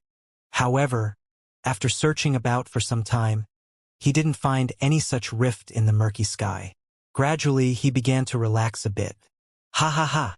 I knew it was just a coincidence. Forcing a smile onto his face, he continued to search back and forth for a bit, but didn't find any evidence to support his theory. Even that couldn't fully dispel his suspicions, though. Maybe it's a different coin, or maybe someone found it and brought it here. Neither option seemed very likely. However, he didn't have any other evidence to work with. So after a bit more thought, he decided that the best thing would be to go see what was happening in the desert. Having made up his mind, he took a deep breath and began to fly toward the desert. But then, a tremor ran through him, and his eyes widened. Face falling, he craned his neck to look at a certain spot up ahead in the sky. Although that spot seemed ordinary in nature, when scanning it closely with divine sense, a rift was clearly visible. It wasn't very large, and it actually flickered in and out of existence. Without getting very close to it, and examining it with powerful divine sense, it wouldn't be visible. In fact, to nascent soul cultivators, it wouldn't be detectable at all. Only a powerful deva expert like Bai Xiaochun, who was closely searching the area, would ever notice it. There really is a hole, he thought, his heart starting to pound. He looked at the rift, and then looked down toward the general area where he had discovered the copper coin. After making a quick calculation, he threw the coin down in the same trajectory he guessed it would have fallen if it emerged from the rift. Sure enough, it landed only a few meters away from its original location. His mind began to spin even more violently. "It really is the bone galleon," he shrieked. To him, that rift was like a fiendish monster. After all, the bizarre nature of the bone galleon had left a deep and terrifying impression on him. Whether it was the 3 ghost faces on the flags on the deck of the ship, the mural on deck 1, or the skeletons and rocking chair on deck 2, they all left him trembling in fear. There was also how Song K and Master God Diviner had lost their minds, and the most nerve-wracking thing of all, the ghostly mother on deck 3. Bai Xiaochun was absolutely certain that, without the Gravekeeper's command medallion, he would have most certainly died on the bone galleon. The thing about accepting a new apprentice was a complete smokescreen. The Celestial obviously had some other reasons for bringing the cultivators of the 4 rivers here to help him find the exit. He obviously couldn't get onto the bone galleon by going into the Deadmire, thus the use of teleportation. Furthermore, he apparently didn't dare to just come here by himself. All the evidence points to the conclusion that he wants something inside the bone galleon and is using the lower-level cultivators to get it. In turn, that means that the Celestial has been in the trial by fire all along. Shivering, he thought back to the young man who had been traveling with Du Lingfei. Back when I slapped that guy across the side of the head, I could tell that he didn't feel like a demigod. Sweat began to pour down his face. I actually slapped the Celestial. Wait, if the Celestial is here, then that means Gongsun Wan'er is probably here too. The only person Bai Xiaochun feared more than the Celestial was Gongsun Wan'er. All of a sudden, he had no desire whatsoever to get out of the desert. He needed to find Big Fatty Zhang and his other friends, and then hide somewhere until the dust settled. Even as he came to this conclusion, a mysterious and sinister voice suddenly echoed out from the rift he had just discovered. "Now that you're here, why don't you come in and look around? After all, this isn't your first time aboard." Bai Xiaochun let out a yelp of shock, then began to stammer. "This is a misunderstanding. That's all, a misunderstanding. I took a wrong turn." Even as Bai Xiaochun attempted to flee, a powerful gravitational force emerged from the rift.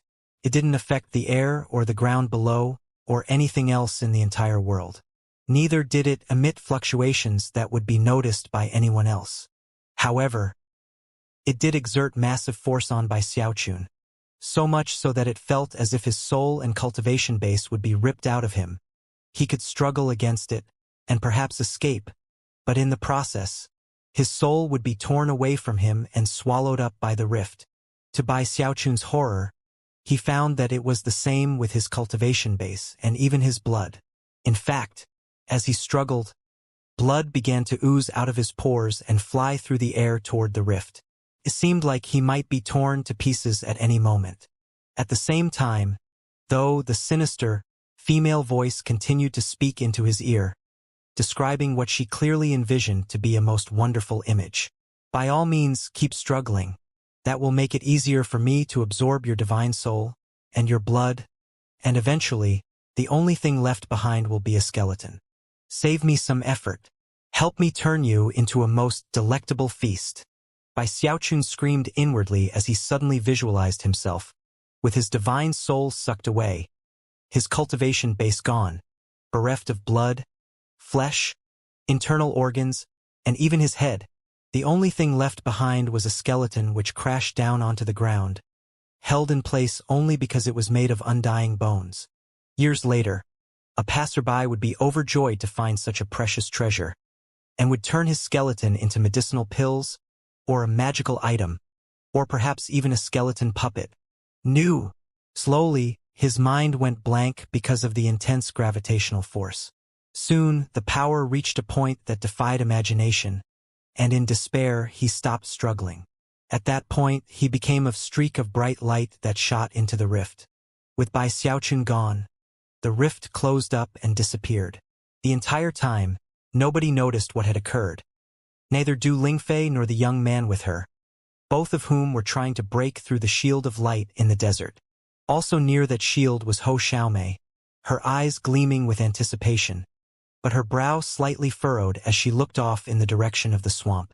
A moment later, the shield in the desert trembled as though it might collapse, and Ho Xiaomei looked over at it, the anticipation in her eyes growing more intense. At long last, I can return. I wouldn't be doing this unless there were no other choice, Ghost Mother. I very much look forward to the joy on your face when you see me again. As the shield shook violently back in the desert, Bai Xiaochun's vision was finally growing clear, revealing a very familiar scene. He was in a room that looked very much like a lady's bedchamber. There was a bed covered in dust and cobwebs, a vanity, and a cracked mirror. A scream escaped his lips, and he spun to leave, only to find that there was no exit in sight. Seated at the vanity was a woman in a long red gown. Her back was to him as she combed her hair and softly sang that familiar, spine-tingling song. Tears of terror threatened to spill out of Bai Xiaochun's eyes. What do I do? What do I do? He thought. He felt like his scalp was about to explode, and wished for nothing more than to escape. And yet, there didn't seem to be any way to do that. Without any hesitation, he pulled out the Gravekeeper's command medallion and gripped it tight in his hands. "Don't eat me, big sis," he blurted in a quavering voice. Not quite sure of what to say, he began to babble a bit. Do you know the Gravekeeper? He's my master. You and I are probably on the same team." "Oh right, there are some people outside who mean you harm, big sis. Why don't you go check the situation out? No need to worry about me. I didn't want to come here. You dragged me here, big sis."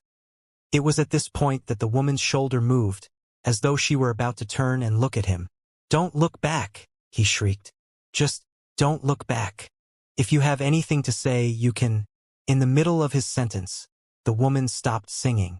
Continuing to comb her hair, she quietly said, "This is your first time here."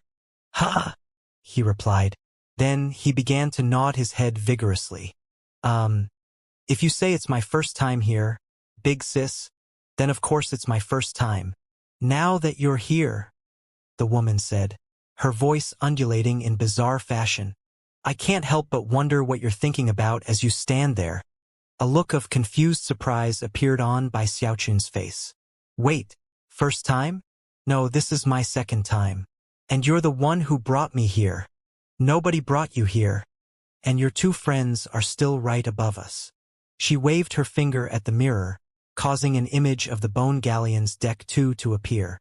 There, Song Ke and Master God Diviner stood on either side of the rocking chair, completely unmoving, blank looks on their faces. The image, combined with the woman's words, struck Bai Xiaochun like a thunderbolt, causing him to gasp. "Impossible! How could this be happening? I left this place. I went back to the river-defying sect. I went back to the Starry Sky Dao Polarity sect. I was in a trial by fire. That's how I got here." Not only did he not trust the woman's words, he refused to believe that everything that had happened after he left the Bone Galleon, including the events in the river-defying sect and the Starry Sky Dao Polarity sect, were all mere fantasies. And yet, there was something strange about the woman's voice which made it almost impossible to control his mind, and forced him to start thinking about the past. As he did that, he unknowingly began to relax his grip on the command medallion. "You never left," the woman continued in her bizarre voice.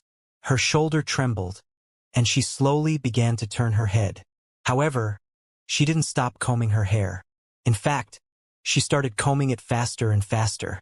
She almost seemed to want to rip the hair out of her head.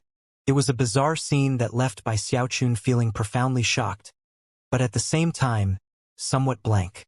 "Anyone who looks at my face will descend into a fantasy of their own making.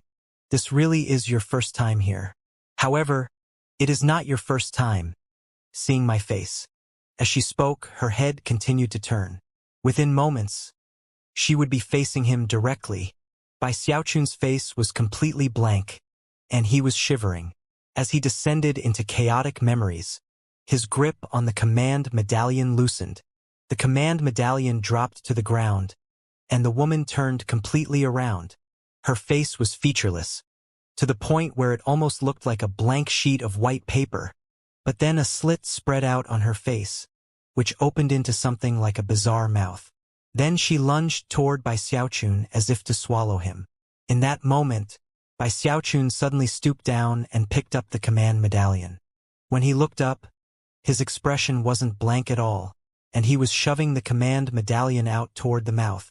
Since you're scared of this thing, let's see if you dare to eat it. Everything from moments before had been an act. He had decided to throw caution to the wind and create an opportunity for himself. It all happened in the time it takes a spark to fly off of a piece of flint. Furthermore, the long-haired woman had clearly never considered that her powerful divine ability actually wouldn't affect Bai Xiaochun. However, she was an extraordinary being, and despite the fact that it seemed to Bai Xiaochun that she couldn't possibly avoid his strike, she actually chuckled, and then vanished into thin air. A moment later, she reappeared back at her vanity, combing her hair. It was almost as if everything that had happened moments ago had been an illusion. As for Bai Xiaochun, he stood there, his face ashen and his heart pounding in his chest. Actually, her divine ability hadn't been completely ineffective.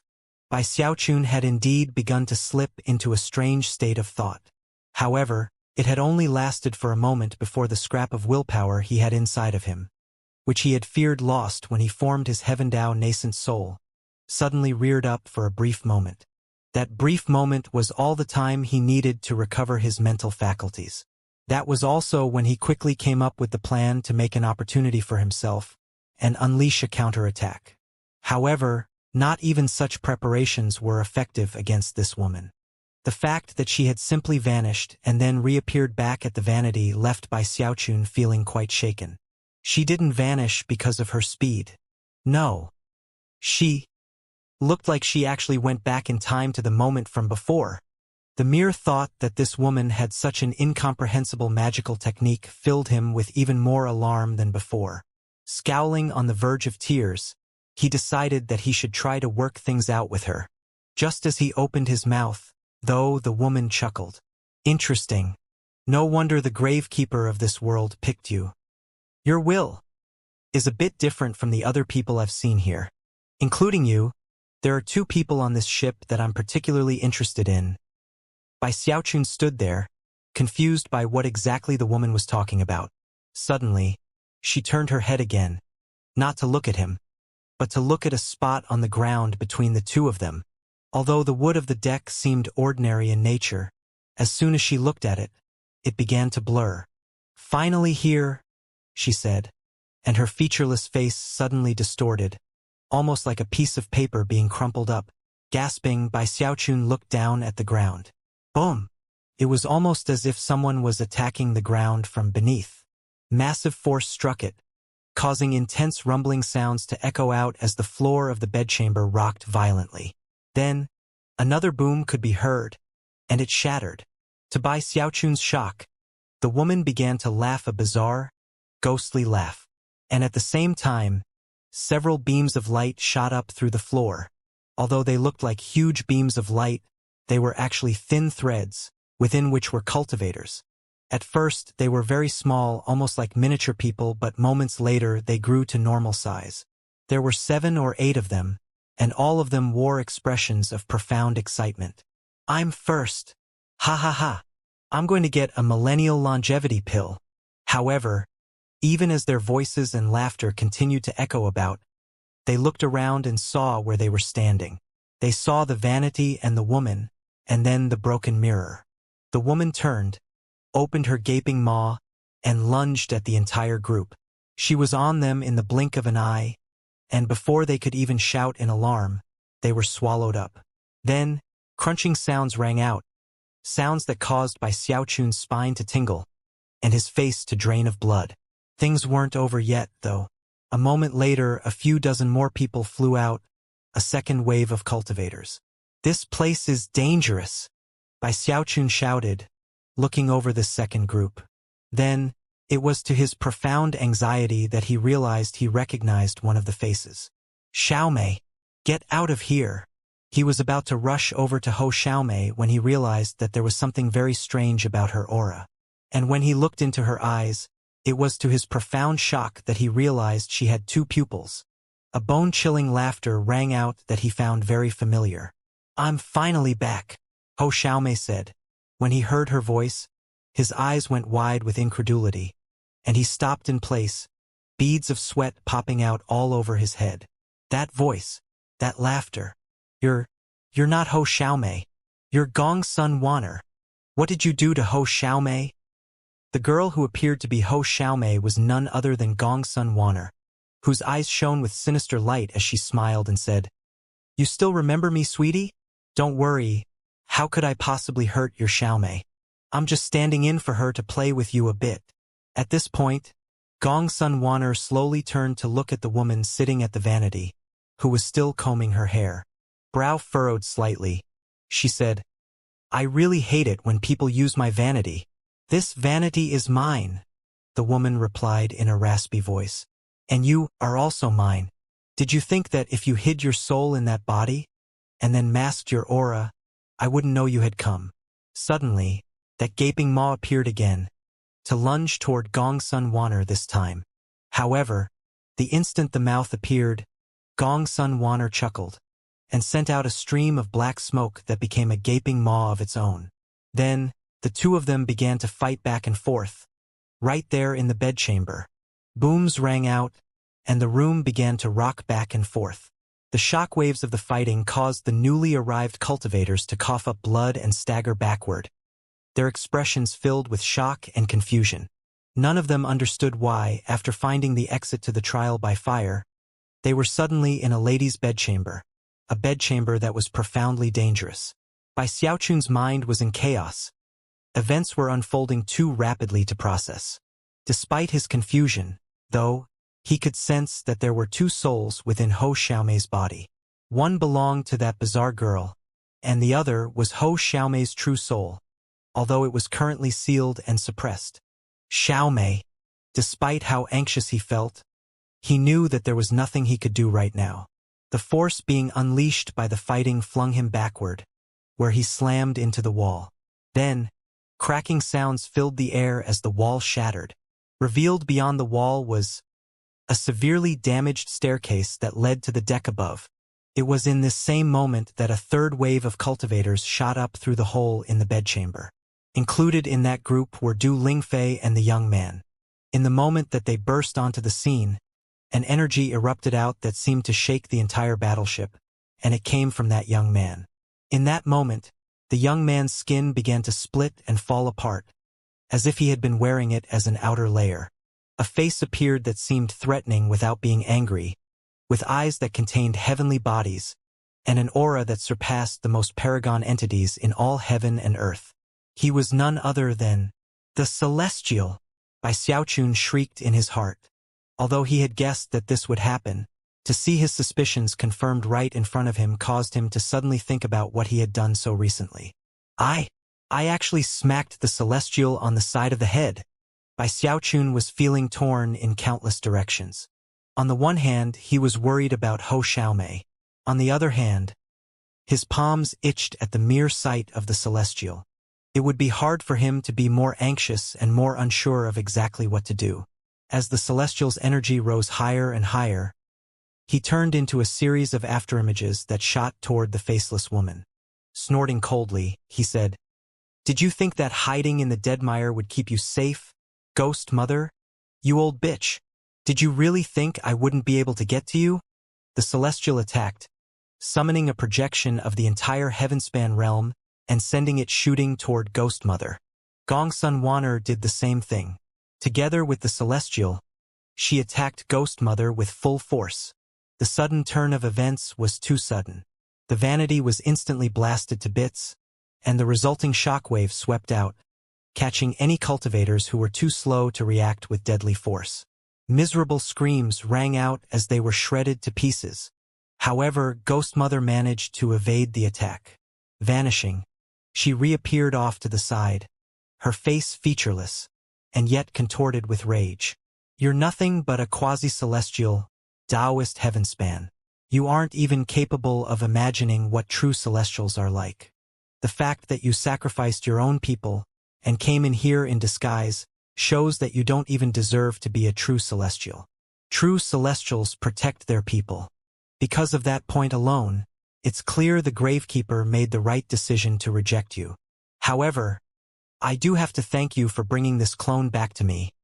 This clone formed from the very arm of mine that Gu Tianjun severed with his sword. The whole reason I entered this place to begin with is because of this clone. She is the reason I was suppressed and limited by the Gravekeeper and the will of this world. Here in the Deadmire, I'm unable to communicate with the world beyond, and unable to leave. But now things are coming to an end. You people have been waiting for me, and I've been waiting for you. Ear-splitting laughter rang out from Ghost Mother as she skirted the Celestial, and then shot toward Gong Sun Wanner. Although it was impossible to see her face, she seemed to radiate an air of excitement and anticipation. You deserve to be my clone, not the other way around, shrieked Gong Sun Wanner. We both want to get out of this world. We both want to get home. This time, I'm going to consume you, and I'm going to become the new Ghost Mother. Instead of evading, she actually sped up toward Ghost Mother.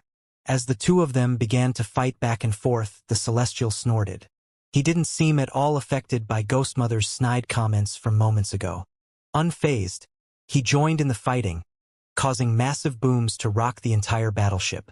The bedchamber was being destroyed, and any cultivators who attempted to enter it and were struck by the fluctuations were instantly killed. The battle between these three was the type that was far too dangerous for anyone to be present for. Even Bai Xiaochun, a deva with an incredibly tough fleshly body, was still coughing up blood, and was currently scrambling for the staircase. That seemed to be the only exit.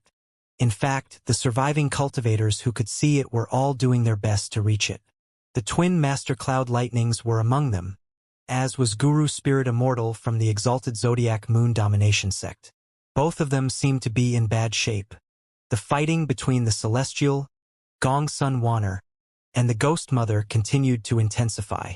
At the moment, Heavenspan seawater was forming into a fist-sized sphere that then began to accelerate toward Ghost Mother. Gong Sun Wanner, for whom this battle was supremely important, suddenly opened her mouth and spat out a rusted sword. Intense pressure erupted off of the sword as it then shot toward Ghost Mother. This was the third time Bai Xiaochun had seen this sword.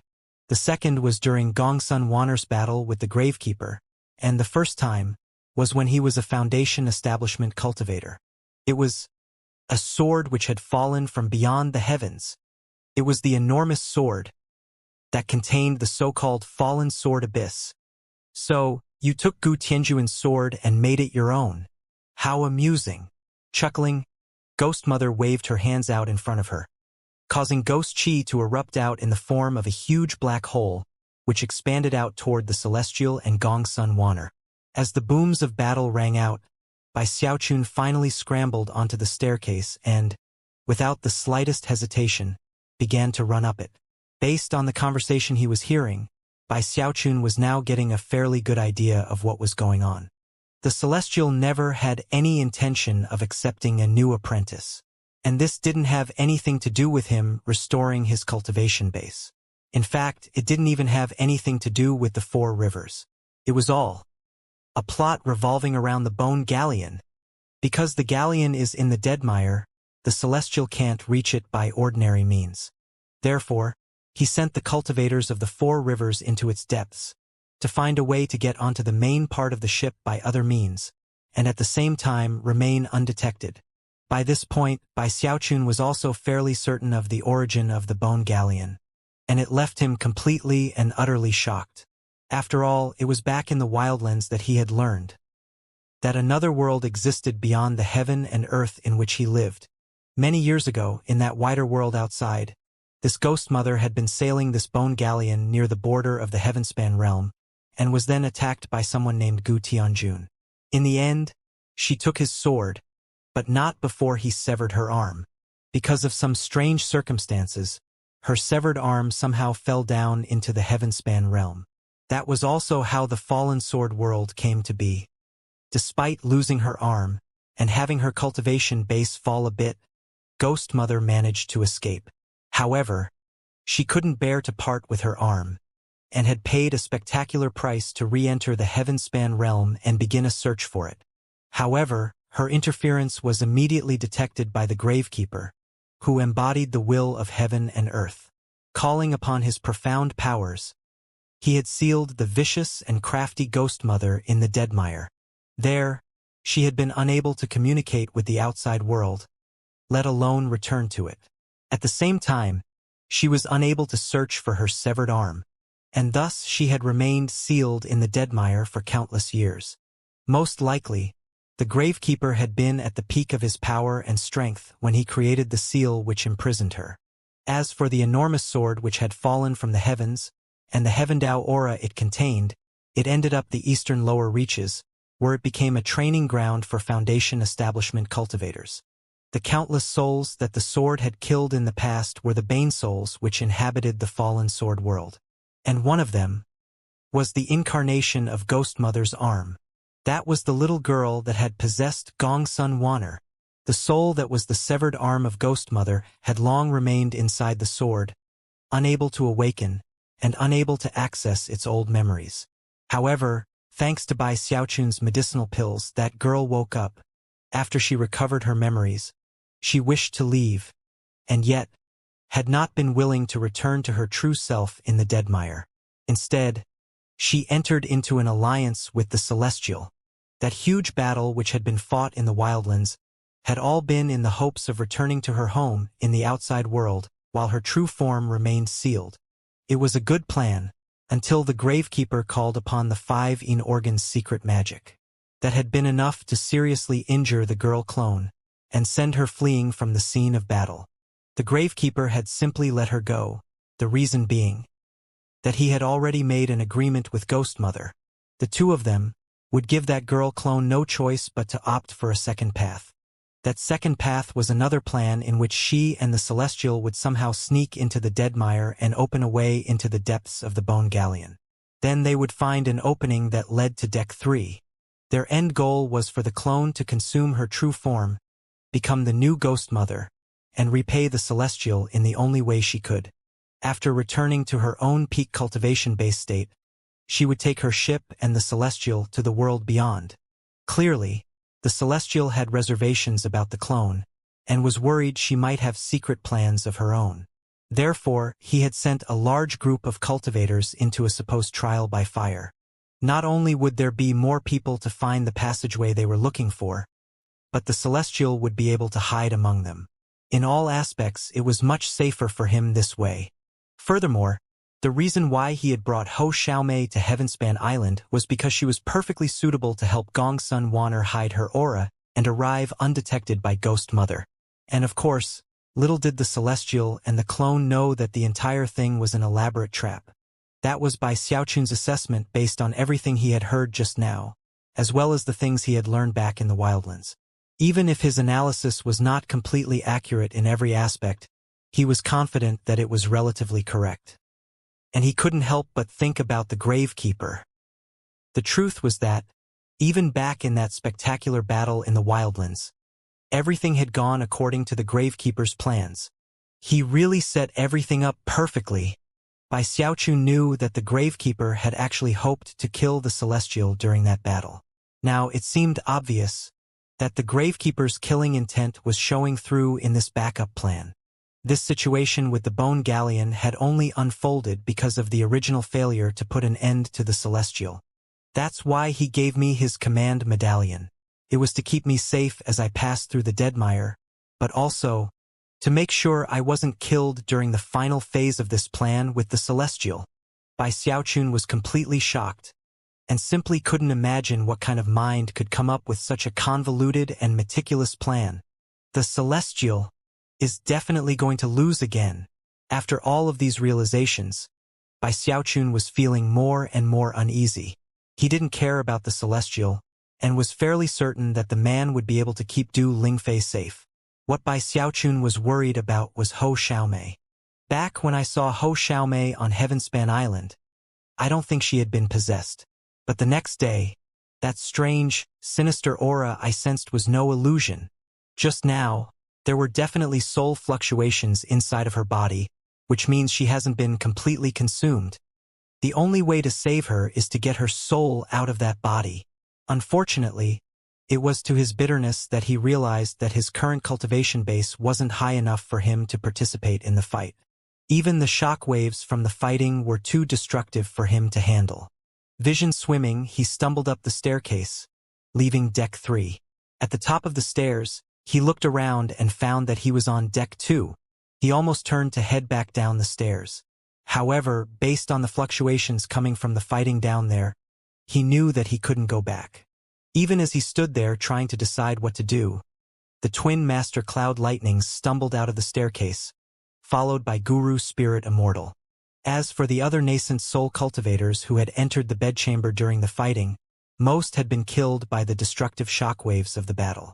The Celestial had placed Du Lingfei and her group into his bag of holding, keeping them safe. Deck 2 was just like Bai Xiaochun remembered it. The rocking chair was there, slowly moving back and forth, with the two corpses kneeling in front of it in their strange, partially fused state.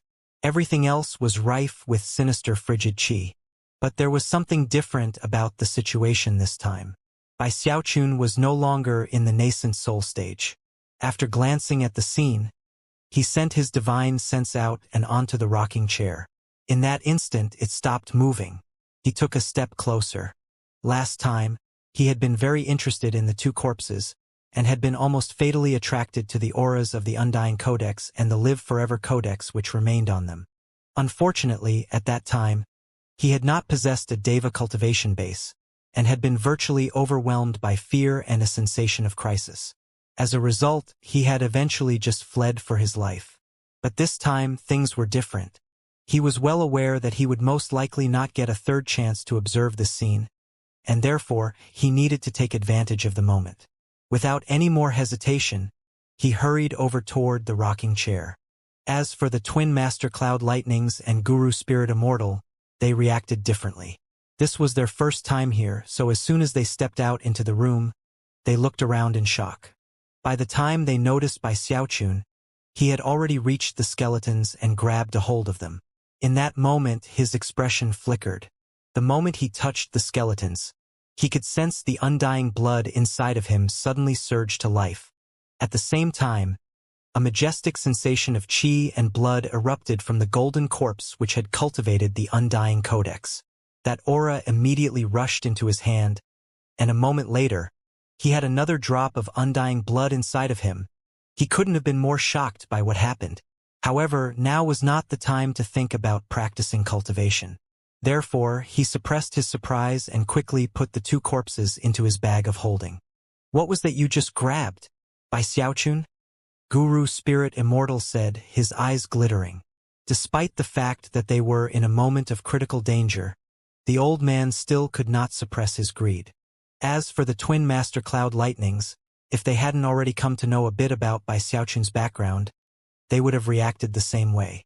But right now, with the Celestial only one deck below, they didn't dare. Bai Xiaochun completely ignored Guru Spirit Immortal. After putting the corpses into his bag of holding, he shot toward the next staircase. Last time, he had been unable to return to deck 1, but now that he had a Deva cultivation base, he was able to identify the method to do so. However, even as he began to move, Guru Spirit Immortal stepped over to block his way. "We're all Devas here, Bai Xiaochun. Since we all arrived at the same time, we should split any treasure evenly. You think you can just take it all for yourself? Screw the hell off." Bai Xiaochun was worried about Ho Xiaomei, and was also privy to many other secrets that no one else was aware of. Therefore, he had no patience to deal with an irritating old man like this. He immediately utilized his mountain-shaking bash, shooting forward with incredible speed, and simultaneously unleashing shocking pressure. Guru Spirit Immortal's face fell, and he quickly dodged to the side. With that, Bai Xiaochun passed him and sped up the staircase. The twin master cloud lightnings followed behind, and Guru Spirit Immortal did as well, with various expressions flashing across his face. In almost the exact same instant that Bai Xiaochun stepped onto Deck 1, Deck 2 exploded, sending with splinters flying around in all directions. At the same time, the fight between the Celestial, Gong Sun Wanner, and Ghost Mother spilled over into the former location of Deck 2. Deck 1 looked just like it had before, without the slightest change. The fascinating, lifelike mural could still be seen on the bulkheads. Of course, Bai Xiaochun had already looked at it in the past. Therefore, he barely glanced at it before rushing toward the next set of stairs, which led up to the main deck.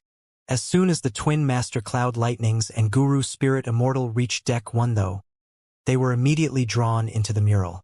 Bai Xiaochun ignored them. In the blink of an eye he was in the cabin above Deck 1, and then, out on the main deck of the Bone Galleon.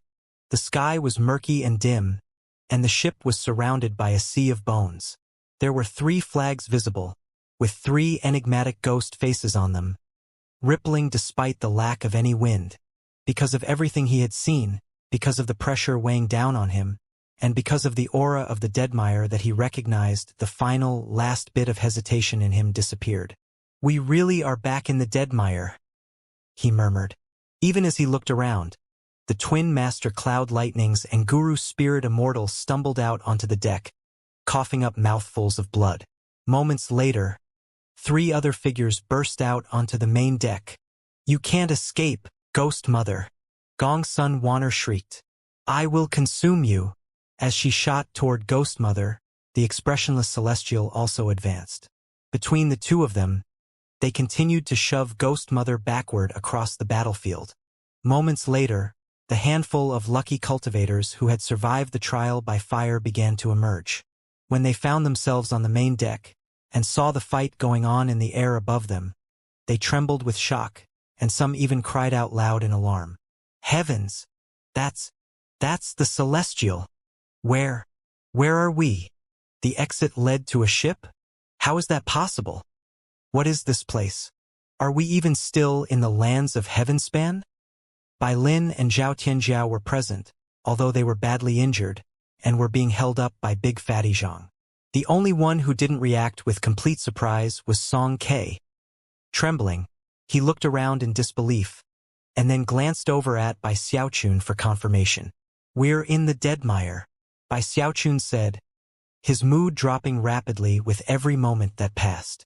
In response to Bai Xiaochun's words, the surrounding cultivators gasped in shock. "The Deadmire? That region which connects the Heavenspan region and the Wildlands? That Deadmire?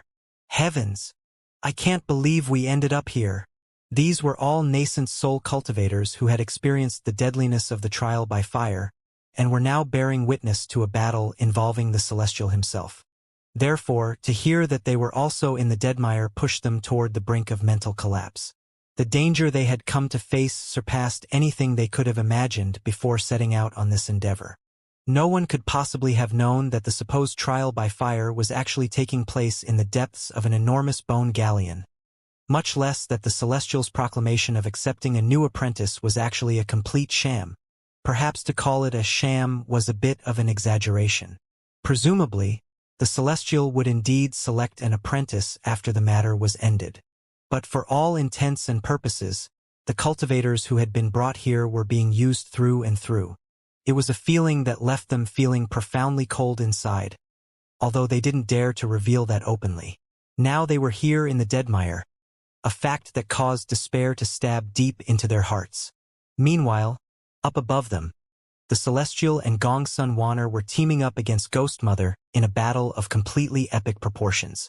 Booms rang out constantly, causing the bone sea that filled the Deadmire to ripple and distort.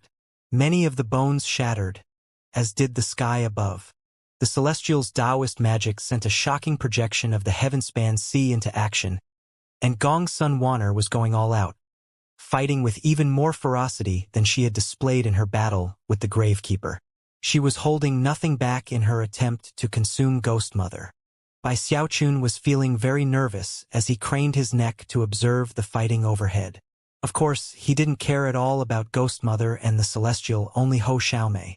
Unfortunately, he didn't qualify to participate in the battle.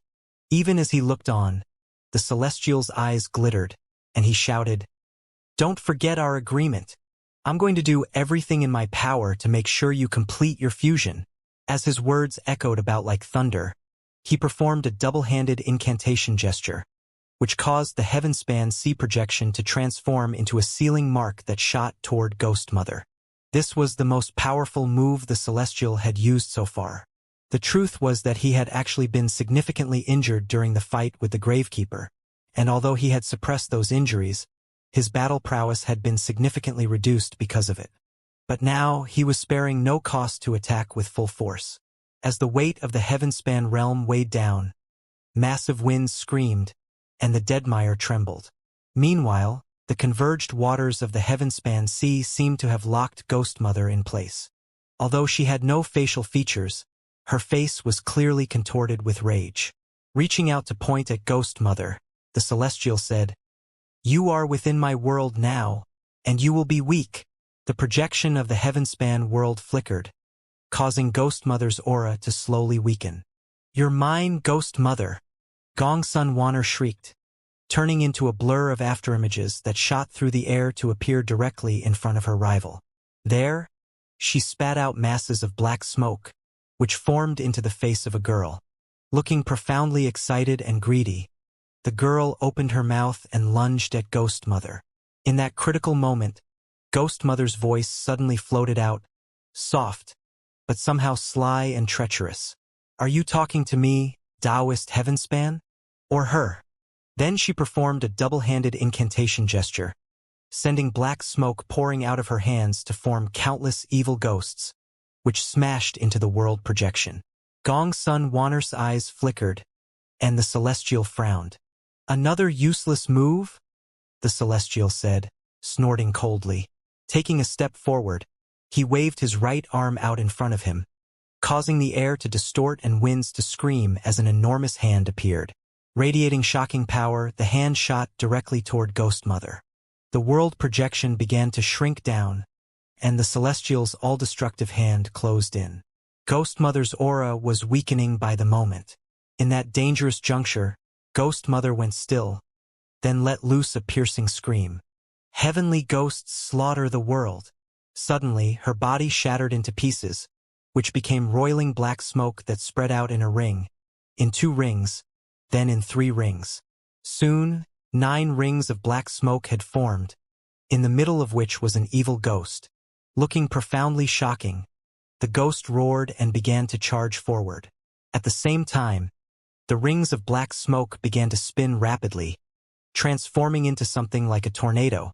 The 9-layered tornado emanated a terrifying aura that struck fear into Bai Xiaochun's heart. It seemed like the type of thing that could destroy all magical laws in heaven and earth, including the world projection that had been unleashed by the Celestial. When the Celestial's enormous hand slammed into the tornado created by Ghost Mother's divine ability, it was the Celestial's attack that shattered. Then, the black smoke from the tornado swirled back into the shape of Ghost Mother. However, she looked blurrier than before, and was also retreating at top speed. "So, Taoist Heavenspan, you really can call upon the power of this world. I underestimated you." Even as Ghost Mother retreated, Gong Sun Wanner picked up speed, becoming almost nothing more than a huge mouth of smoke as she got closer and closer. Moments later, the weakened Ghost Mother began to fight with Gong Sun Wanner, a sight which was completely riveting to both Bai Xiaochun and the rest of the crowd.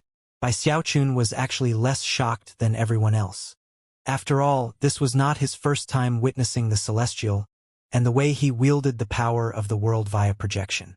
Clearly, the Celestial had managed to weaken Ghost Mother enough to give Gong Sun Wanner an advantage. Gong Sun Wanner continued to try to consume Ghost Mother, whose aura weakened with every moment that passed. Normally speaking, Gong Sun Wanner would never have been a match for Ghost Mother. If control over one soul could be described with percentages, then Gong Sun Wanner only had about 20% control, whereas Ghost Mother had 80%. But now, as Gong Sun Wanner harried Ghost Mother, she rose from 20% to 30%, and then 40%, and finally, 50%. Ghost Mother was clearly feeling very anxious, and was having a very difficult time escaping because of the pressure of the world projection. As for the Celestial, he hovered in midair watching the scene with cold eyes. He didn't step in to help directly, but continued to send pressure weighing down through the world projection. This same technique had been unable to control the Gravekeeper, the reason being that both the Celestial and the Gravekeeper were of this world. But when it came to people who were not of this world, the power of the world had the advantage. Various emotions flickered across by Xiaochun's face. The truth was that he didn't know who he supported in this fight.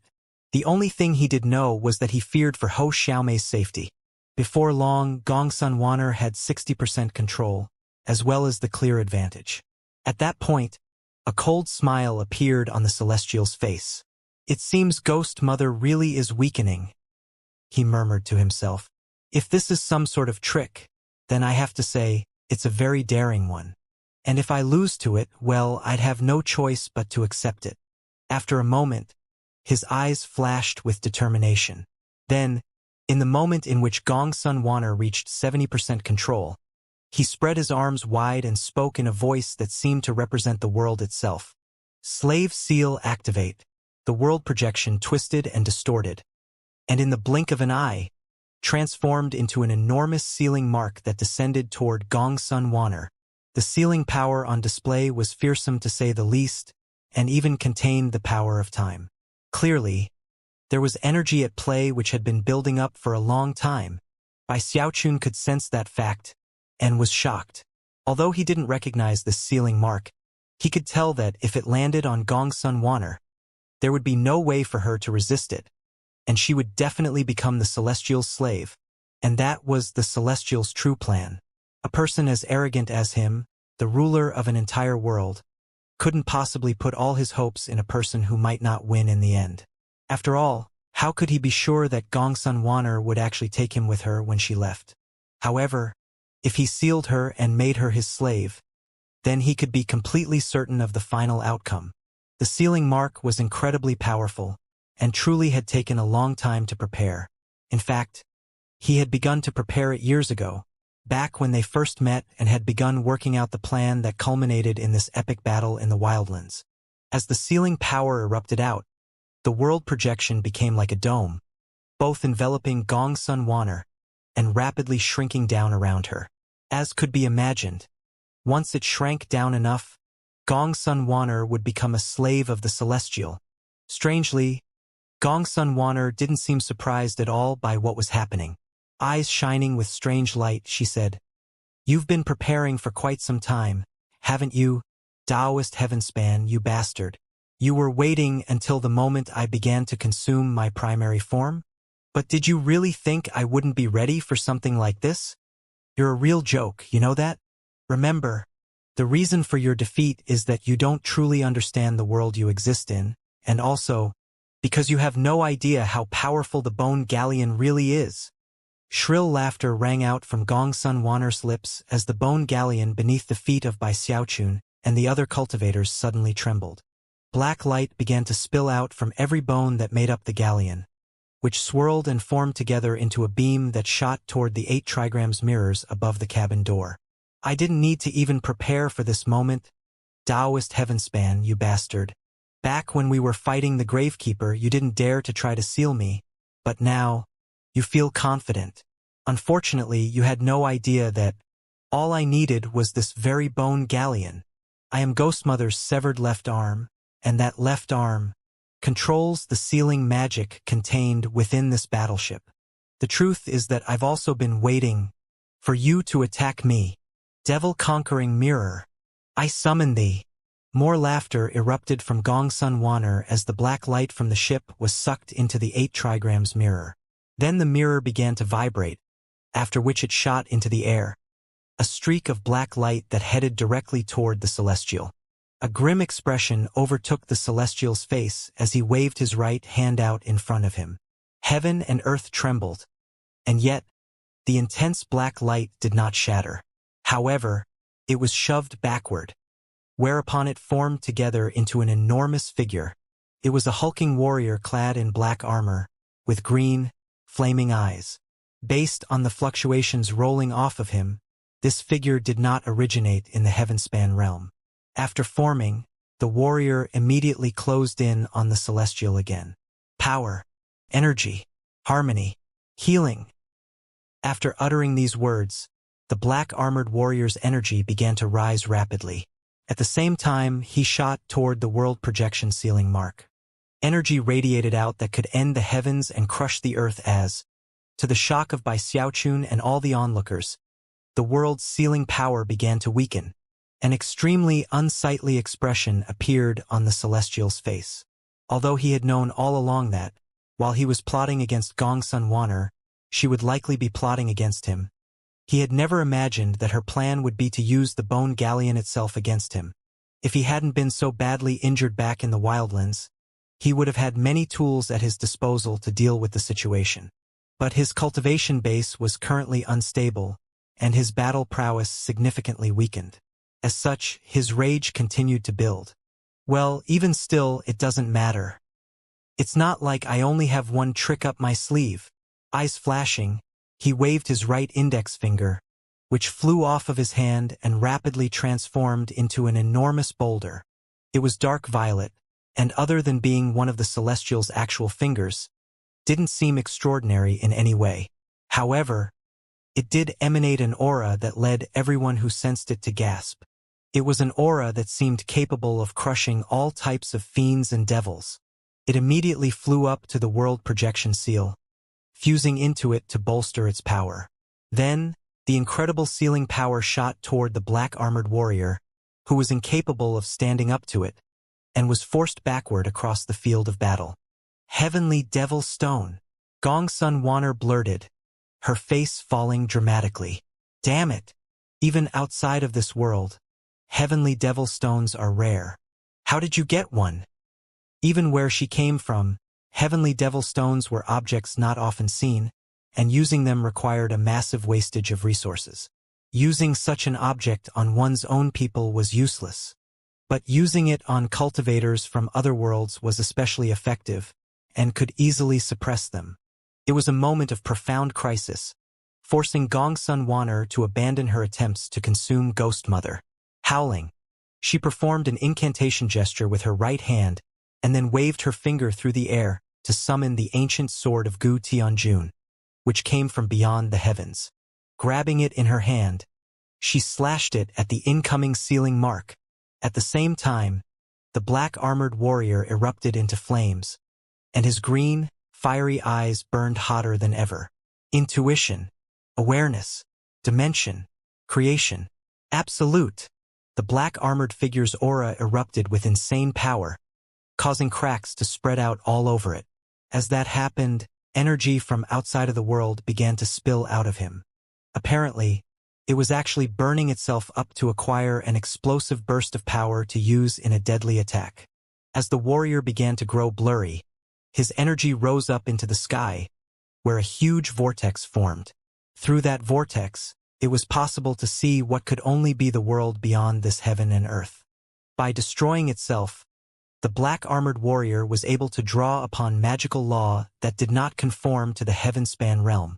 If that magical law arrived and collided with the magical and natural laws of the heavenspan realm, even for the slightest moment, the resulting detonation could very likely be enough to break the world projection seal. The scene playing out for Bai Xiaochun and the others on the battleship was almost too much to take in. In one moment, the Celestial and Gongsun Wanner had been working together, only to have the situation suddenly reversed. Ghost Mother seemed too weak to do anything, whereas Gongsun Wanner, who was Ghost Mother's left arm, and could control the sealing power of the bone galleon, was going to the lengths of destroying the treasure that was the 8 trigrams mirror. By combining the power from beyond the heavens with the sword she held in her hand, she was preparing to break the sealing mark that continued to descend onto her. As for the Celestial, despite having been so badly wounded in the wildlands, he had come to this conflict fully prepared. Not only had he unleashed the sealing mark that was the world projection, but he also had a heavenly devil stone. Both of those were weapons specifically targeting Gongsun Wanner, and were things that he was confident she couldn't evade while in the middle of consuming Ghost Mother. At the moment, it was impossible to say who had the advantage. As the black-armored warrior collapsed to pieces, and the natural and magical laws from the outside world descended, Gongsun Wanner drew them into her sword and prepared to slash at the sealing mark, which was when everything suddenly changed. A scornful smile spread out on the Celestial's face as he coolly said, "Considering how long that sword has been in my world, did you really think that you could control it so easily? I just let you think you could." His eyes suddenly shone with bright light that seemed to perfectly match the light shining off of the sword. Then, he extended his left hand and waved his finger at the sword. Gongsun Wanner's face flickered, but before she could actually do anything in response, she lost control of the sword. The point suddenly swiveled and flew, not toward her, but toward the huge vortex up in the sky. Bai Xiaochun's eyes were wide as saucers. The moment was so tense that he forgot to breathe. The twists and turns in this battle were almost too much for him to process. Everyone had so many plots and schemes going that it was hard to understand it all. It was especially shocking that the Celestial had actually secretly gained control of the fallen sword years ago, but left it there and allowed Gongsun Wanner to awaken and fuse with it. Bai Xiaochun shivered at how adept the Celestial was at hatching complex plots. It was really terrifying. Just how many years has he been planning all of this? Don't tell me he knew that Gongsun Wanner would wake up from the very beginning. No! Gongsun Wanner screamed despairingly. The sword moved with incredible speed, like an arrow shooting up to pierce the sky. And as soon as it reached the vortex, it exploded. Terrifying destructive power erupted out, completely wiping out the magical and natural laws that were descending from beyond. Although the vortex seemed unwilling, it began to fade away. The black-armored warrior's eyes began to turn dark, and with a sigh, it collapsed into pieces. Yet again, a shocking reversal had taken place. The Celestial had perfectly countered every one of Gongsun Wanner's moves. And now, the world projection ceiling mark began to shrink down over her once again. "You will become my Dharma slave, who I will use to pilot this battleship. I will draw upon the magical and natural laws of the outside world to open the gate and leave this place. There is a new Hell Emperor now, and he isn't strong enough to get in my way. As for the Gravekeeper, he grows weaker every day. Who can possibly stop me?" The excitement was clear in the Celestial's voice. As the ceiling mark shrank down and down, it seemed obvious that victory was at hand. But then, a profound, mysterious voice suddenly rang out in Gongsun Wanner's mind. "You have a choice to make now, left arm of mine. Become the Dharma slave of Taoist Heavenspan. Or, come back to me and allow me to take you home. You." The instant the voice echoed out into Gongsun Wanner's mind, she understood everything, bitterness filling her heart. She replied to the voice in her mind.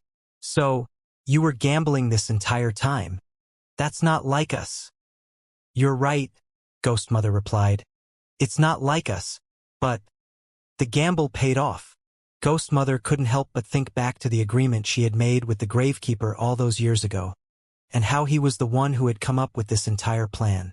He was definitely a person worthy of deep respect. I wouldn't expect anything less from the last remaining bit of will from that most ancient individual. The truth was that from the moment she had arrived in this world, she had been gambling. After losing her left arm, her cultivation base had dropped, making it difficult for her to control the bone galleon. Even worse, without the sealing power available in her left arm, she couldn't activate the devil-conquering mirror to draw upon her most powerful divine ability, her 3 ghost flags. Those 3 flags were one of the main reasons she had become Ghost Mother to begin with. In the world beyond this world, she had paid a heavy price, and also called upon the help of a powerful expert to capture 3 evil ghosts whose cultivation bases were analogous to the celestial level, and seal them into 3 conjoined flags. When combined, those 3 flags constituted the most powerful magical item she possessed, especially the middle one with the laughing crying ghost face. Before being sealed, that ghost had been only one step away from breaking out of the celestial realm. Although it never had reached the Archean realm, it could definitely be considered half Archean. All 3 of the evil ghost's cultivation bases had been reduced because of being sealed, but when the 3 flags were used together, they could push Ghost Mother's battle prowess to a level that was shocking even in the world beyond the heavens.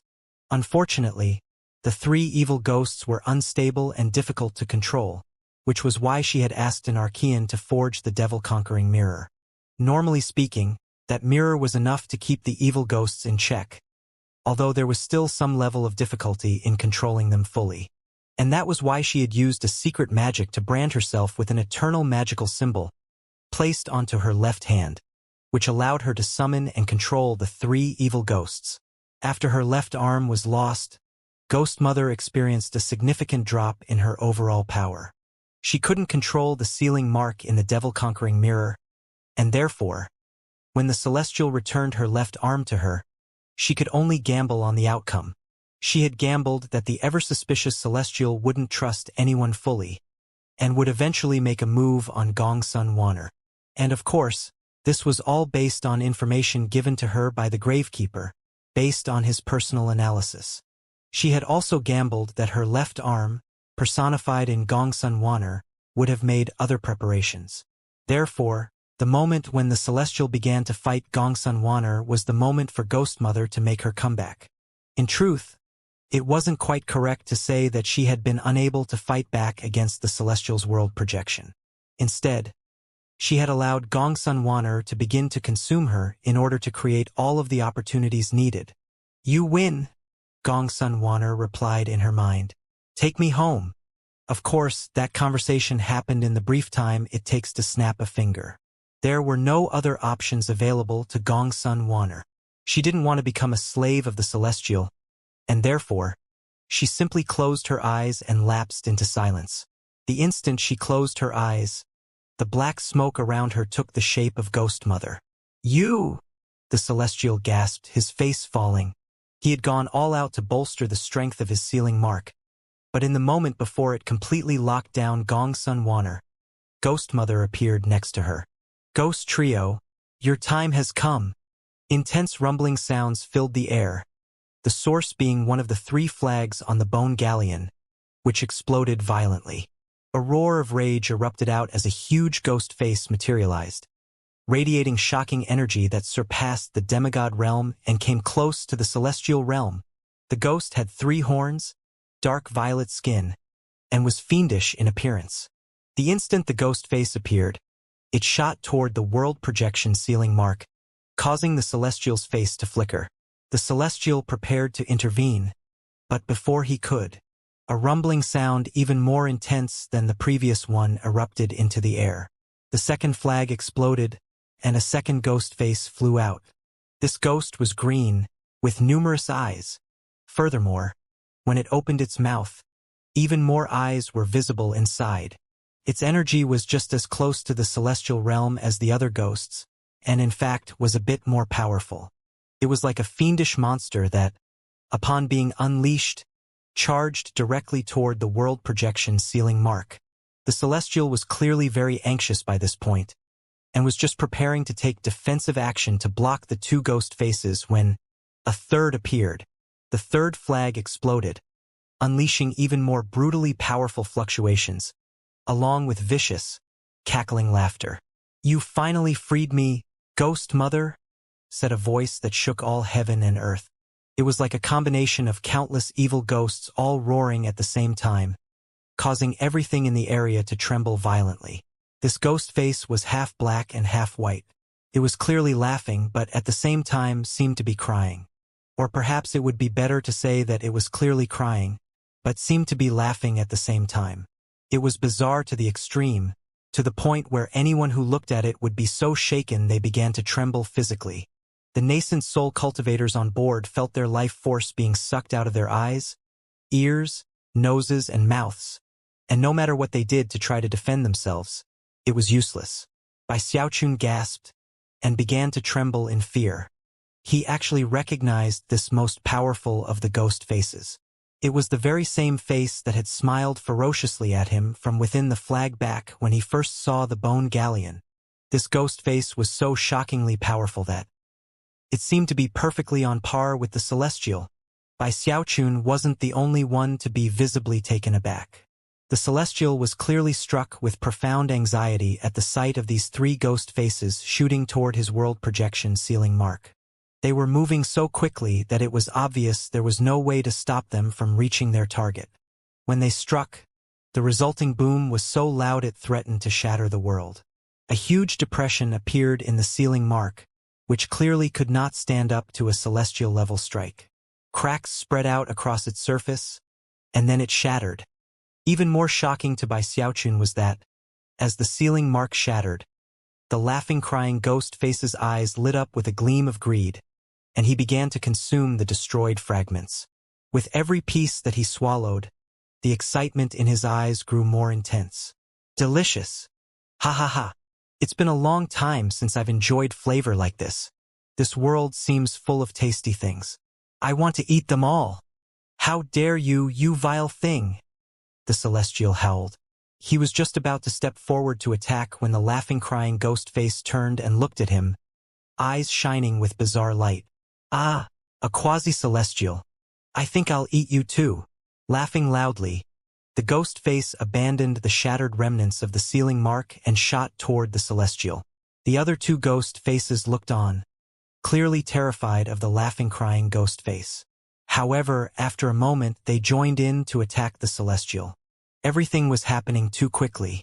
Everyone on the Bone Galleon was having their life force sucked away from them, and as a result were completely ashen-faced and in despair. The Devas had it a bit better off, and in fact, Bai Xiaochun wasn't losing any life force at all. However, his eyes were completely bloodshot as he stood there glaring at Ghost Mother. He looked like he was about to explode, now that the world projection ceiling mark had been destroyed, and the three ghost faces were harrying the Celestial. Ghost Mother once again turned into a huge mouth that turned to consume Gong Sun Wanner. And of course, Gong Sun Wanner was still occupying Ho Xiaomei's body. Ho Xiaomei shivered, and black smoke began to pour out of her eyes, ears, nose, and mouth. It rapidly transformed into the image of a young girl, who looked around bitterly at the world around her, and then glanced back at Ho Xiaomei. "Don't hurt her," she murmured. Then she closed her eyes, and her soul body was swallowed up by Ghost Mother. At that point, another soul body emerged, which belonged to none other than Ho Xiaomei. The two began to float toward Ghost Mother. Bai Xiaochun felt like his heart was being torn apart. Blue veins bulged out on his neck and face, and his eyes turned more bloodshot than ever. Then he shouted out in a voice that even attracted the notice of the Celestial and the three ghost faces. "Ghost Mother, if you want to consume Gong Sun Wanner, that's your business. But if you hurt Ho Xiaomei, then I, Bai Xiaochun, swear an oath that, whether I have to go to the highest heavens or the deepest hells to do it, I will kill you." Bai Xiaochun's voice was hoarse, despondent, and yet filled with indescribable determination. As he spoke, it seemed as though his words resonated with the natural laws of heaven and earth, causing them to echo out in explosive fashion. Ghost Mother was currently absorbing Gong Sun Wanner, and as a result, her facial features were becoming clear. Her eyes, nose, and mouth all appeared, revealing the face of a lovely young woman. She had fair skin and entrancing eyes, and overall, was incredibly beautiful. Her previously severed left arm was growing back, and within moments, looked as ordinary as ever. At the same time, a devastatingly powerful aura sprang up from her. "Are you threatening me?" she asked, looking at Bai Xiaochun with eyes as entrancing as the stars in the sky. However, Bai Xiaochun was not entranced in the least.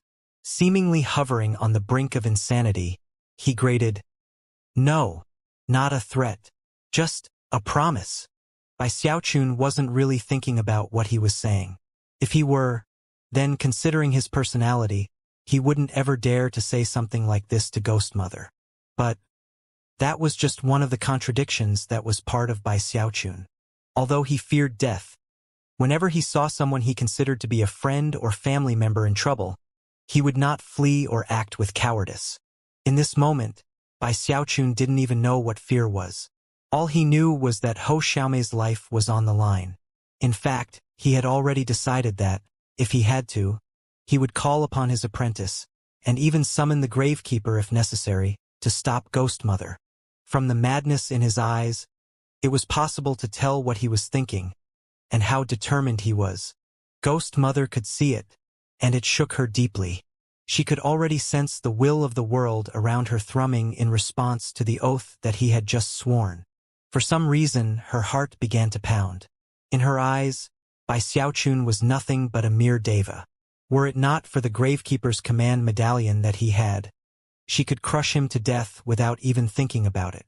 However, her intuition was telling her that if she consumed Ho Xiaomei's soul, then one day in the future, she would end up facing an incredibly powerful foe because of it. In response to that sudden feeling, Ghost Mother's eyes flickered, and the huge mouth she had summoned to consume Ho Xiaomei's soul suddenly vanished. Waving her hand, she sent Ho Xiaomei's soul flying back into her body. Not a bad physical body. Plus, she's strangely connected to this kid. I guess she would make a good choice for an apprentice. Having made her decision, she waved her arm, sending the unconscious Ho Xiaomei flying into her sleeve. With that, she turned back to the bone galleon. Bai Xiaochun's eyes nearly welled up with tears of blood, and he was panting heavily. Meanwhile, the celestial continued to fall back in the face of the three ghost faces. "Ghost Mother," he cried urgently. "We had an agreement." We had an agreement?" she interrupted. She laughed. What a joke! The scorn in her eyes couldn't have been clearer. Before, she had been forced to put on an act.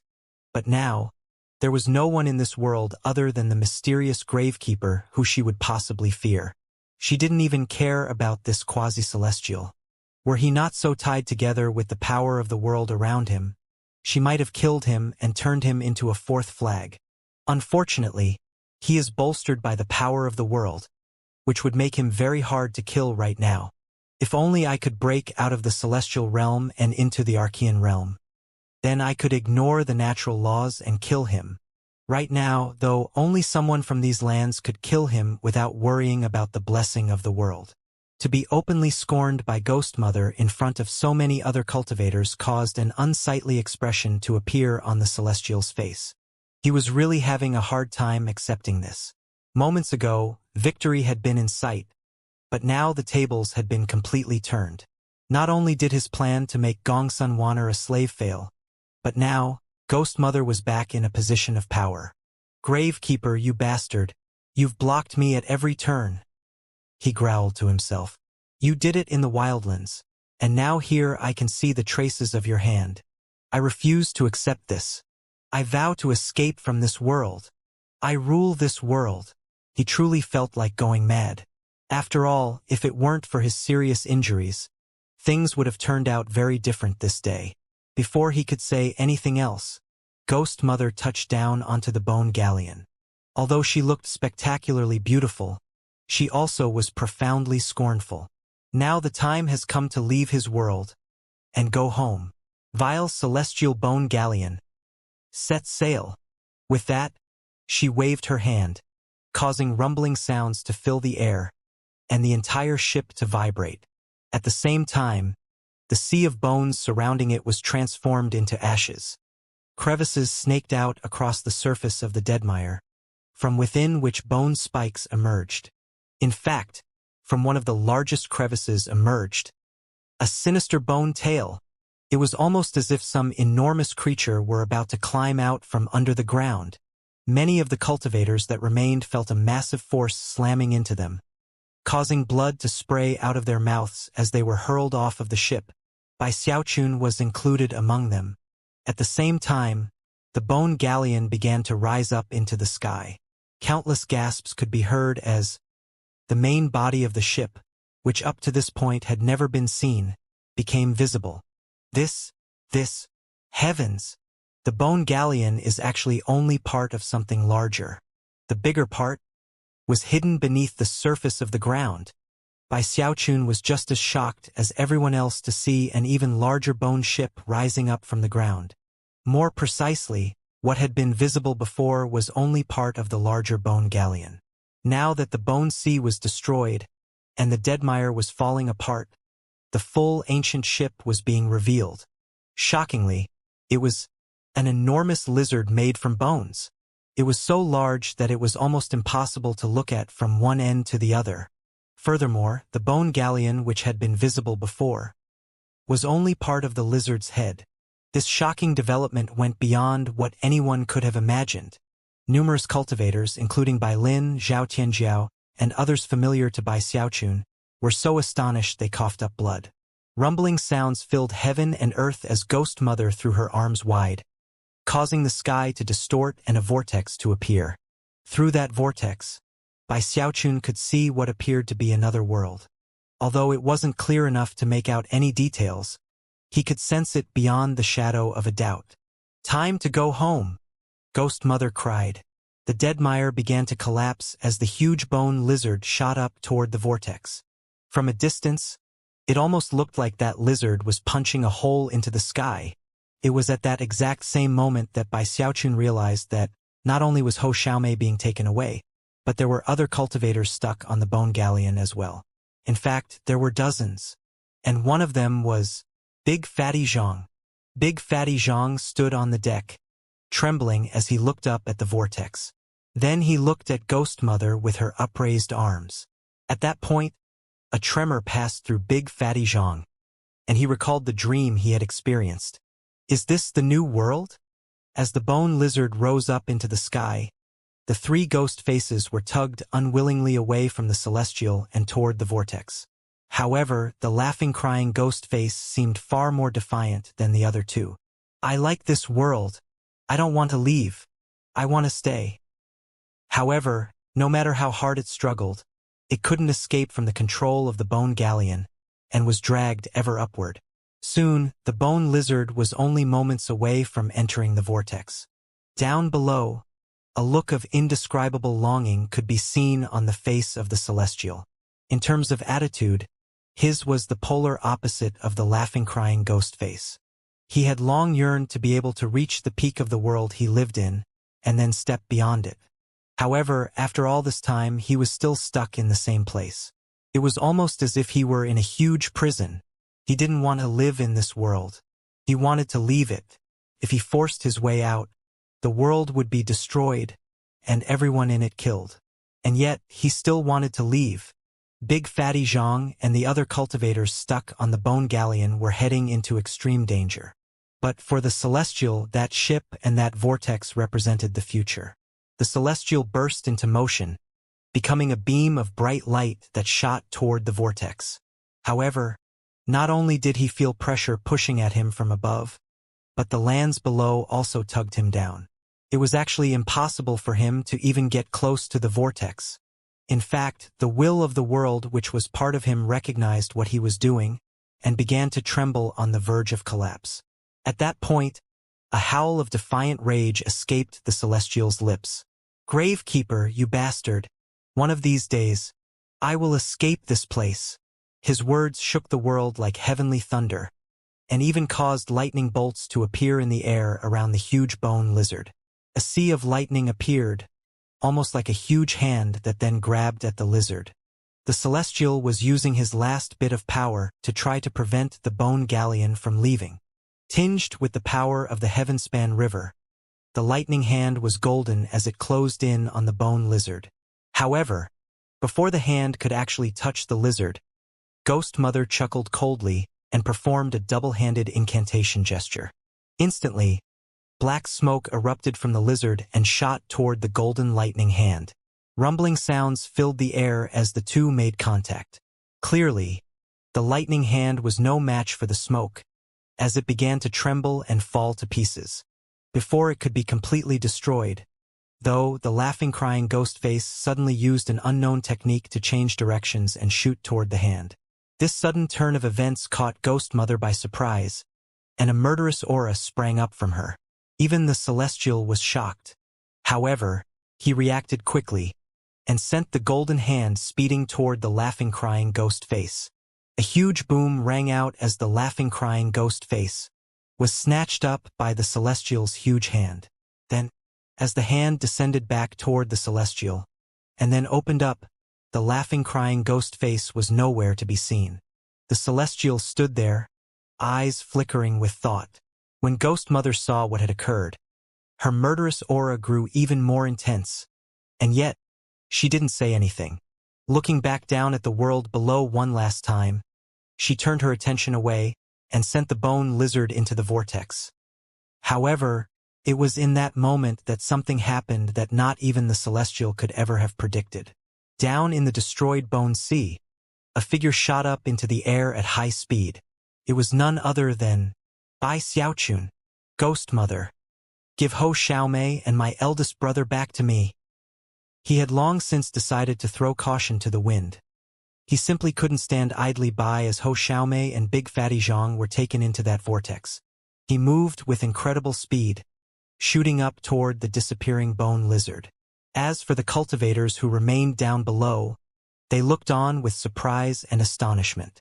The Celestial's eyes narrowed. From what he could tell, everything that was happening reeked of the Gravekeeper's meddling, and he couldn't help but be suspicious about why the Gravekeeper hadn't made an appearance. The old ghost schemes run too deep. I refuse to believe that he did all this simply to hurt me. There must be some other goal he's working toward. Ghost Mother looked down from the bone lizard at Bai Xiaochun, and could see the bloodshot madness in his eyes. However, it didn't matter how fast he was going. There was no way for him to catch up to the bone lizard. Before he could even get close, it was in the vortex and fading away. In the last moment before it was gone, Ghost Mother's lips moved as she transmitted a message to Bai Xiaochun. Don't worry, I have an agreement with the Gravekeeper. Because of that, I will keep your friends safe. The girl has unique qualities that conform to the techniques I cultivate. I will take her as an apprentice. As for the other cultivators on board, I will keep them safe. Bai Xiaochun hovered there in midair, looking powerlessly at the disappearing vortex. Xiaomei, eldest brother. At the moment, he felt completely helpless and lonely. He suddenly thought back to the dream Big Fatty Zhang had told him about. Clearly, his eldest brother had anticipated this moment for a long time. Bai Xiaochun could only hope that Ghost Mother was telling the truth. As he grew older, as he advanced his cultivation base and increased his longevity, Bai Xiaochun was coming to realize that growing up came with a price. This wasn't his first time feeling it. He had experienced this same sensation often in the past, and it always left him feeling powerless. The only thing he wasn't sure about was whether to blame himself or the world around him. He just wanted to practice cultivation and be happy. He just wanted to live his life and smile and laugh. Pain and bitterness gripped his heart as he wondered if he would ever see Big Fatty Zhang and Ho Xiaomei again. Hopefully so, he murmured to himself. He was so wrapped up in his thoughts that he didn't notice how, as the vortex vanished and the deadmire collapsed, the restrictive spells in the area began to unravel. There was now nothing in the deadmire to cause problems for cultivators. Perhaps, after many years passed, the area would return to its normal state, and people would be able to pass through it freely. The Celestial left to chase the laughing crying ghost face, and didn't take anyone with him. Not even Du Lingfei. Du Lingfei looked up at Bai Xiaochun, mixed emotions visible on her face. She seemed to be in a bleak mood as well, but she managed to take a deep breath, fly up, and grasp Bai Xiaochun's hand. Xiaochun, don't be sad. I'm sure that you'll see them again one day. Bai Xiaochun looked over, and could tell that, as she clasped his hand, she was trying to pass all of the warmth and hope she could into him. After a long moment, he nodded. There were less than 200 cultivators left on the shattered bones below. All of them were wounded in one way or another. Even Du Lingfei, despite having been in her father's bag of holding, had been affected by the battle with Ghost Mother and Gong Sun Wanner. No one was hurt too badly, but all of them would need time to recover. Soon, the entire group began making their way toward the exit of the deadmire. Not only did they need to get to a place where they could focus on recovering, but they also needed to determine where exactly they were. Whichever branch of the river was nearest, they would make their way to the river source sect there, and then use teleportation portals to get home. They traveled in silence, their hearts heavy. The twin Master Cloud Lightnings, Guru Spirit Immortal and Master Thousand Ghost were Devis, and as such, leaders within the group, but even they were wounded and were still trembling in shock from everything that had happened. The trial by fire was not at all how anyone had expected it to be. Profound secrets had been laid bare, secrets which surpassed the imaginations of everyone present. Eventually, they reached the end of the deadmire, and found themselves looking at a world of snow and ice. When the twin master cloud lightnings felt the frigid chi in the area, their jaws dropped. They weren't the only ones. The other cultivators from the north all looked around, eyes sparkling with delight. The north. We're in the north. I can sense the frigid spiritual energy of the north. This part of the Deadmire was attached to the northern Heavenspan River region. Bai Xiaochun was still dispirited and downcast. However, it was in that moment that his expression flickered, and he looked down at his bag of holding. Is something wrong? Du Lingfei asked curiously. No, it's nothing, he replied, avoiding the topic. However, waves of shock were battering his heart. Just now, he had sensed that, within the coffin that Patriarch Spirit Stream had given him, the sleeping baby girl had murmured something to him, the aura of home. Bai Xiaochun was quite certain that he wasn't hearing things. Whether it was the voice in his head, or the fluctuations coming from his bag of holding, he was certain that, she's awake. Shaken, he sent a stream of divine sense into his bag of holding to check on the coffin.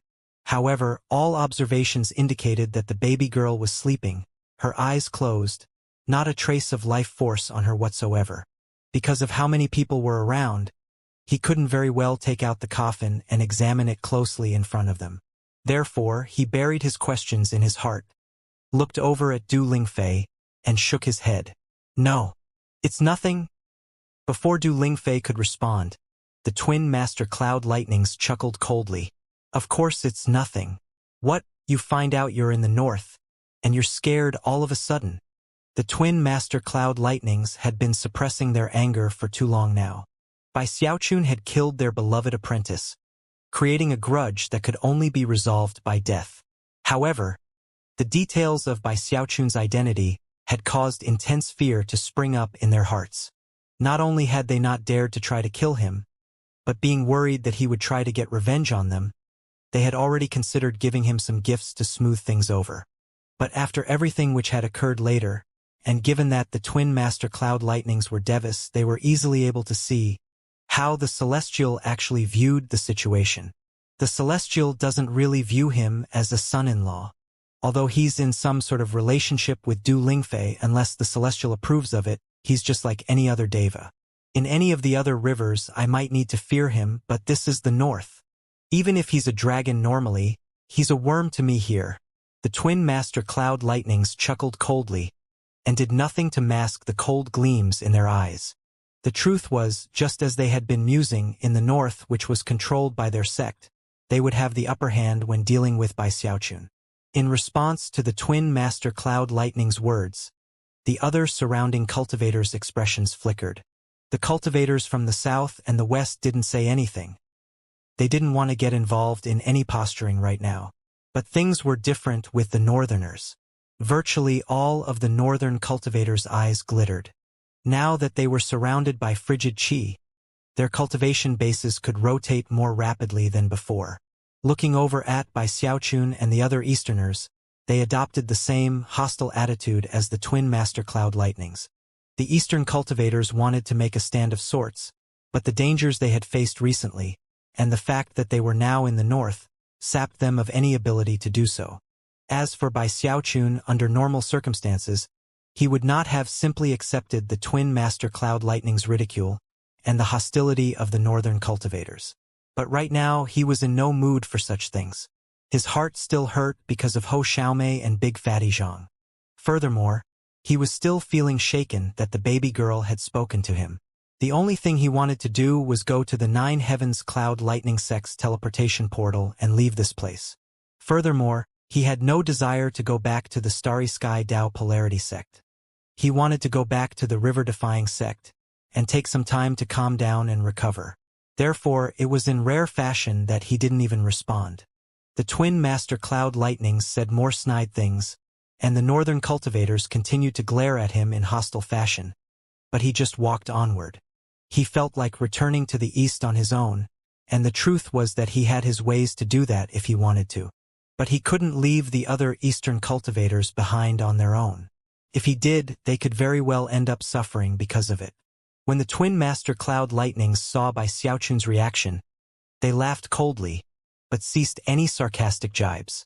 After all, the visiting cultivators were just passing through, and would reach the teleportation portal soon. He's just lucky. The truth was that the twin master cloud lightnings had hoped that Bai Xiaochun would start arguing with them, and provide an excuse to fight.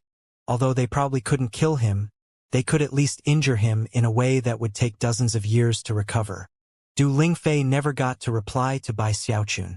However, the look in her eye when she saw the northerners' hostility was noticed by the twin master cloud lightnings, and was another main reason why he didn't take any action. And thus, the cultivators left the Deadmire and headed into the northern Heavenspan River region. The northerners were all very excited, whereas the cultivators from the other 3 river branches were much more reserved.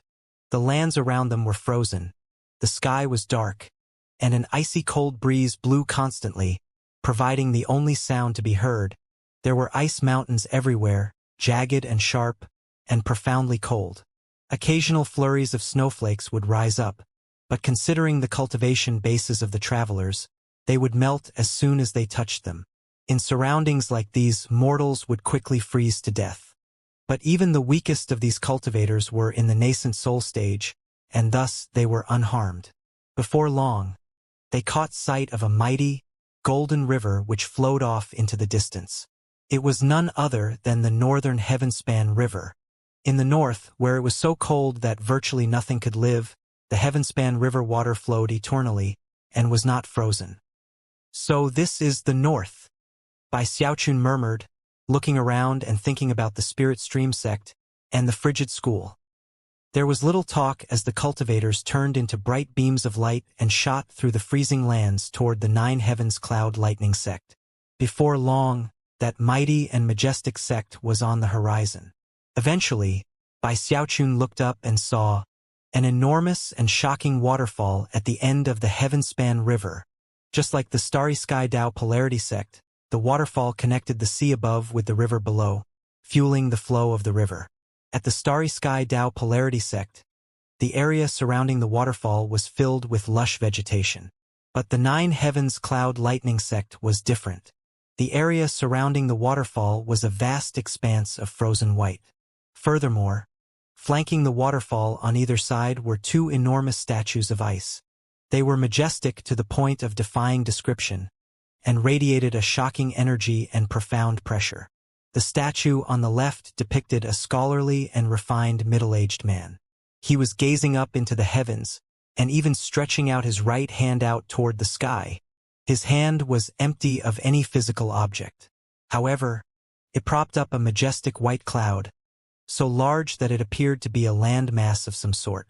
In fact, countless buildings existed on the cloud, and beams of light could be seen flying to and fro between them. Those beams of light were obviously cultivators. Bai Xiaochun gasped at the sight of it.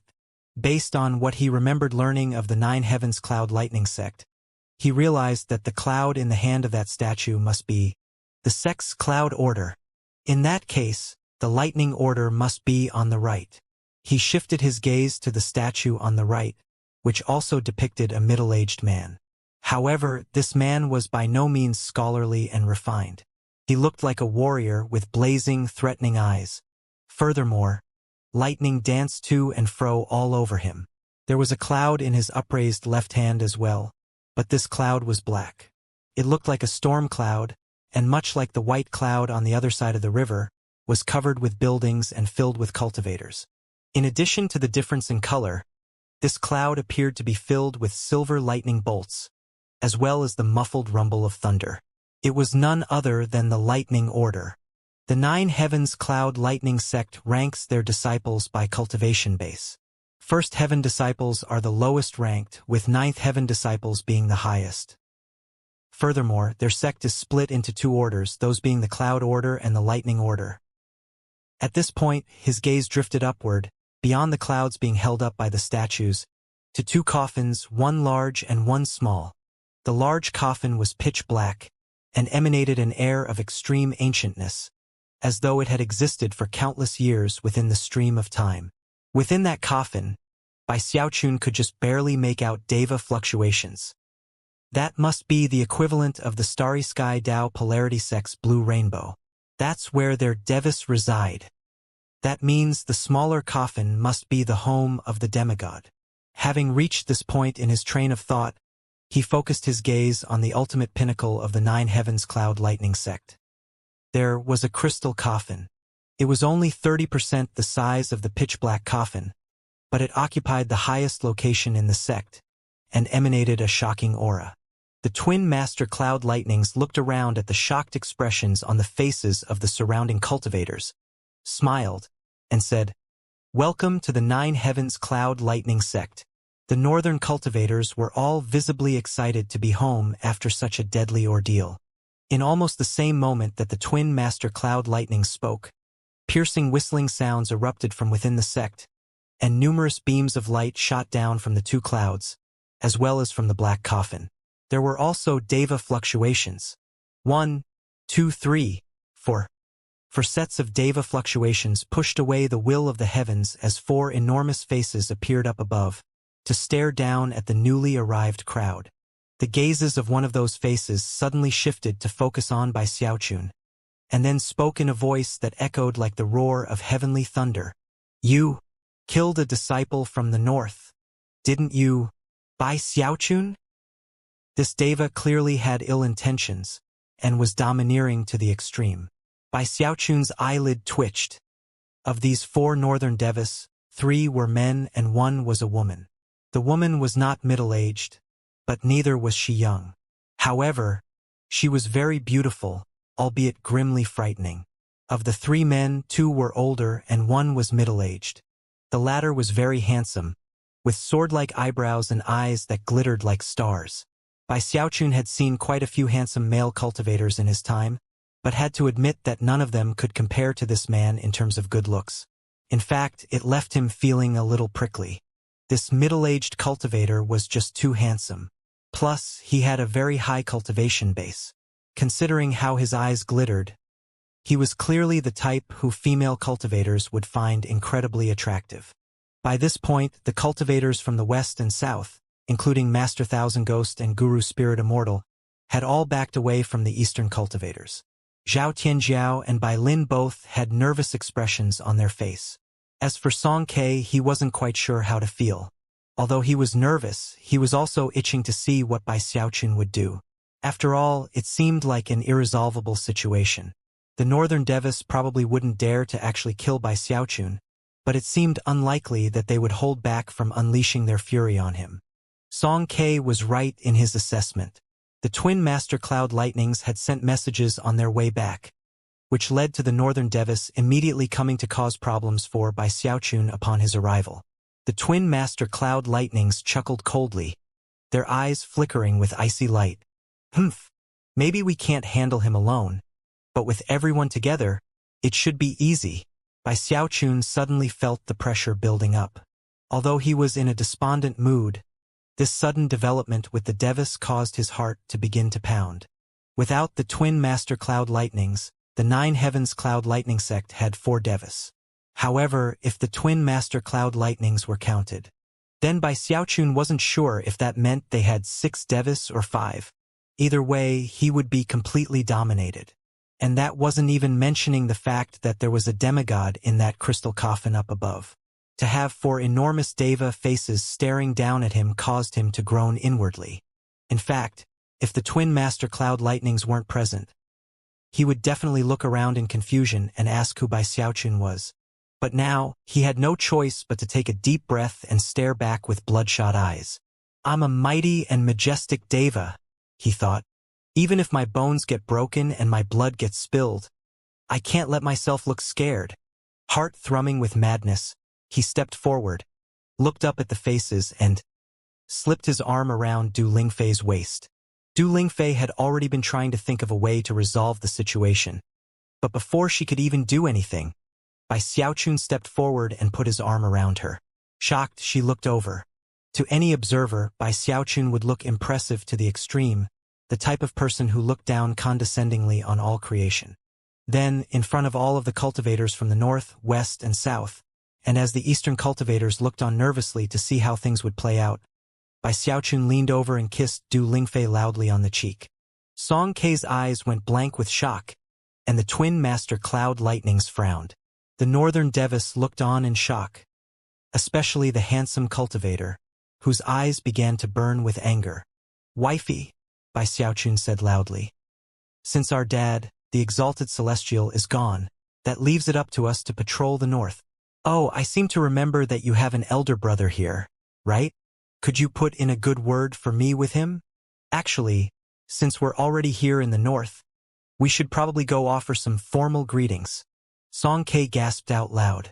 Zhao Tianjiao and Bai Lin stared with eyes as wide as saucers. As for Master Thousand Ghost and Guru Spirit Immortal, they looked on with expressions of complete disbelief. Although the twin Master Cloud Lightnings had been aware of the general situation, they could never have guessed that Bai Xiaochun would so shamelessly bank on his tenuous connection to the demigod patriarch. The other northern Devis were clearly hesitating. The truth was that even they were scared of Du Lingfei. At the same time, they were profoundly struck by how shameless Bai Xiaochun was.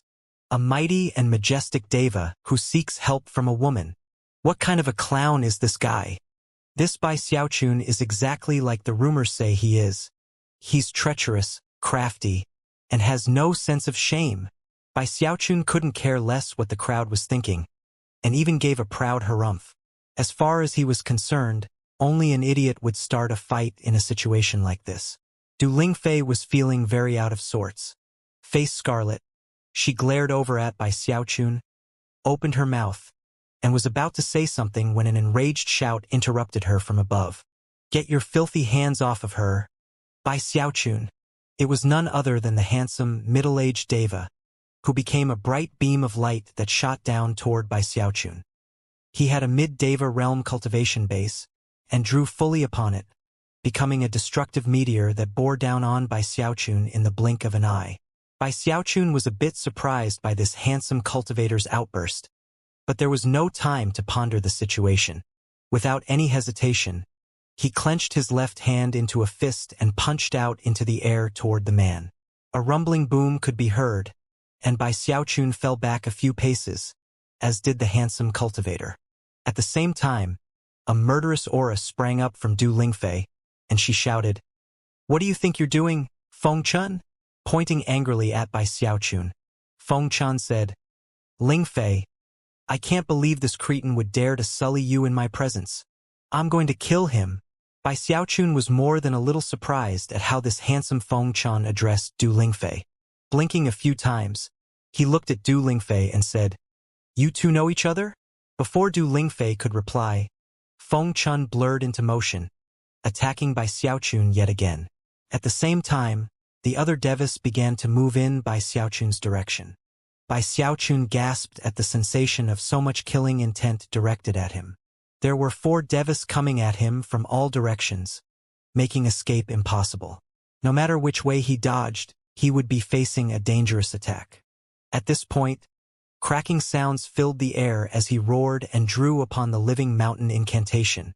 Without any hesitation, he used the mountain-shaking bash, the undying hex, and a quintuple power undying emperor's fist.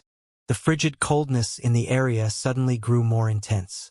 The 4 northern Devis were clearly surprised by this shocking fist strike, and yet none of them backed up. Instead, they continued on with full force to meet it. A huge boom rang out, and Bai Xiaochun staggered backward. At the same time, the twin master cloud lightnings leaped into the fray. Now there were 6 Devis working together. As they closed in, they sealed off the spiritual power in the area, making it more difficult to utilize divine abilities.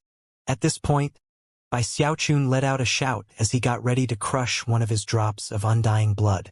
After all, he had no other options at his disposal. These people were being complete bullies, leaving him with only his god-killer technique, which he couldn't control very well. "Cultivators from the other 3 river branches," he said. "Back up immediately." It was a critical moment in which Bai Xiaochun was just about to use the god-killer. Only a few breaths' worth of time had passed since the northern Devis made their move, and already it was a dangerous situation. At this point, Du Lingfei looked up at the crystal coffin and spoke in a loud voice, "Elder Brother Zhou, Is this how you treat your junior sister when she brings people for a visit? According to the rules my father set for the trial by fire, deaths would be unavoidable. Don't tell me the North plans to use governmental authority to avenge private grudges. The instant Du Lingfei finished speaking, laughter rang out from the crystal coffin.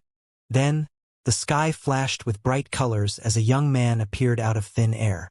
He waved his hand, and although it didn't seem like he exerted any power to do so, massive force exploded in the air between Bai Xiaochun and the other Devis.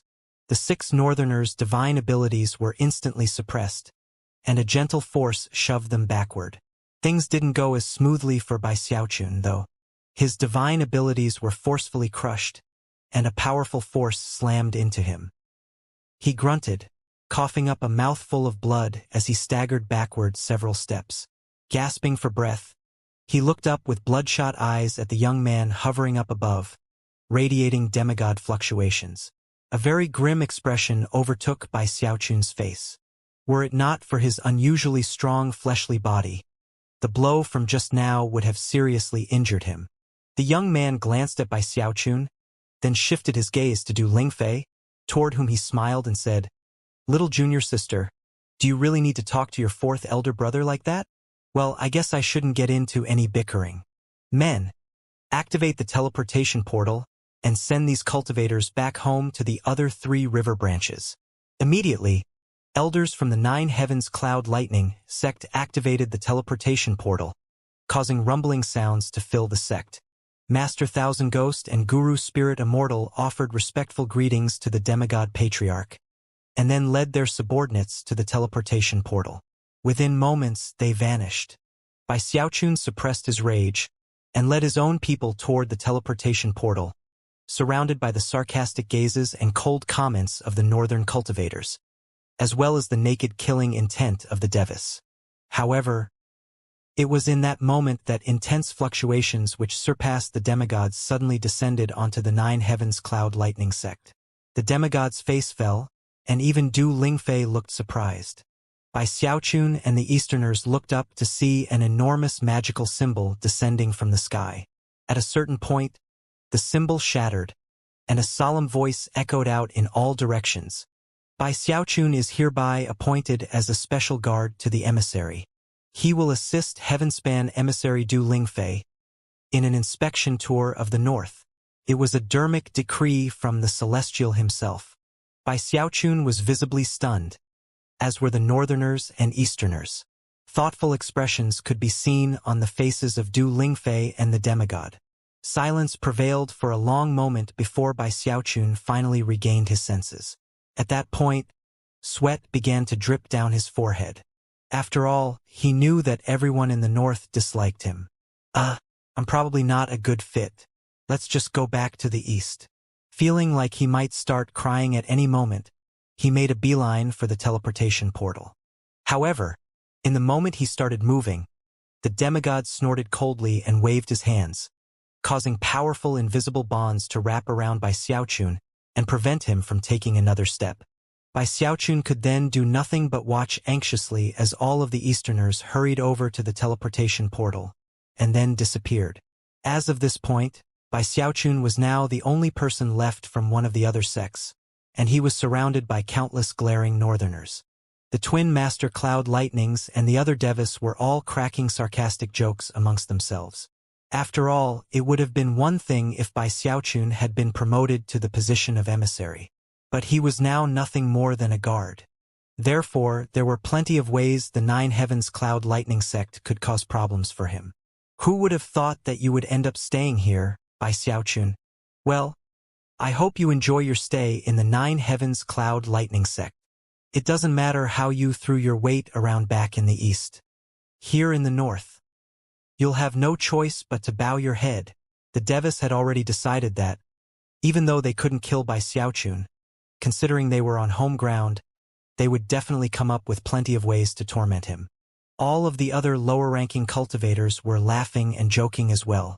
After all, it was a rare thing to be able to make fun of a deva without fearing any consequences. It all made sense.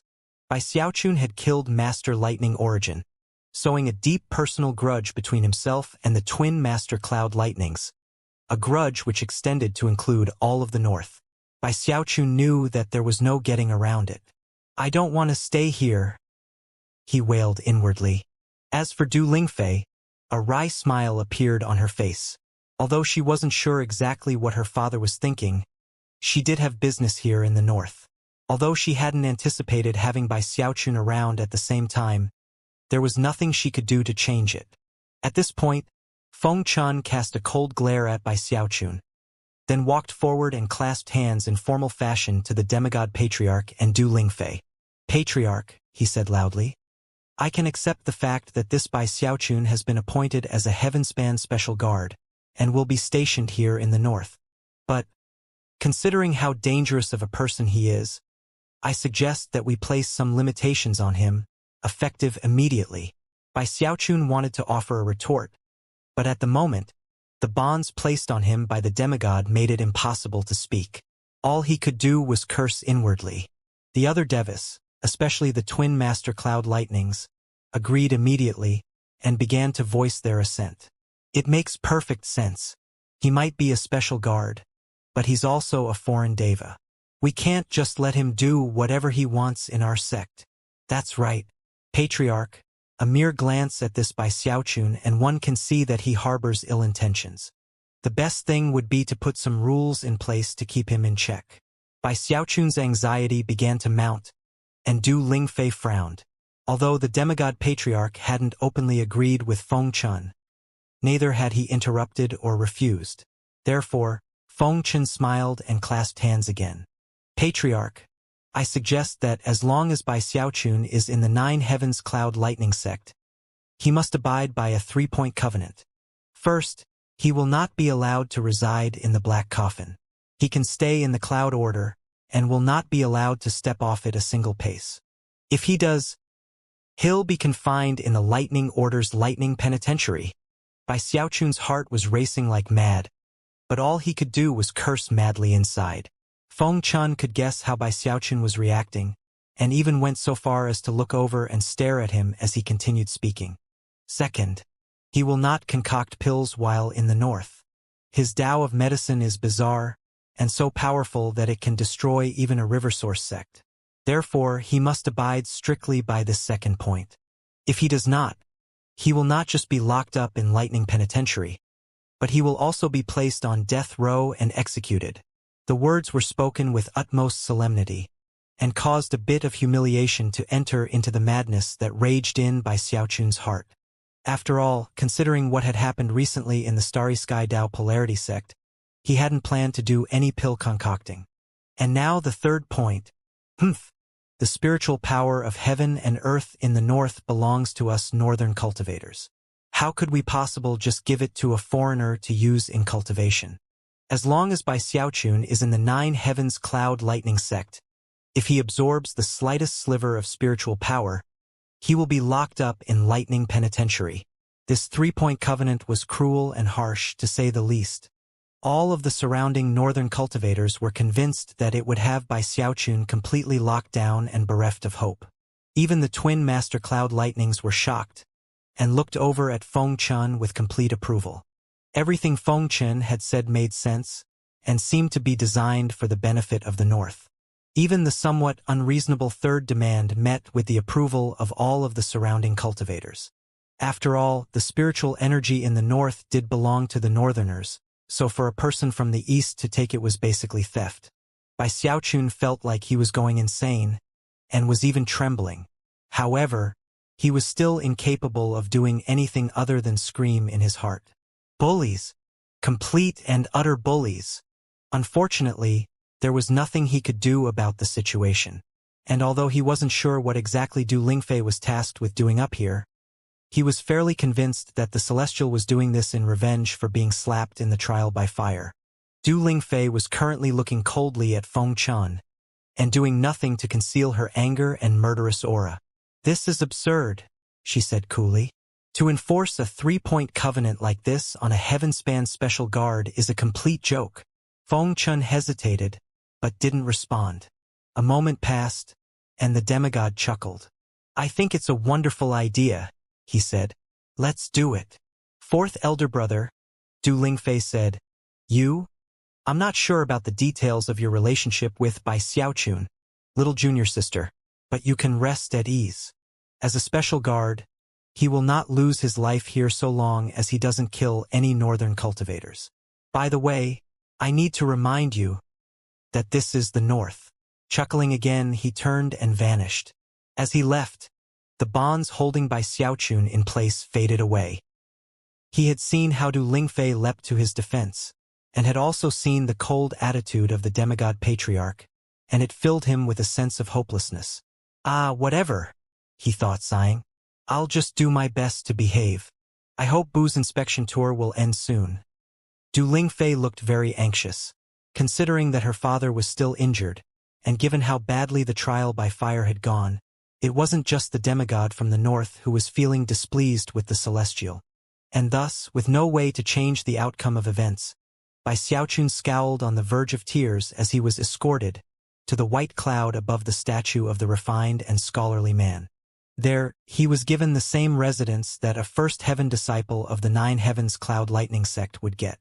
It was simple and crude, and in a remote location on the cloud. When Bai Xiaochun saw that, he sighed and tromped inside, scowling the entire way. Days passed, and soon Bai Xiaochun felt like he was going crazy. Wherever he went in the cloud order, people glared at him, even ones with very low cultivation bases. These were people he could kill without any effort, and yet they looked at him with the same scorn they would show a prisoner with a lower cultivation base than their own. If he ever got close to the border of the cloud order, a stream of Deva divine sense would lock onto him. Obviously, if he stepped off of the cloud, he would be imprisoned. He also couldn't practice cultivation. He could sense that he was constantly being monitored, and therefore, if he absorbed some of the spiritual power of heaven and earth, he would be violating the three-point covenant and would be punished. He had never been restricted in this way before, and it was reaching the point where he couldn't take it. For the first time in his life, he actually wished he could do some pill concocting.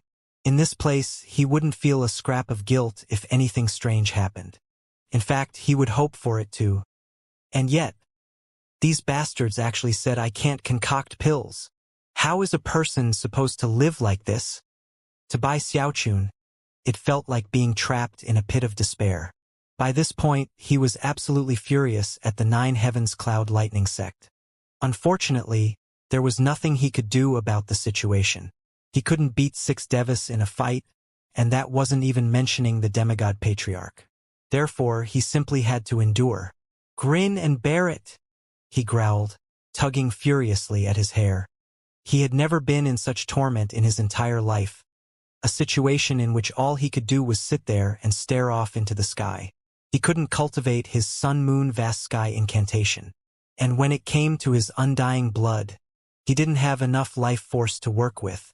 Other than sitting around bored, the only thing he could do was sit around bored. Eventually, Du Lingfei came over to see him, and could tell from his disheveled state how dispirited he was, and that he was having a difficult time enduring. Xiaochun, just wait a little bit longer, she said comfortingly, and absolutely, positively do not do anything rash. I have an important mission to accomplish here for Father. I'll try to get it done as quickly as possible, and then we can leave this place. Bai Xiaochun nodded dully, not even glancing at her as he continued to stare out into nothing. Du Lingfei sighed, looked at him for a long moment, and then flew out of the sect. Several more days passed, during which Bai Xiaochun simply sat around with nothing to do. Eventually, the northern devas realized that he was going to behave himself. However, they simply snorted coldly and proceeded to keep a very close eye on him. There was nothing else Bai Xiaochun could do other than stare off into the distance. The truth was that he really had no idea of what else to possibly do. He tried reaching out to the little turtle, but didn't get even a single response. As for the baby girl in the coffin, he didn't dare to bring her out, not with so many eyes monitoring him day and night. Eventually, he had been sitting around bored for about half a month. One evening, he was sitting there as listless as usual, watching the deep red sunset and the moon climbing up into the sky. It was in that very moment that, without any warning, he heard a faint sigh. Along with the sigh, he sensed certain fluctuations in his bag of holding. The aura of home. Bai Xiaochun very nearly gasped, but managed to keep himself under control. Despite the tsunamis of shock battering at his heart, he kept the expression of boredom on his face. Without the slightest hesitation, he spoke into his mind. "Are you speaking to me, true spirit?" A long moment passed in which he got no response. Anxious, he was just contemplating taking the coffin out to look at, when the same faint voice was again transmitted into his mind. "It's me. Thank you for letting me once again feel the aura of home." Bai Xiaochun was feeling very deeply shaken. To have the baby girl awaken in his moment of profound boredom had him feeling extremely excited. Therefore, he didn't hesitate to respond. "How are you able to wake up without a river-defying pill?" "My body isn't awake," continued the voice. "Only my mind. The north used to be my home, and the spiritual energy here is very beneficial to me.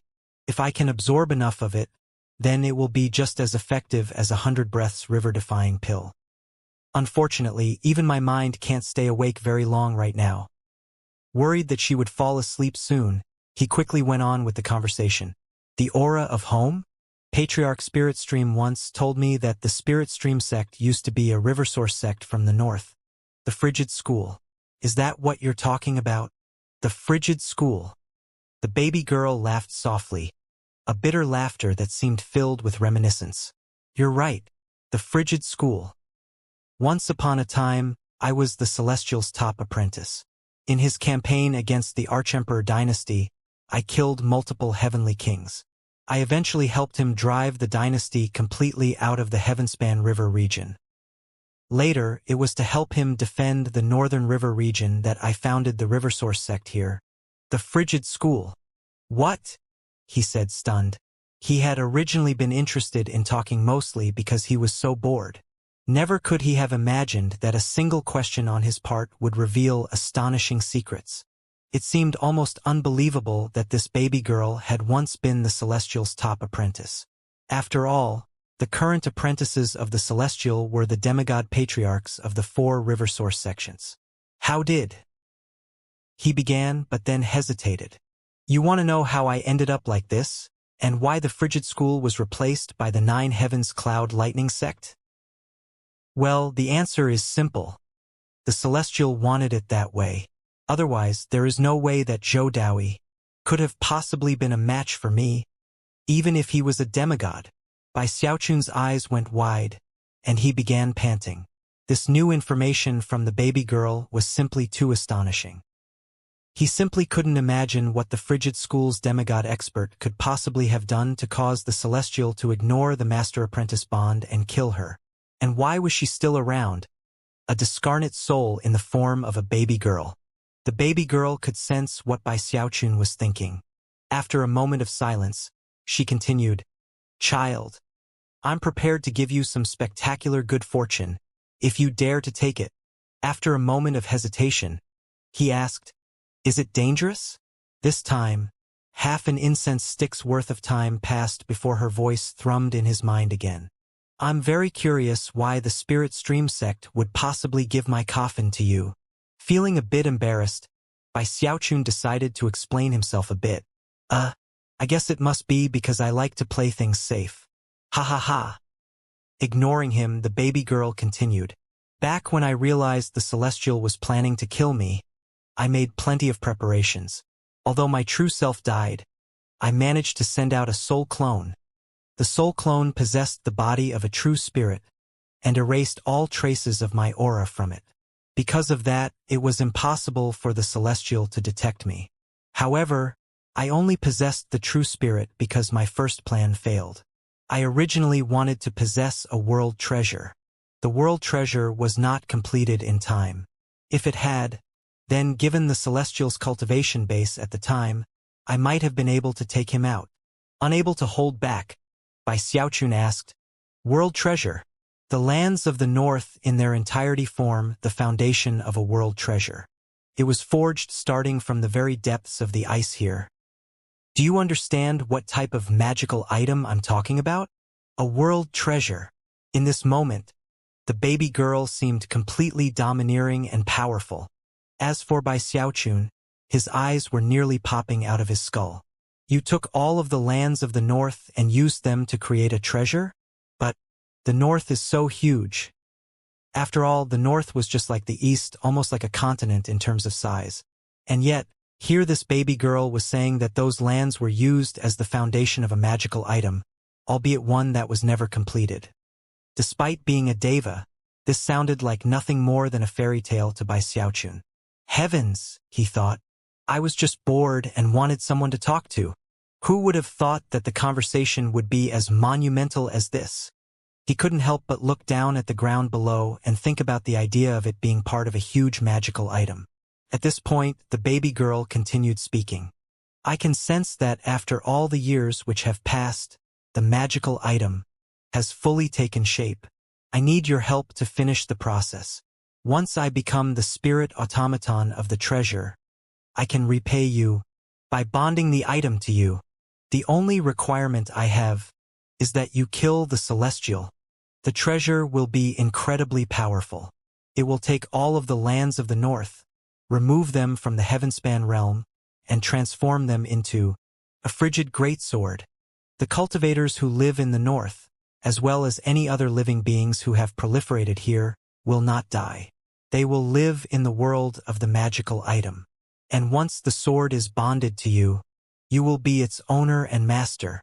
At the same time, when I fuse with the world treasure, I can give you access to the boundless spiritual energy of heaven and earth that has built up in it over the years. In a very short period of time, your cultivation base may very well jump all the way into the demigod realm. That is the good fortune I wish to give you, and now, you need to tell me whether or not you dare to take it. The baby girl spoke with decisiveness that could sever nails and chop iron. Bai Xiaochun almost couldn't control his breathing, and his eyes shone with intense brightness. The mere thought of this good fortune caused him to visualize himself wielding a massive sword forged from the northern lands.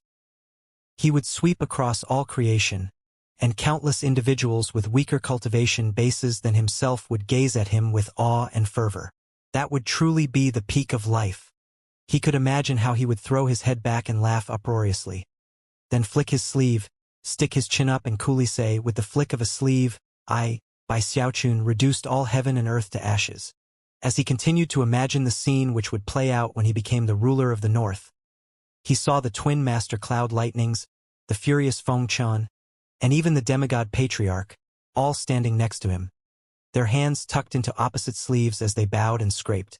Already, his excitement was building. However, after a moment, he hesitated. To have something amazing like this just fall out of the sky into his lap seemed a bit odd.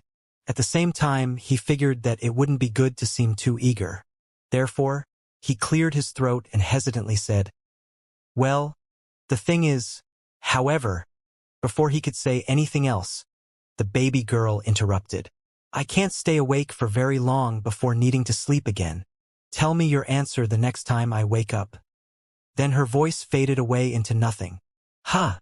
Surprised, he called out into his mind a few more times, but got no answer. Shaking his head, he came to the conclusion that the baby girl really had fallen unconscious again.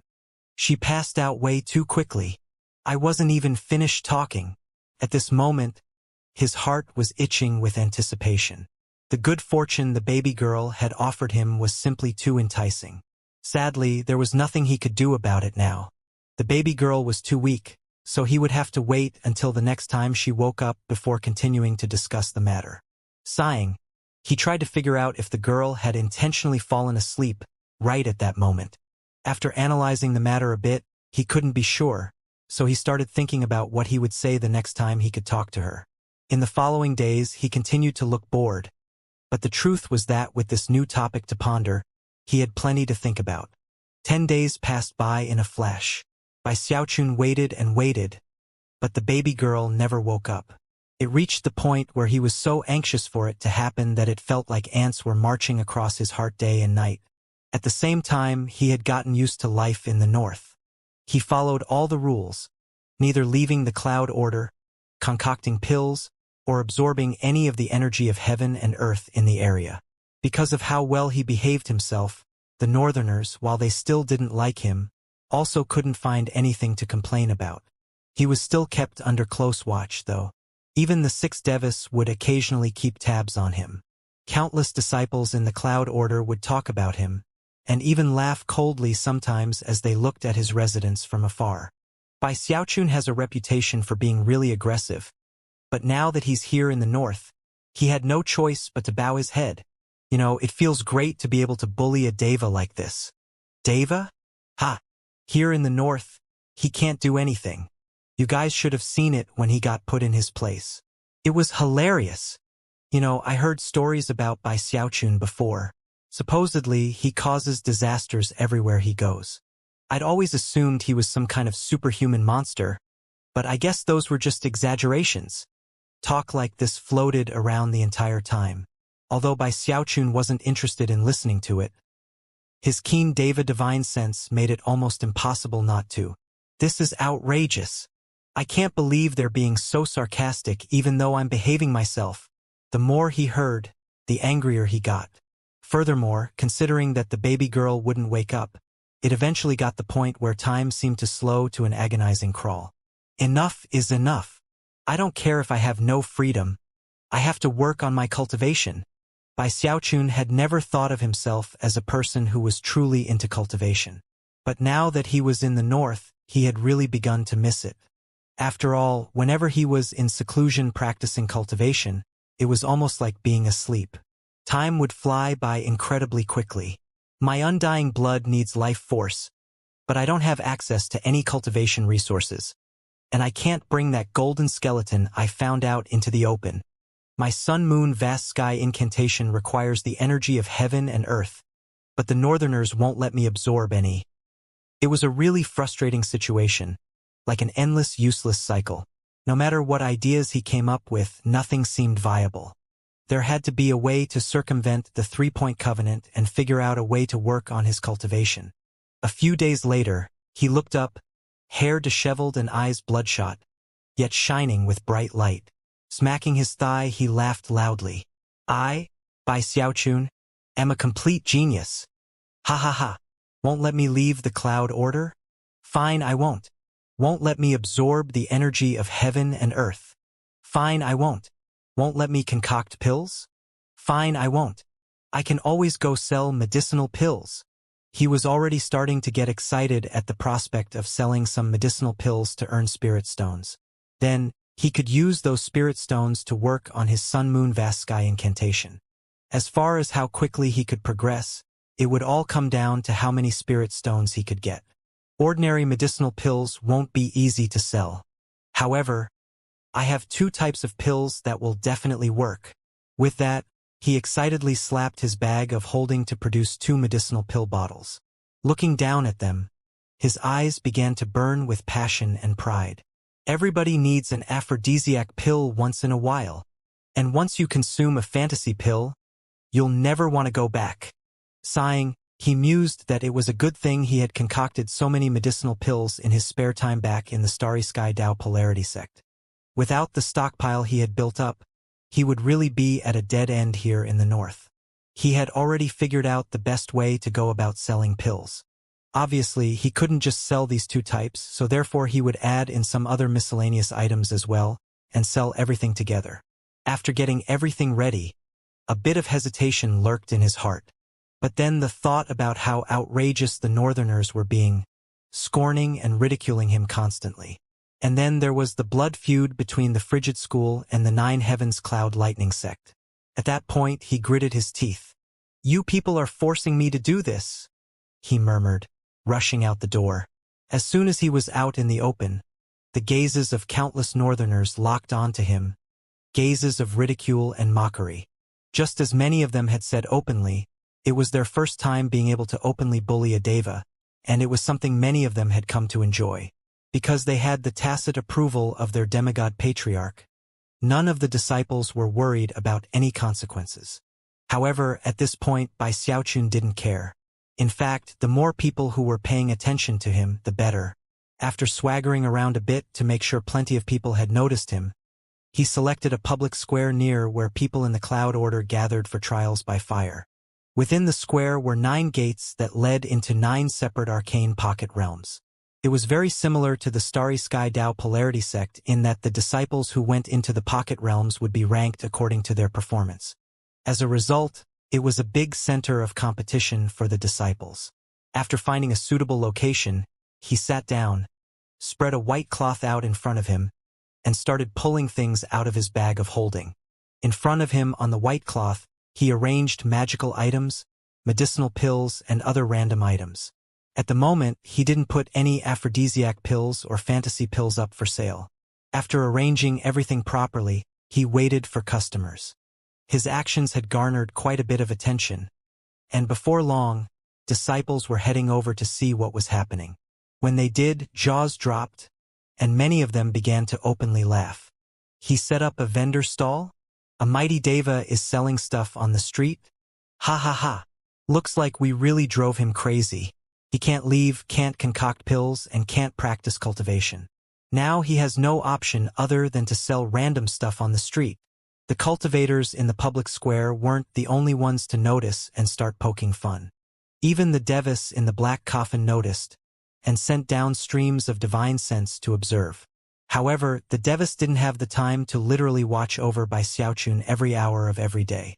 And considering the 3-point covenant which was in place, it didn't matter how shockingly powerful Bai Xiaochun was. He wouldn't be able to do much. Another half a month went by. Every day, Bai Xiaochun would set up his vendor stall, and although he didn't do much business, he worked as hard as he could to attract the northern disciples, providing loud descriptions of the various magical items and medicinal pills he was offering for sale. On one particular day when he was sure that there was no Deva divine sense watching him, he leaned forward to a burly fellow who was browsing through his medicinal pills. "Hey man," he said quietly, "I have some special medicinal pills right over here. Want to have a look?" This was the burly man's third visit, and Bai Xiaochun had been observing him carefully. It was only after confirming that he didn't seem suspicious that he finally decided to make him an offer. "What medicinal pills?" the man asked, instantly on guard. With a flourish, Bai Xiaochun produced a fantasy pill. The unique aura which emanated off of the pill caused the burly man's eyes to widen. As glittering, he grabbed it, not even bothering to ask how much it cost. He tossed Bai Xiaochun a spirit stone, then walked off. 1 spirit stone for 1 fantasy pill wasn't even enough to cover the production costs. Clearly, the burly man felt that Bai Xiaochun was lucky just to be able to sell things in the north. Actually, that attitude was prevalent among almost all of the northerners. Bai Xiaochun's eyes narrowed as he looked down at the 1 spirit stone. However, he didn't mind. He simply sat there, occasionally hawking his wares to the passers-by.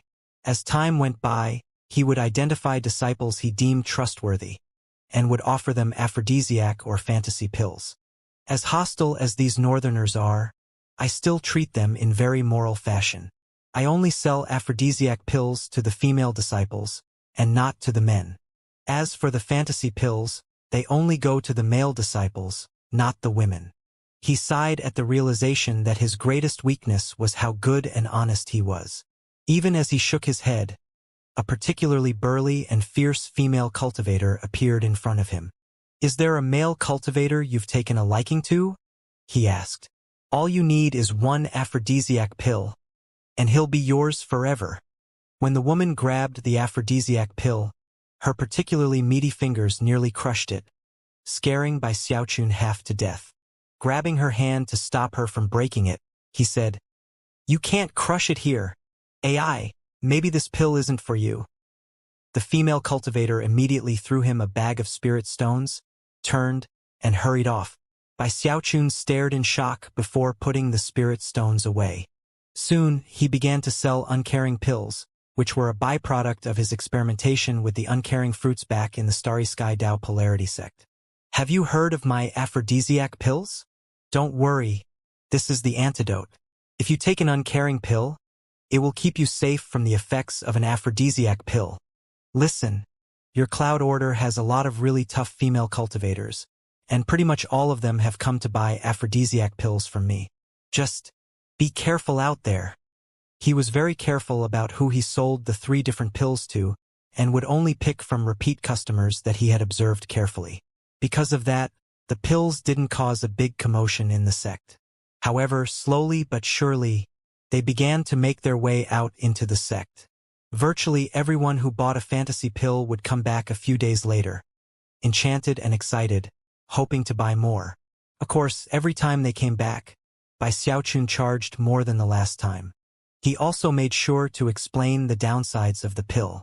After all, as an apothecary, he had a duty to act morally, and thus would not withhold his mercy, even from the northerners. I can't control the strange, unexplainable things that always happen during the concocting process. However, when it comes to the completed pills, I absolutely have to tell my customers what to watch out for. Bai Xiaochun was fully convinced that this was the right thing to do. He did the same with the aphrodisiac pills and the uncaring pills, which were slowly becoming more popular. It was almost shocking how much cultivators wanted pills like that. Aphrodisiac pills stimulated instinctual behavior, whereas fantasy pills fulfilled one's dreams. As for the uncaring pills, they counteracted aphrodisiac pills, and at the same time also served to negate the effects of fantasy pills. Because of that, the uncaring pills actually sold a bit better than the other two. Before long, the cultivators in the Cloud Order came to the realization that the aphrodisiac pills and fantasy pills were almost like poison in terms of how vicious they were. And yet, there were still quite a few people who weren't convinced, and eventually reached a state in which they were nearly addicted, and would buy them by any means possible, even secretly. There were a few grandmasters of the Tao of medicine in the Cloud Order who managed to get their hands on the pills to research them. One of them was Ouyang De, who was considered to be the top apothecary grandmasters in the Cloud Order. As such, he came to understand the fantasy pills and aphrodisiac pills better than anyone else. Even before Bai Xiaochun came to the north, I wanted to have a chance to research some of his medicinal pills. Finally, my opportunity has arrived. Chuckling coldly, he looked down at the fantasy pill resting on his palm. Let's see if this lousy fantasy pill really works. Considering his skills with medicinal pills, his research had led him to the conclusion that there wasn't anything particularly special about the pill. The only way to know the truth is to try it personally. Although he was confident in his own Tao of medicine, he had also acquired an uncaring pill, just in case something unexpected happened. As soon as he popped the fantasy pill into his mouth, it melted, and a tremor passed through him. He closed his eyes, and suddenly felt like he was floating. As for the uncaring pill in his hand, his grip went slack, and it tumbled off to the side. 3 days later, his eyes opened. He was covered in sweat, and his expression was blank for a very long moment before he murmured, "I achieved my Tao and became an immortal." The same thing happened to many cultivators in the Cloud Order. Virtually everyone who consumed a fantasy pill would completely ignore the antidote, and would instead revel in the absurd and wonderful experiences that they experienced. Soon, the fantasy pills outpaced the aphrodisiac pills in terms of sales. In fact, the fantasy pills became like a brewing storm that grew larger and larger in the Cloud Order. More and more disciples were secretly buying them. Eventually, it reached the point where the whole thing was out in the open. Ouyang De even went and bought a huge stockpile of fantasy pills all in one shot. Bai Xiaochun's profits increased rapidly. Much to his excitement, he soon reached the point where he could cultivate the Sun-Moon Vast Sky incantation. However, he was also aware that the matter of selling pills couldn't be kept a secret for very long. It wouldn't be long before the Devis caught wind of the matter. And that was exactly what happened. Fantasy pill sales had gone through the roof. Almost everyone who tried one got addicted. In a short half a month, almost all of the Cloud Order disciples fell in love with fantasy pills. It reached the point where there were simply too many people involved, and soon accidents started happening. Some disciples weren't able to control themselves after consuming a pill, and would ignore Bai Xiaochun's instructions to always stay in their immortal's caves when under the influence. Fly, fly, fly. I'm a mighty bird. Ha ha ha. Ha ha ha. I finally became a demigod. Hit me. Come on, do it. Hit me. The Devis finally noticed what was going on. The crazed behavior of a few of the disciples led to an investigation, and the truth was revealed. In less than a month, Almost all of the disciples in the Cloud Order had begun consuming fantasy pills on a regular basis. It was a huge affair, and the Northern Devis were immediately enraged. They quickly issued orders that fantasy pills were prohibited in the sect, and anyone who consumed one would be expelled. The disciples were initially alarmed, but as they awoke from their reveries and began to put the pieces of the puzzle together, they came looking for Bai Xiaochun. "How shameless of you, Bai Xiaochun! You tricked us into taking fantasy pills." "That's right. This is all because of Bai Xiaochun. Damn it! Give me back my spirit stones. He made me take the pills. If it wasn't for him, I would never have even tried one. Damn those fantasy pills."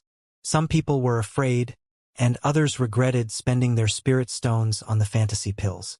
For other reasons as well, everyone started blaming Bai Xiaochun. Even as the angry mob formed, the twin master cloud lightnings, Feng Chun, and the other Devis came to the Cloud Order. "You violated the covenant, Bai Xiaochun," Feng Chun shrieked. "Do you have a death wish or something?" A boom rang out as a powerful divine ability slammed into Bai Xiaochun's residence, sending him stumbling out into the open. "I violated the covenant?" Bai Xiaochun yelled angrily, finally glad to be able to let off some steam. "Oh really? Tell me, Feng Chun, which part of the three-point covenant did I violate? Did I leave the Cloud Order? Did I concoct pills? Did I absorb any of the energy of heaven and earth from the north? Which point in the covenant did I violate? Huh? Come on. Tell me. You!" Feng Chun said, pointing at Bai Xiaochun. However, after a long moment, he realized he had nothing to say. Just as Bai Xiaochun had said, he hadn't violated any of the rules set forth in the three-point covenant. The twin master cloud lightnings were extremely angry, and yet had no way to vent their anger. Bai Xiaochun glanced at the Devis, who were all standing there unable to say a single thing, then looked around at the Cloud Order disciples, his eyes sparkling. "And what about all of you? Let me ask you, did I actually force any of you to buy my pills? Didn't I tell you of all the possible consequences? Didn't I offer to sell you an antidote? Didn't I remind you to be careful where you consumed the pills? Are you just too used to bullying me or something? Did you forget that I'm Bai Xiaochun? I'm also a Deva, remember? You Northerners always push things too far." Bai Xiaochun finally released all of the frustration that had been building up over the past months.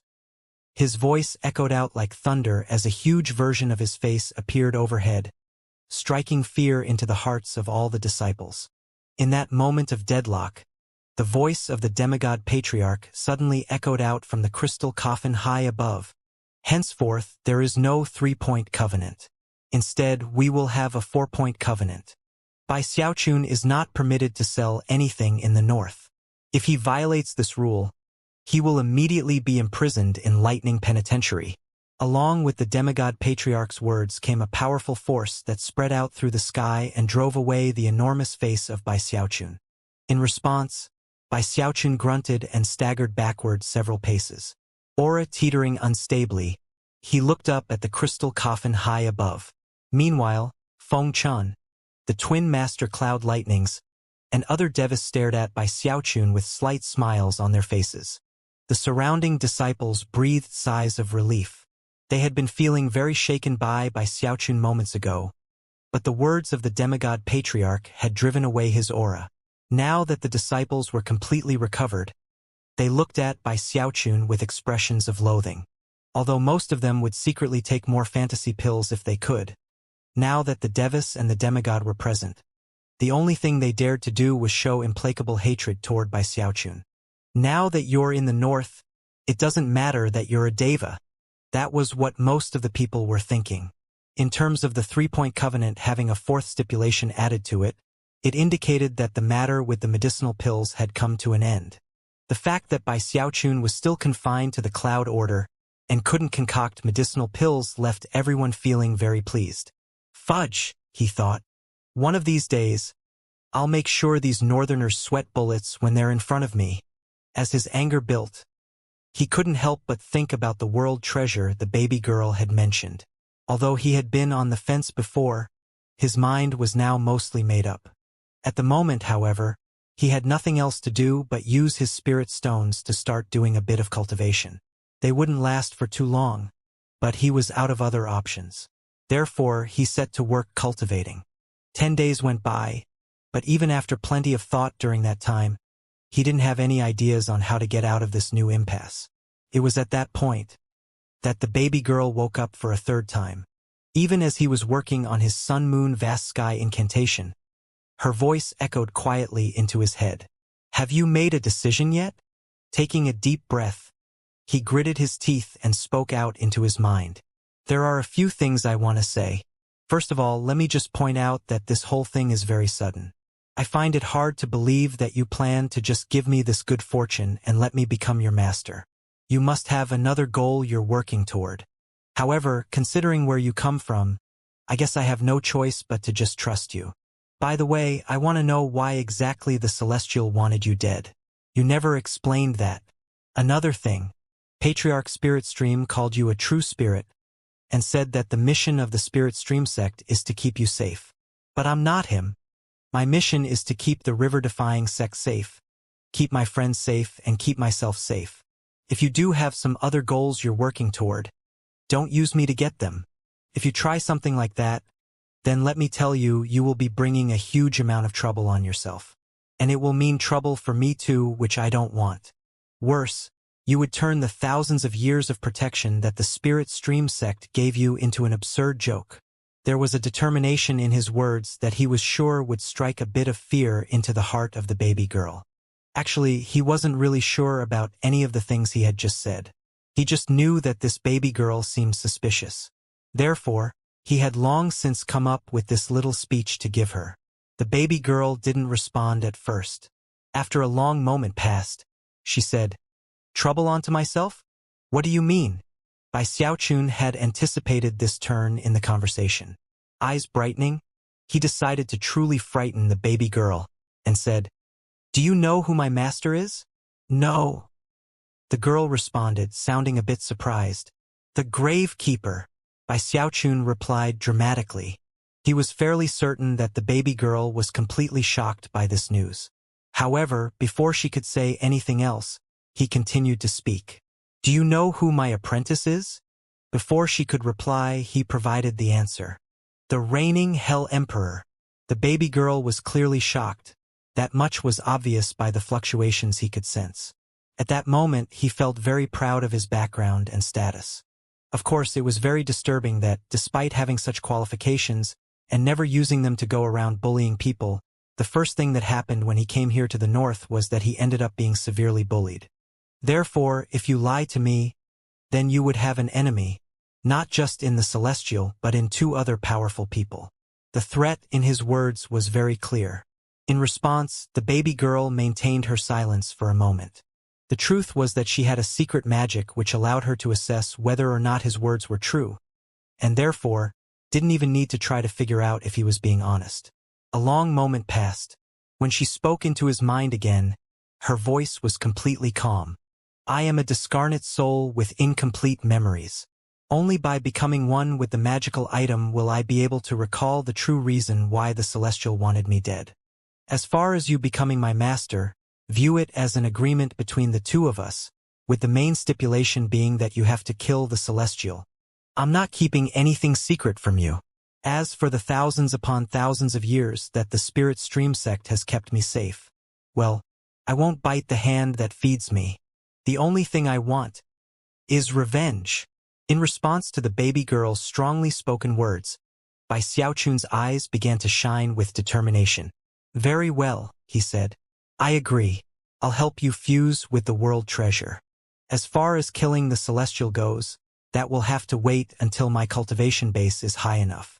Besides, I have no personal enmity with him.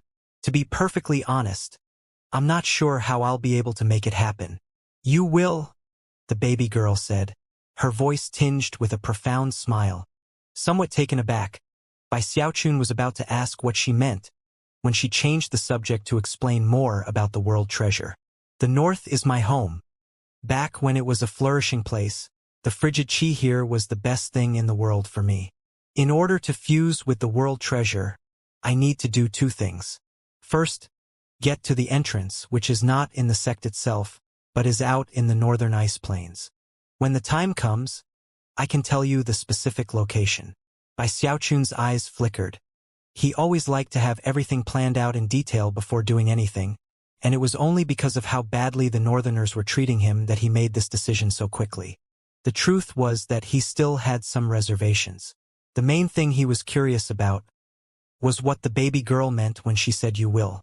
There was something about her words that he found very unsettling. The second thing I have to do is open the entrance.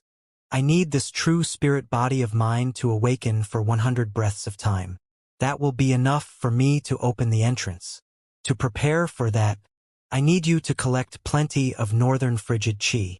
Even as she spoke into his mind, his bag of holding vibrated. He quickly sensed some divine sense inside, and found that a green leaf had appeared out of nowhere. It floated up from the coffin, out of his bag of holding, to appear right in front of him. "Frigid qi," he said hesitantly. The 4-point covenant stipulated that he couldn't absorb the spiritual energy of heaven and earth. But after some thinking, he realized that frigid qi probably didn't count. After all, spiritual energy came from the heaven-span sea, whereas frigid qi naturally filled all of the icy lands of the north.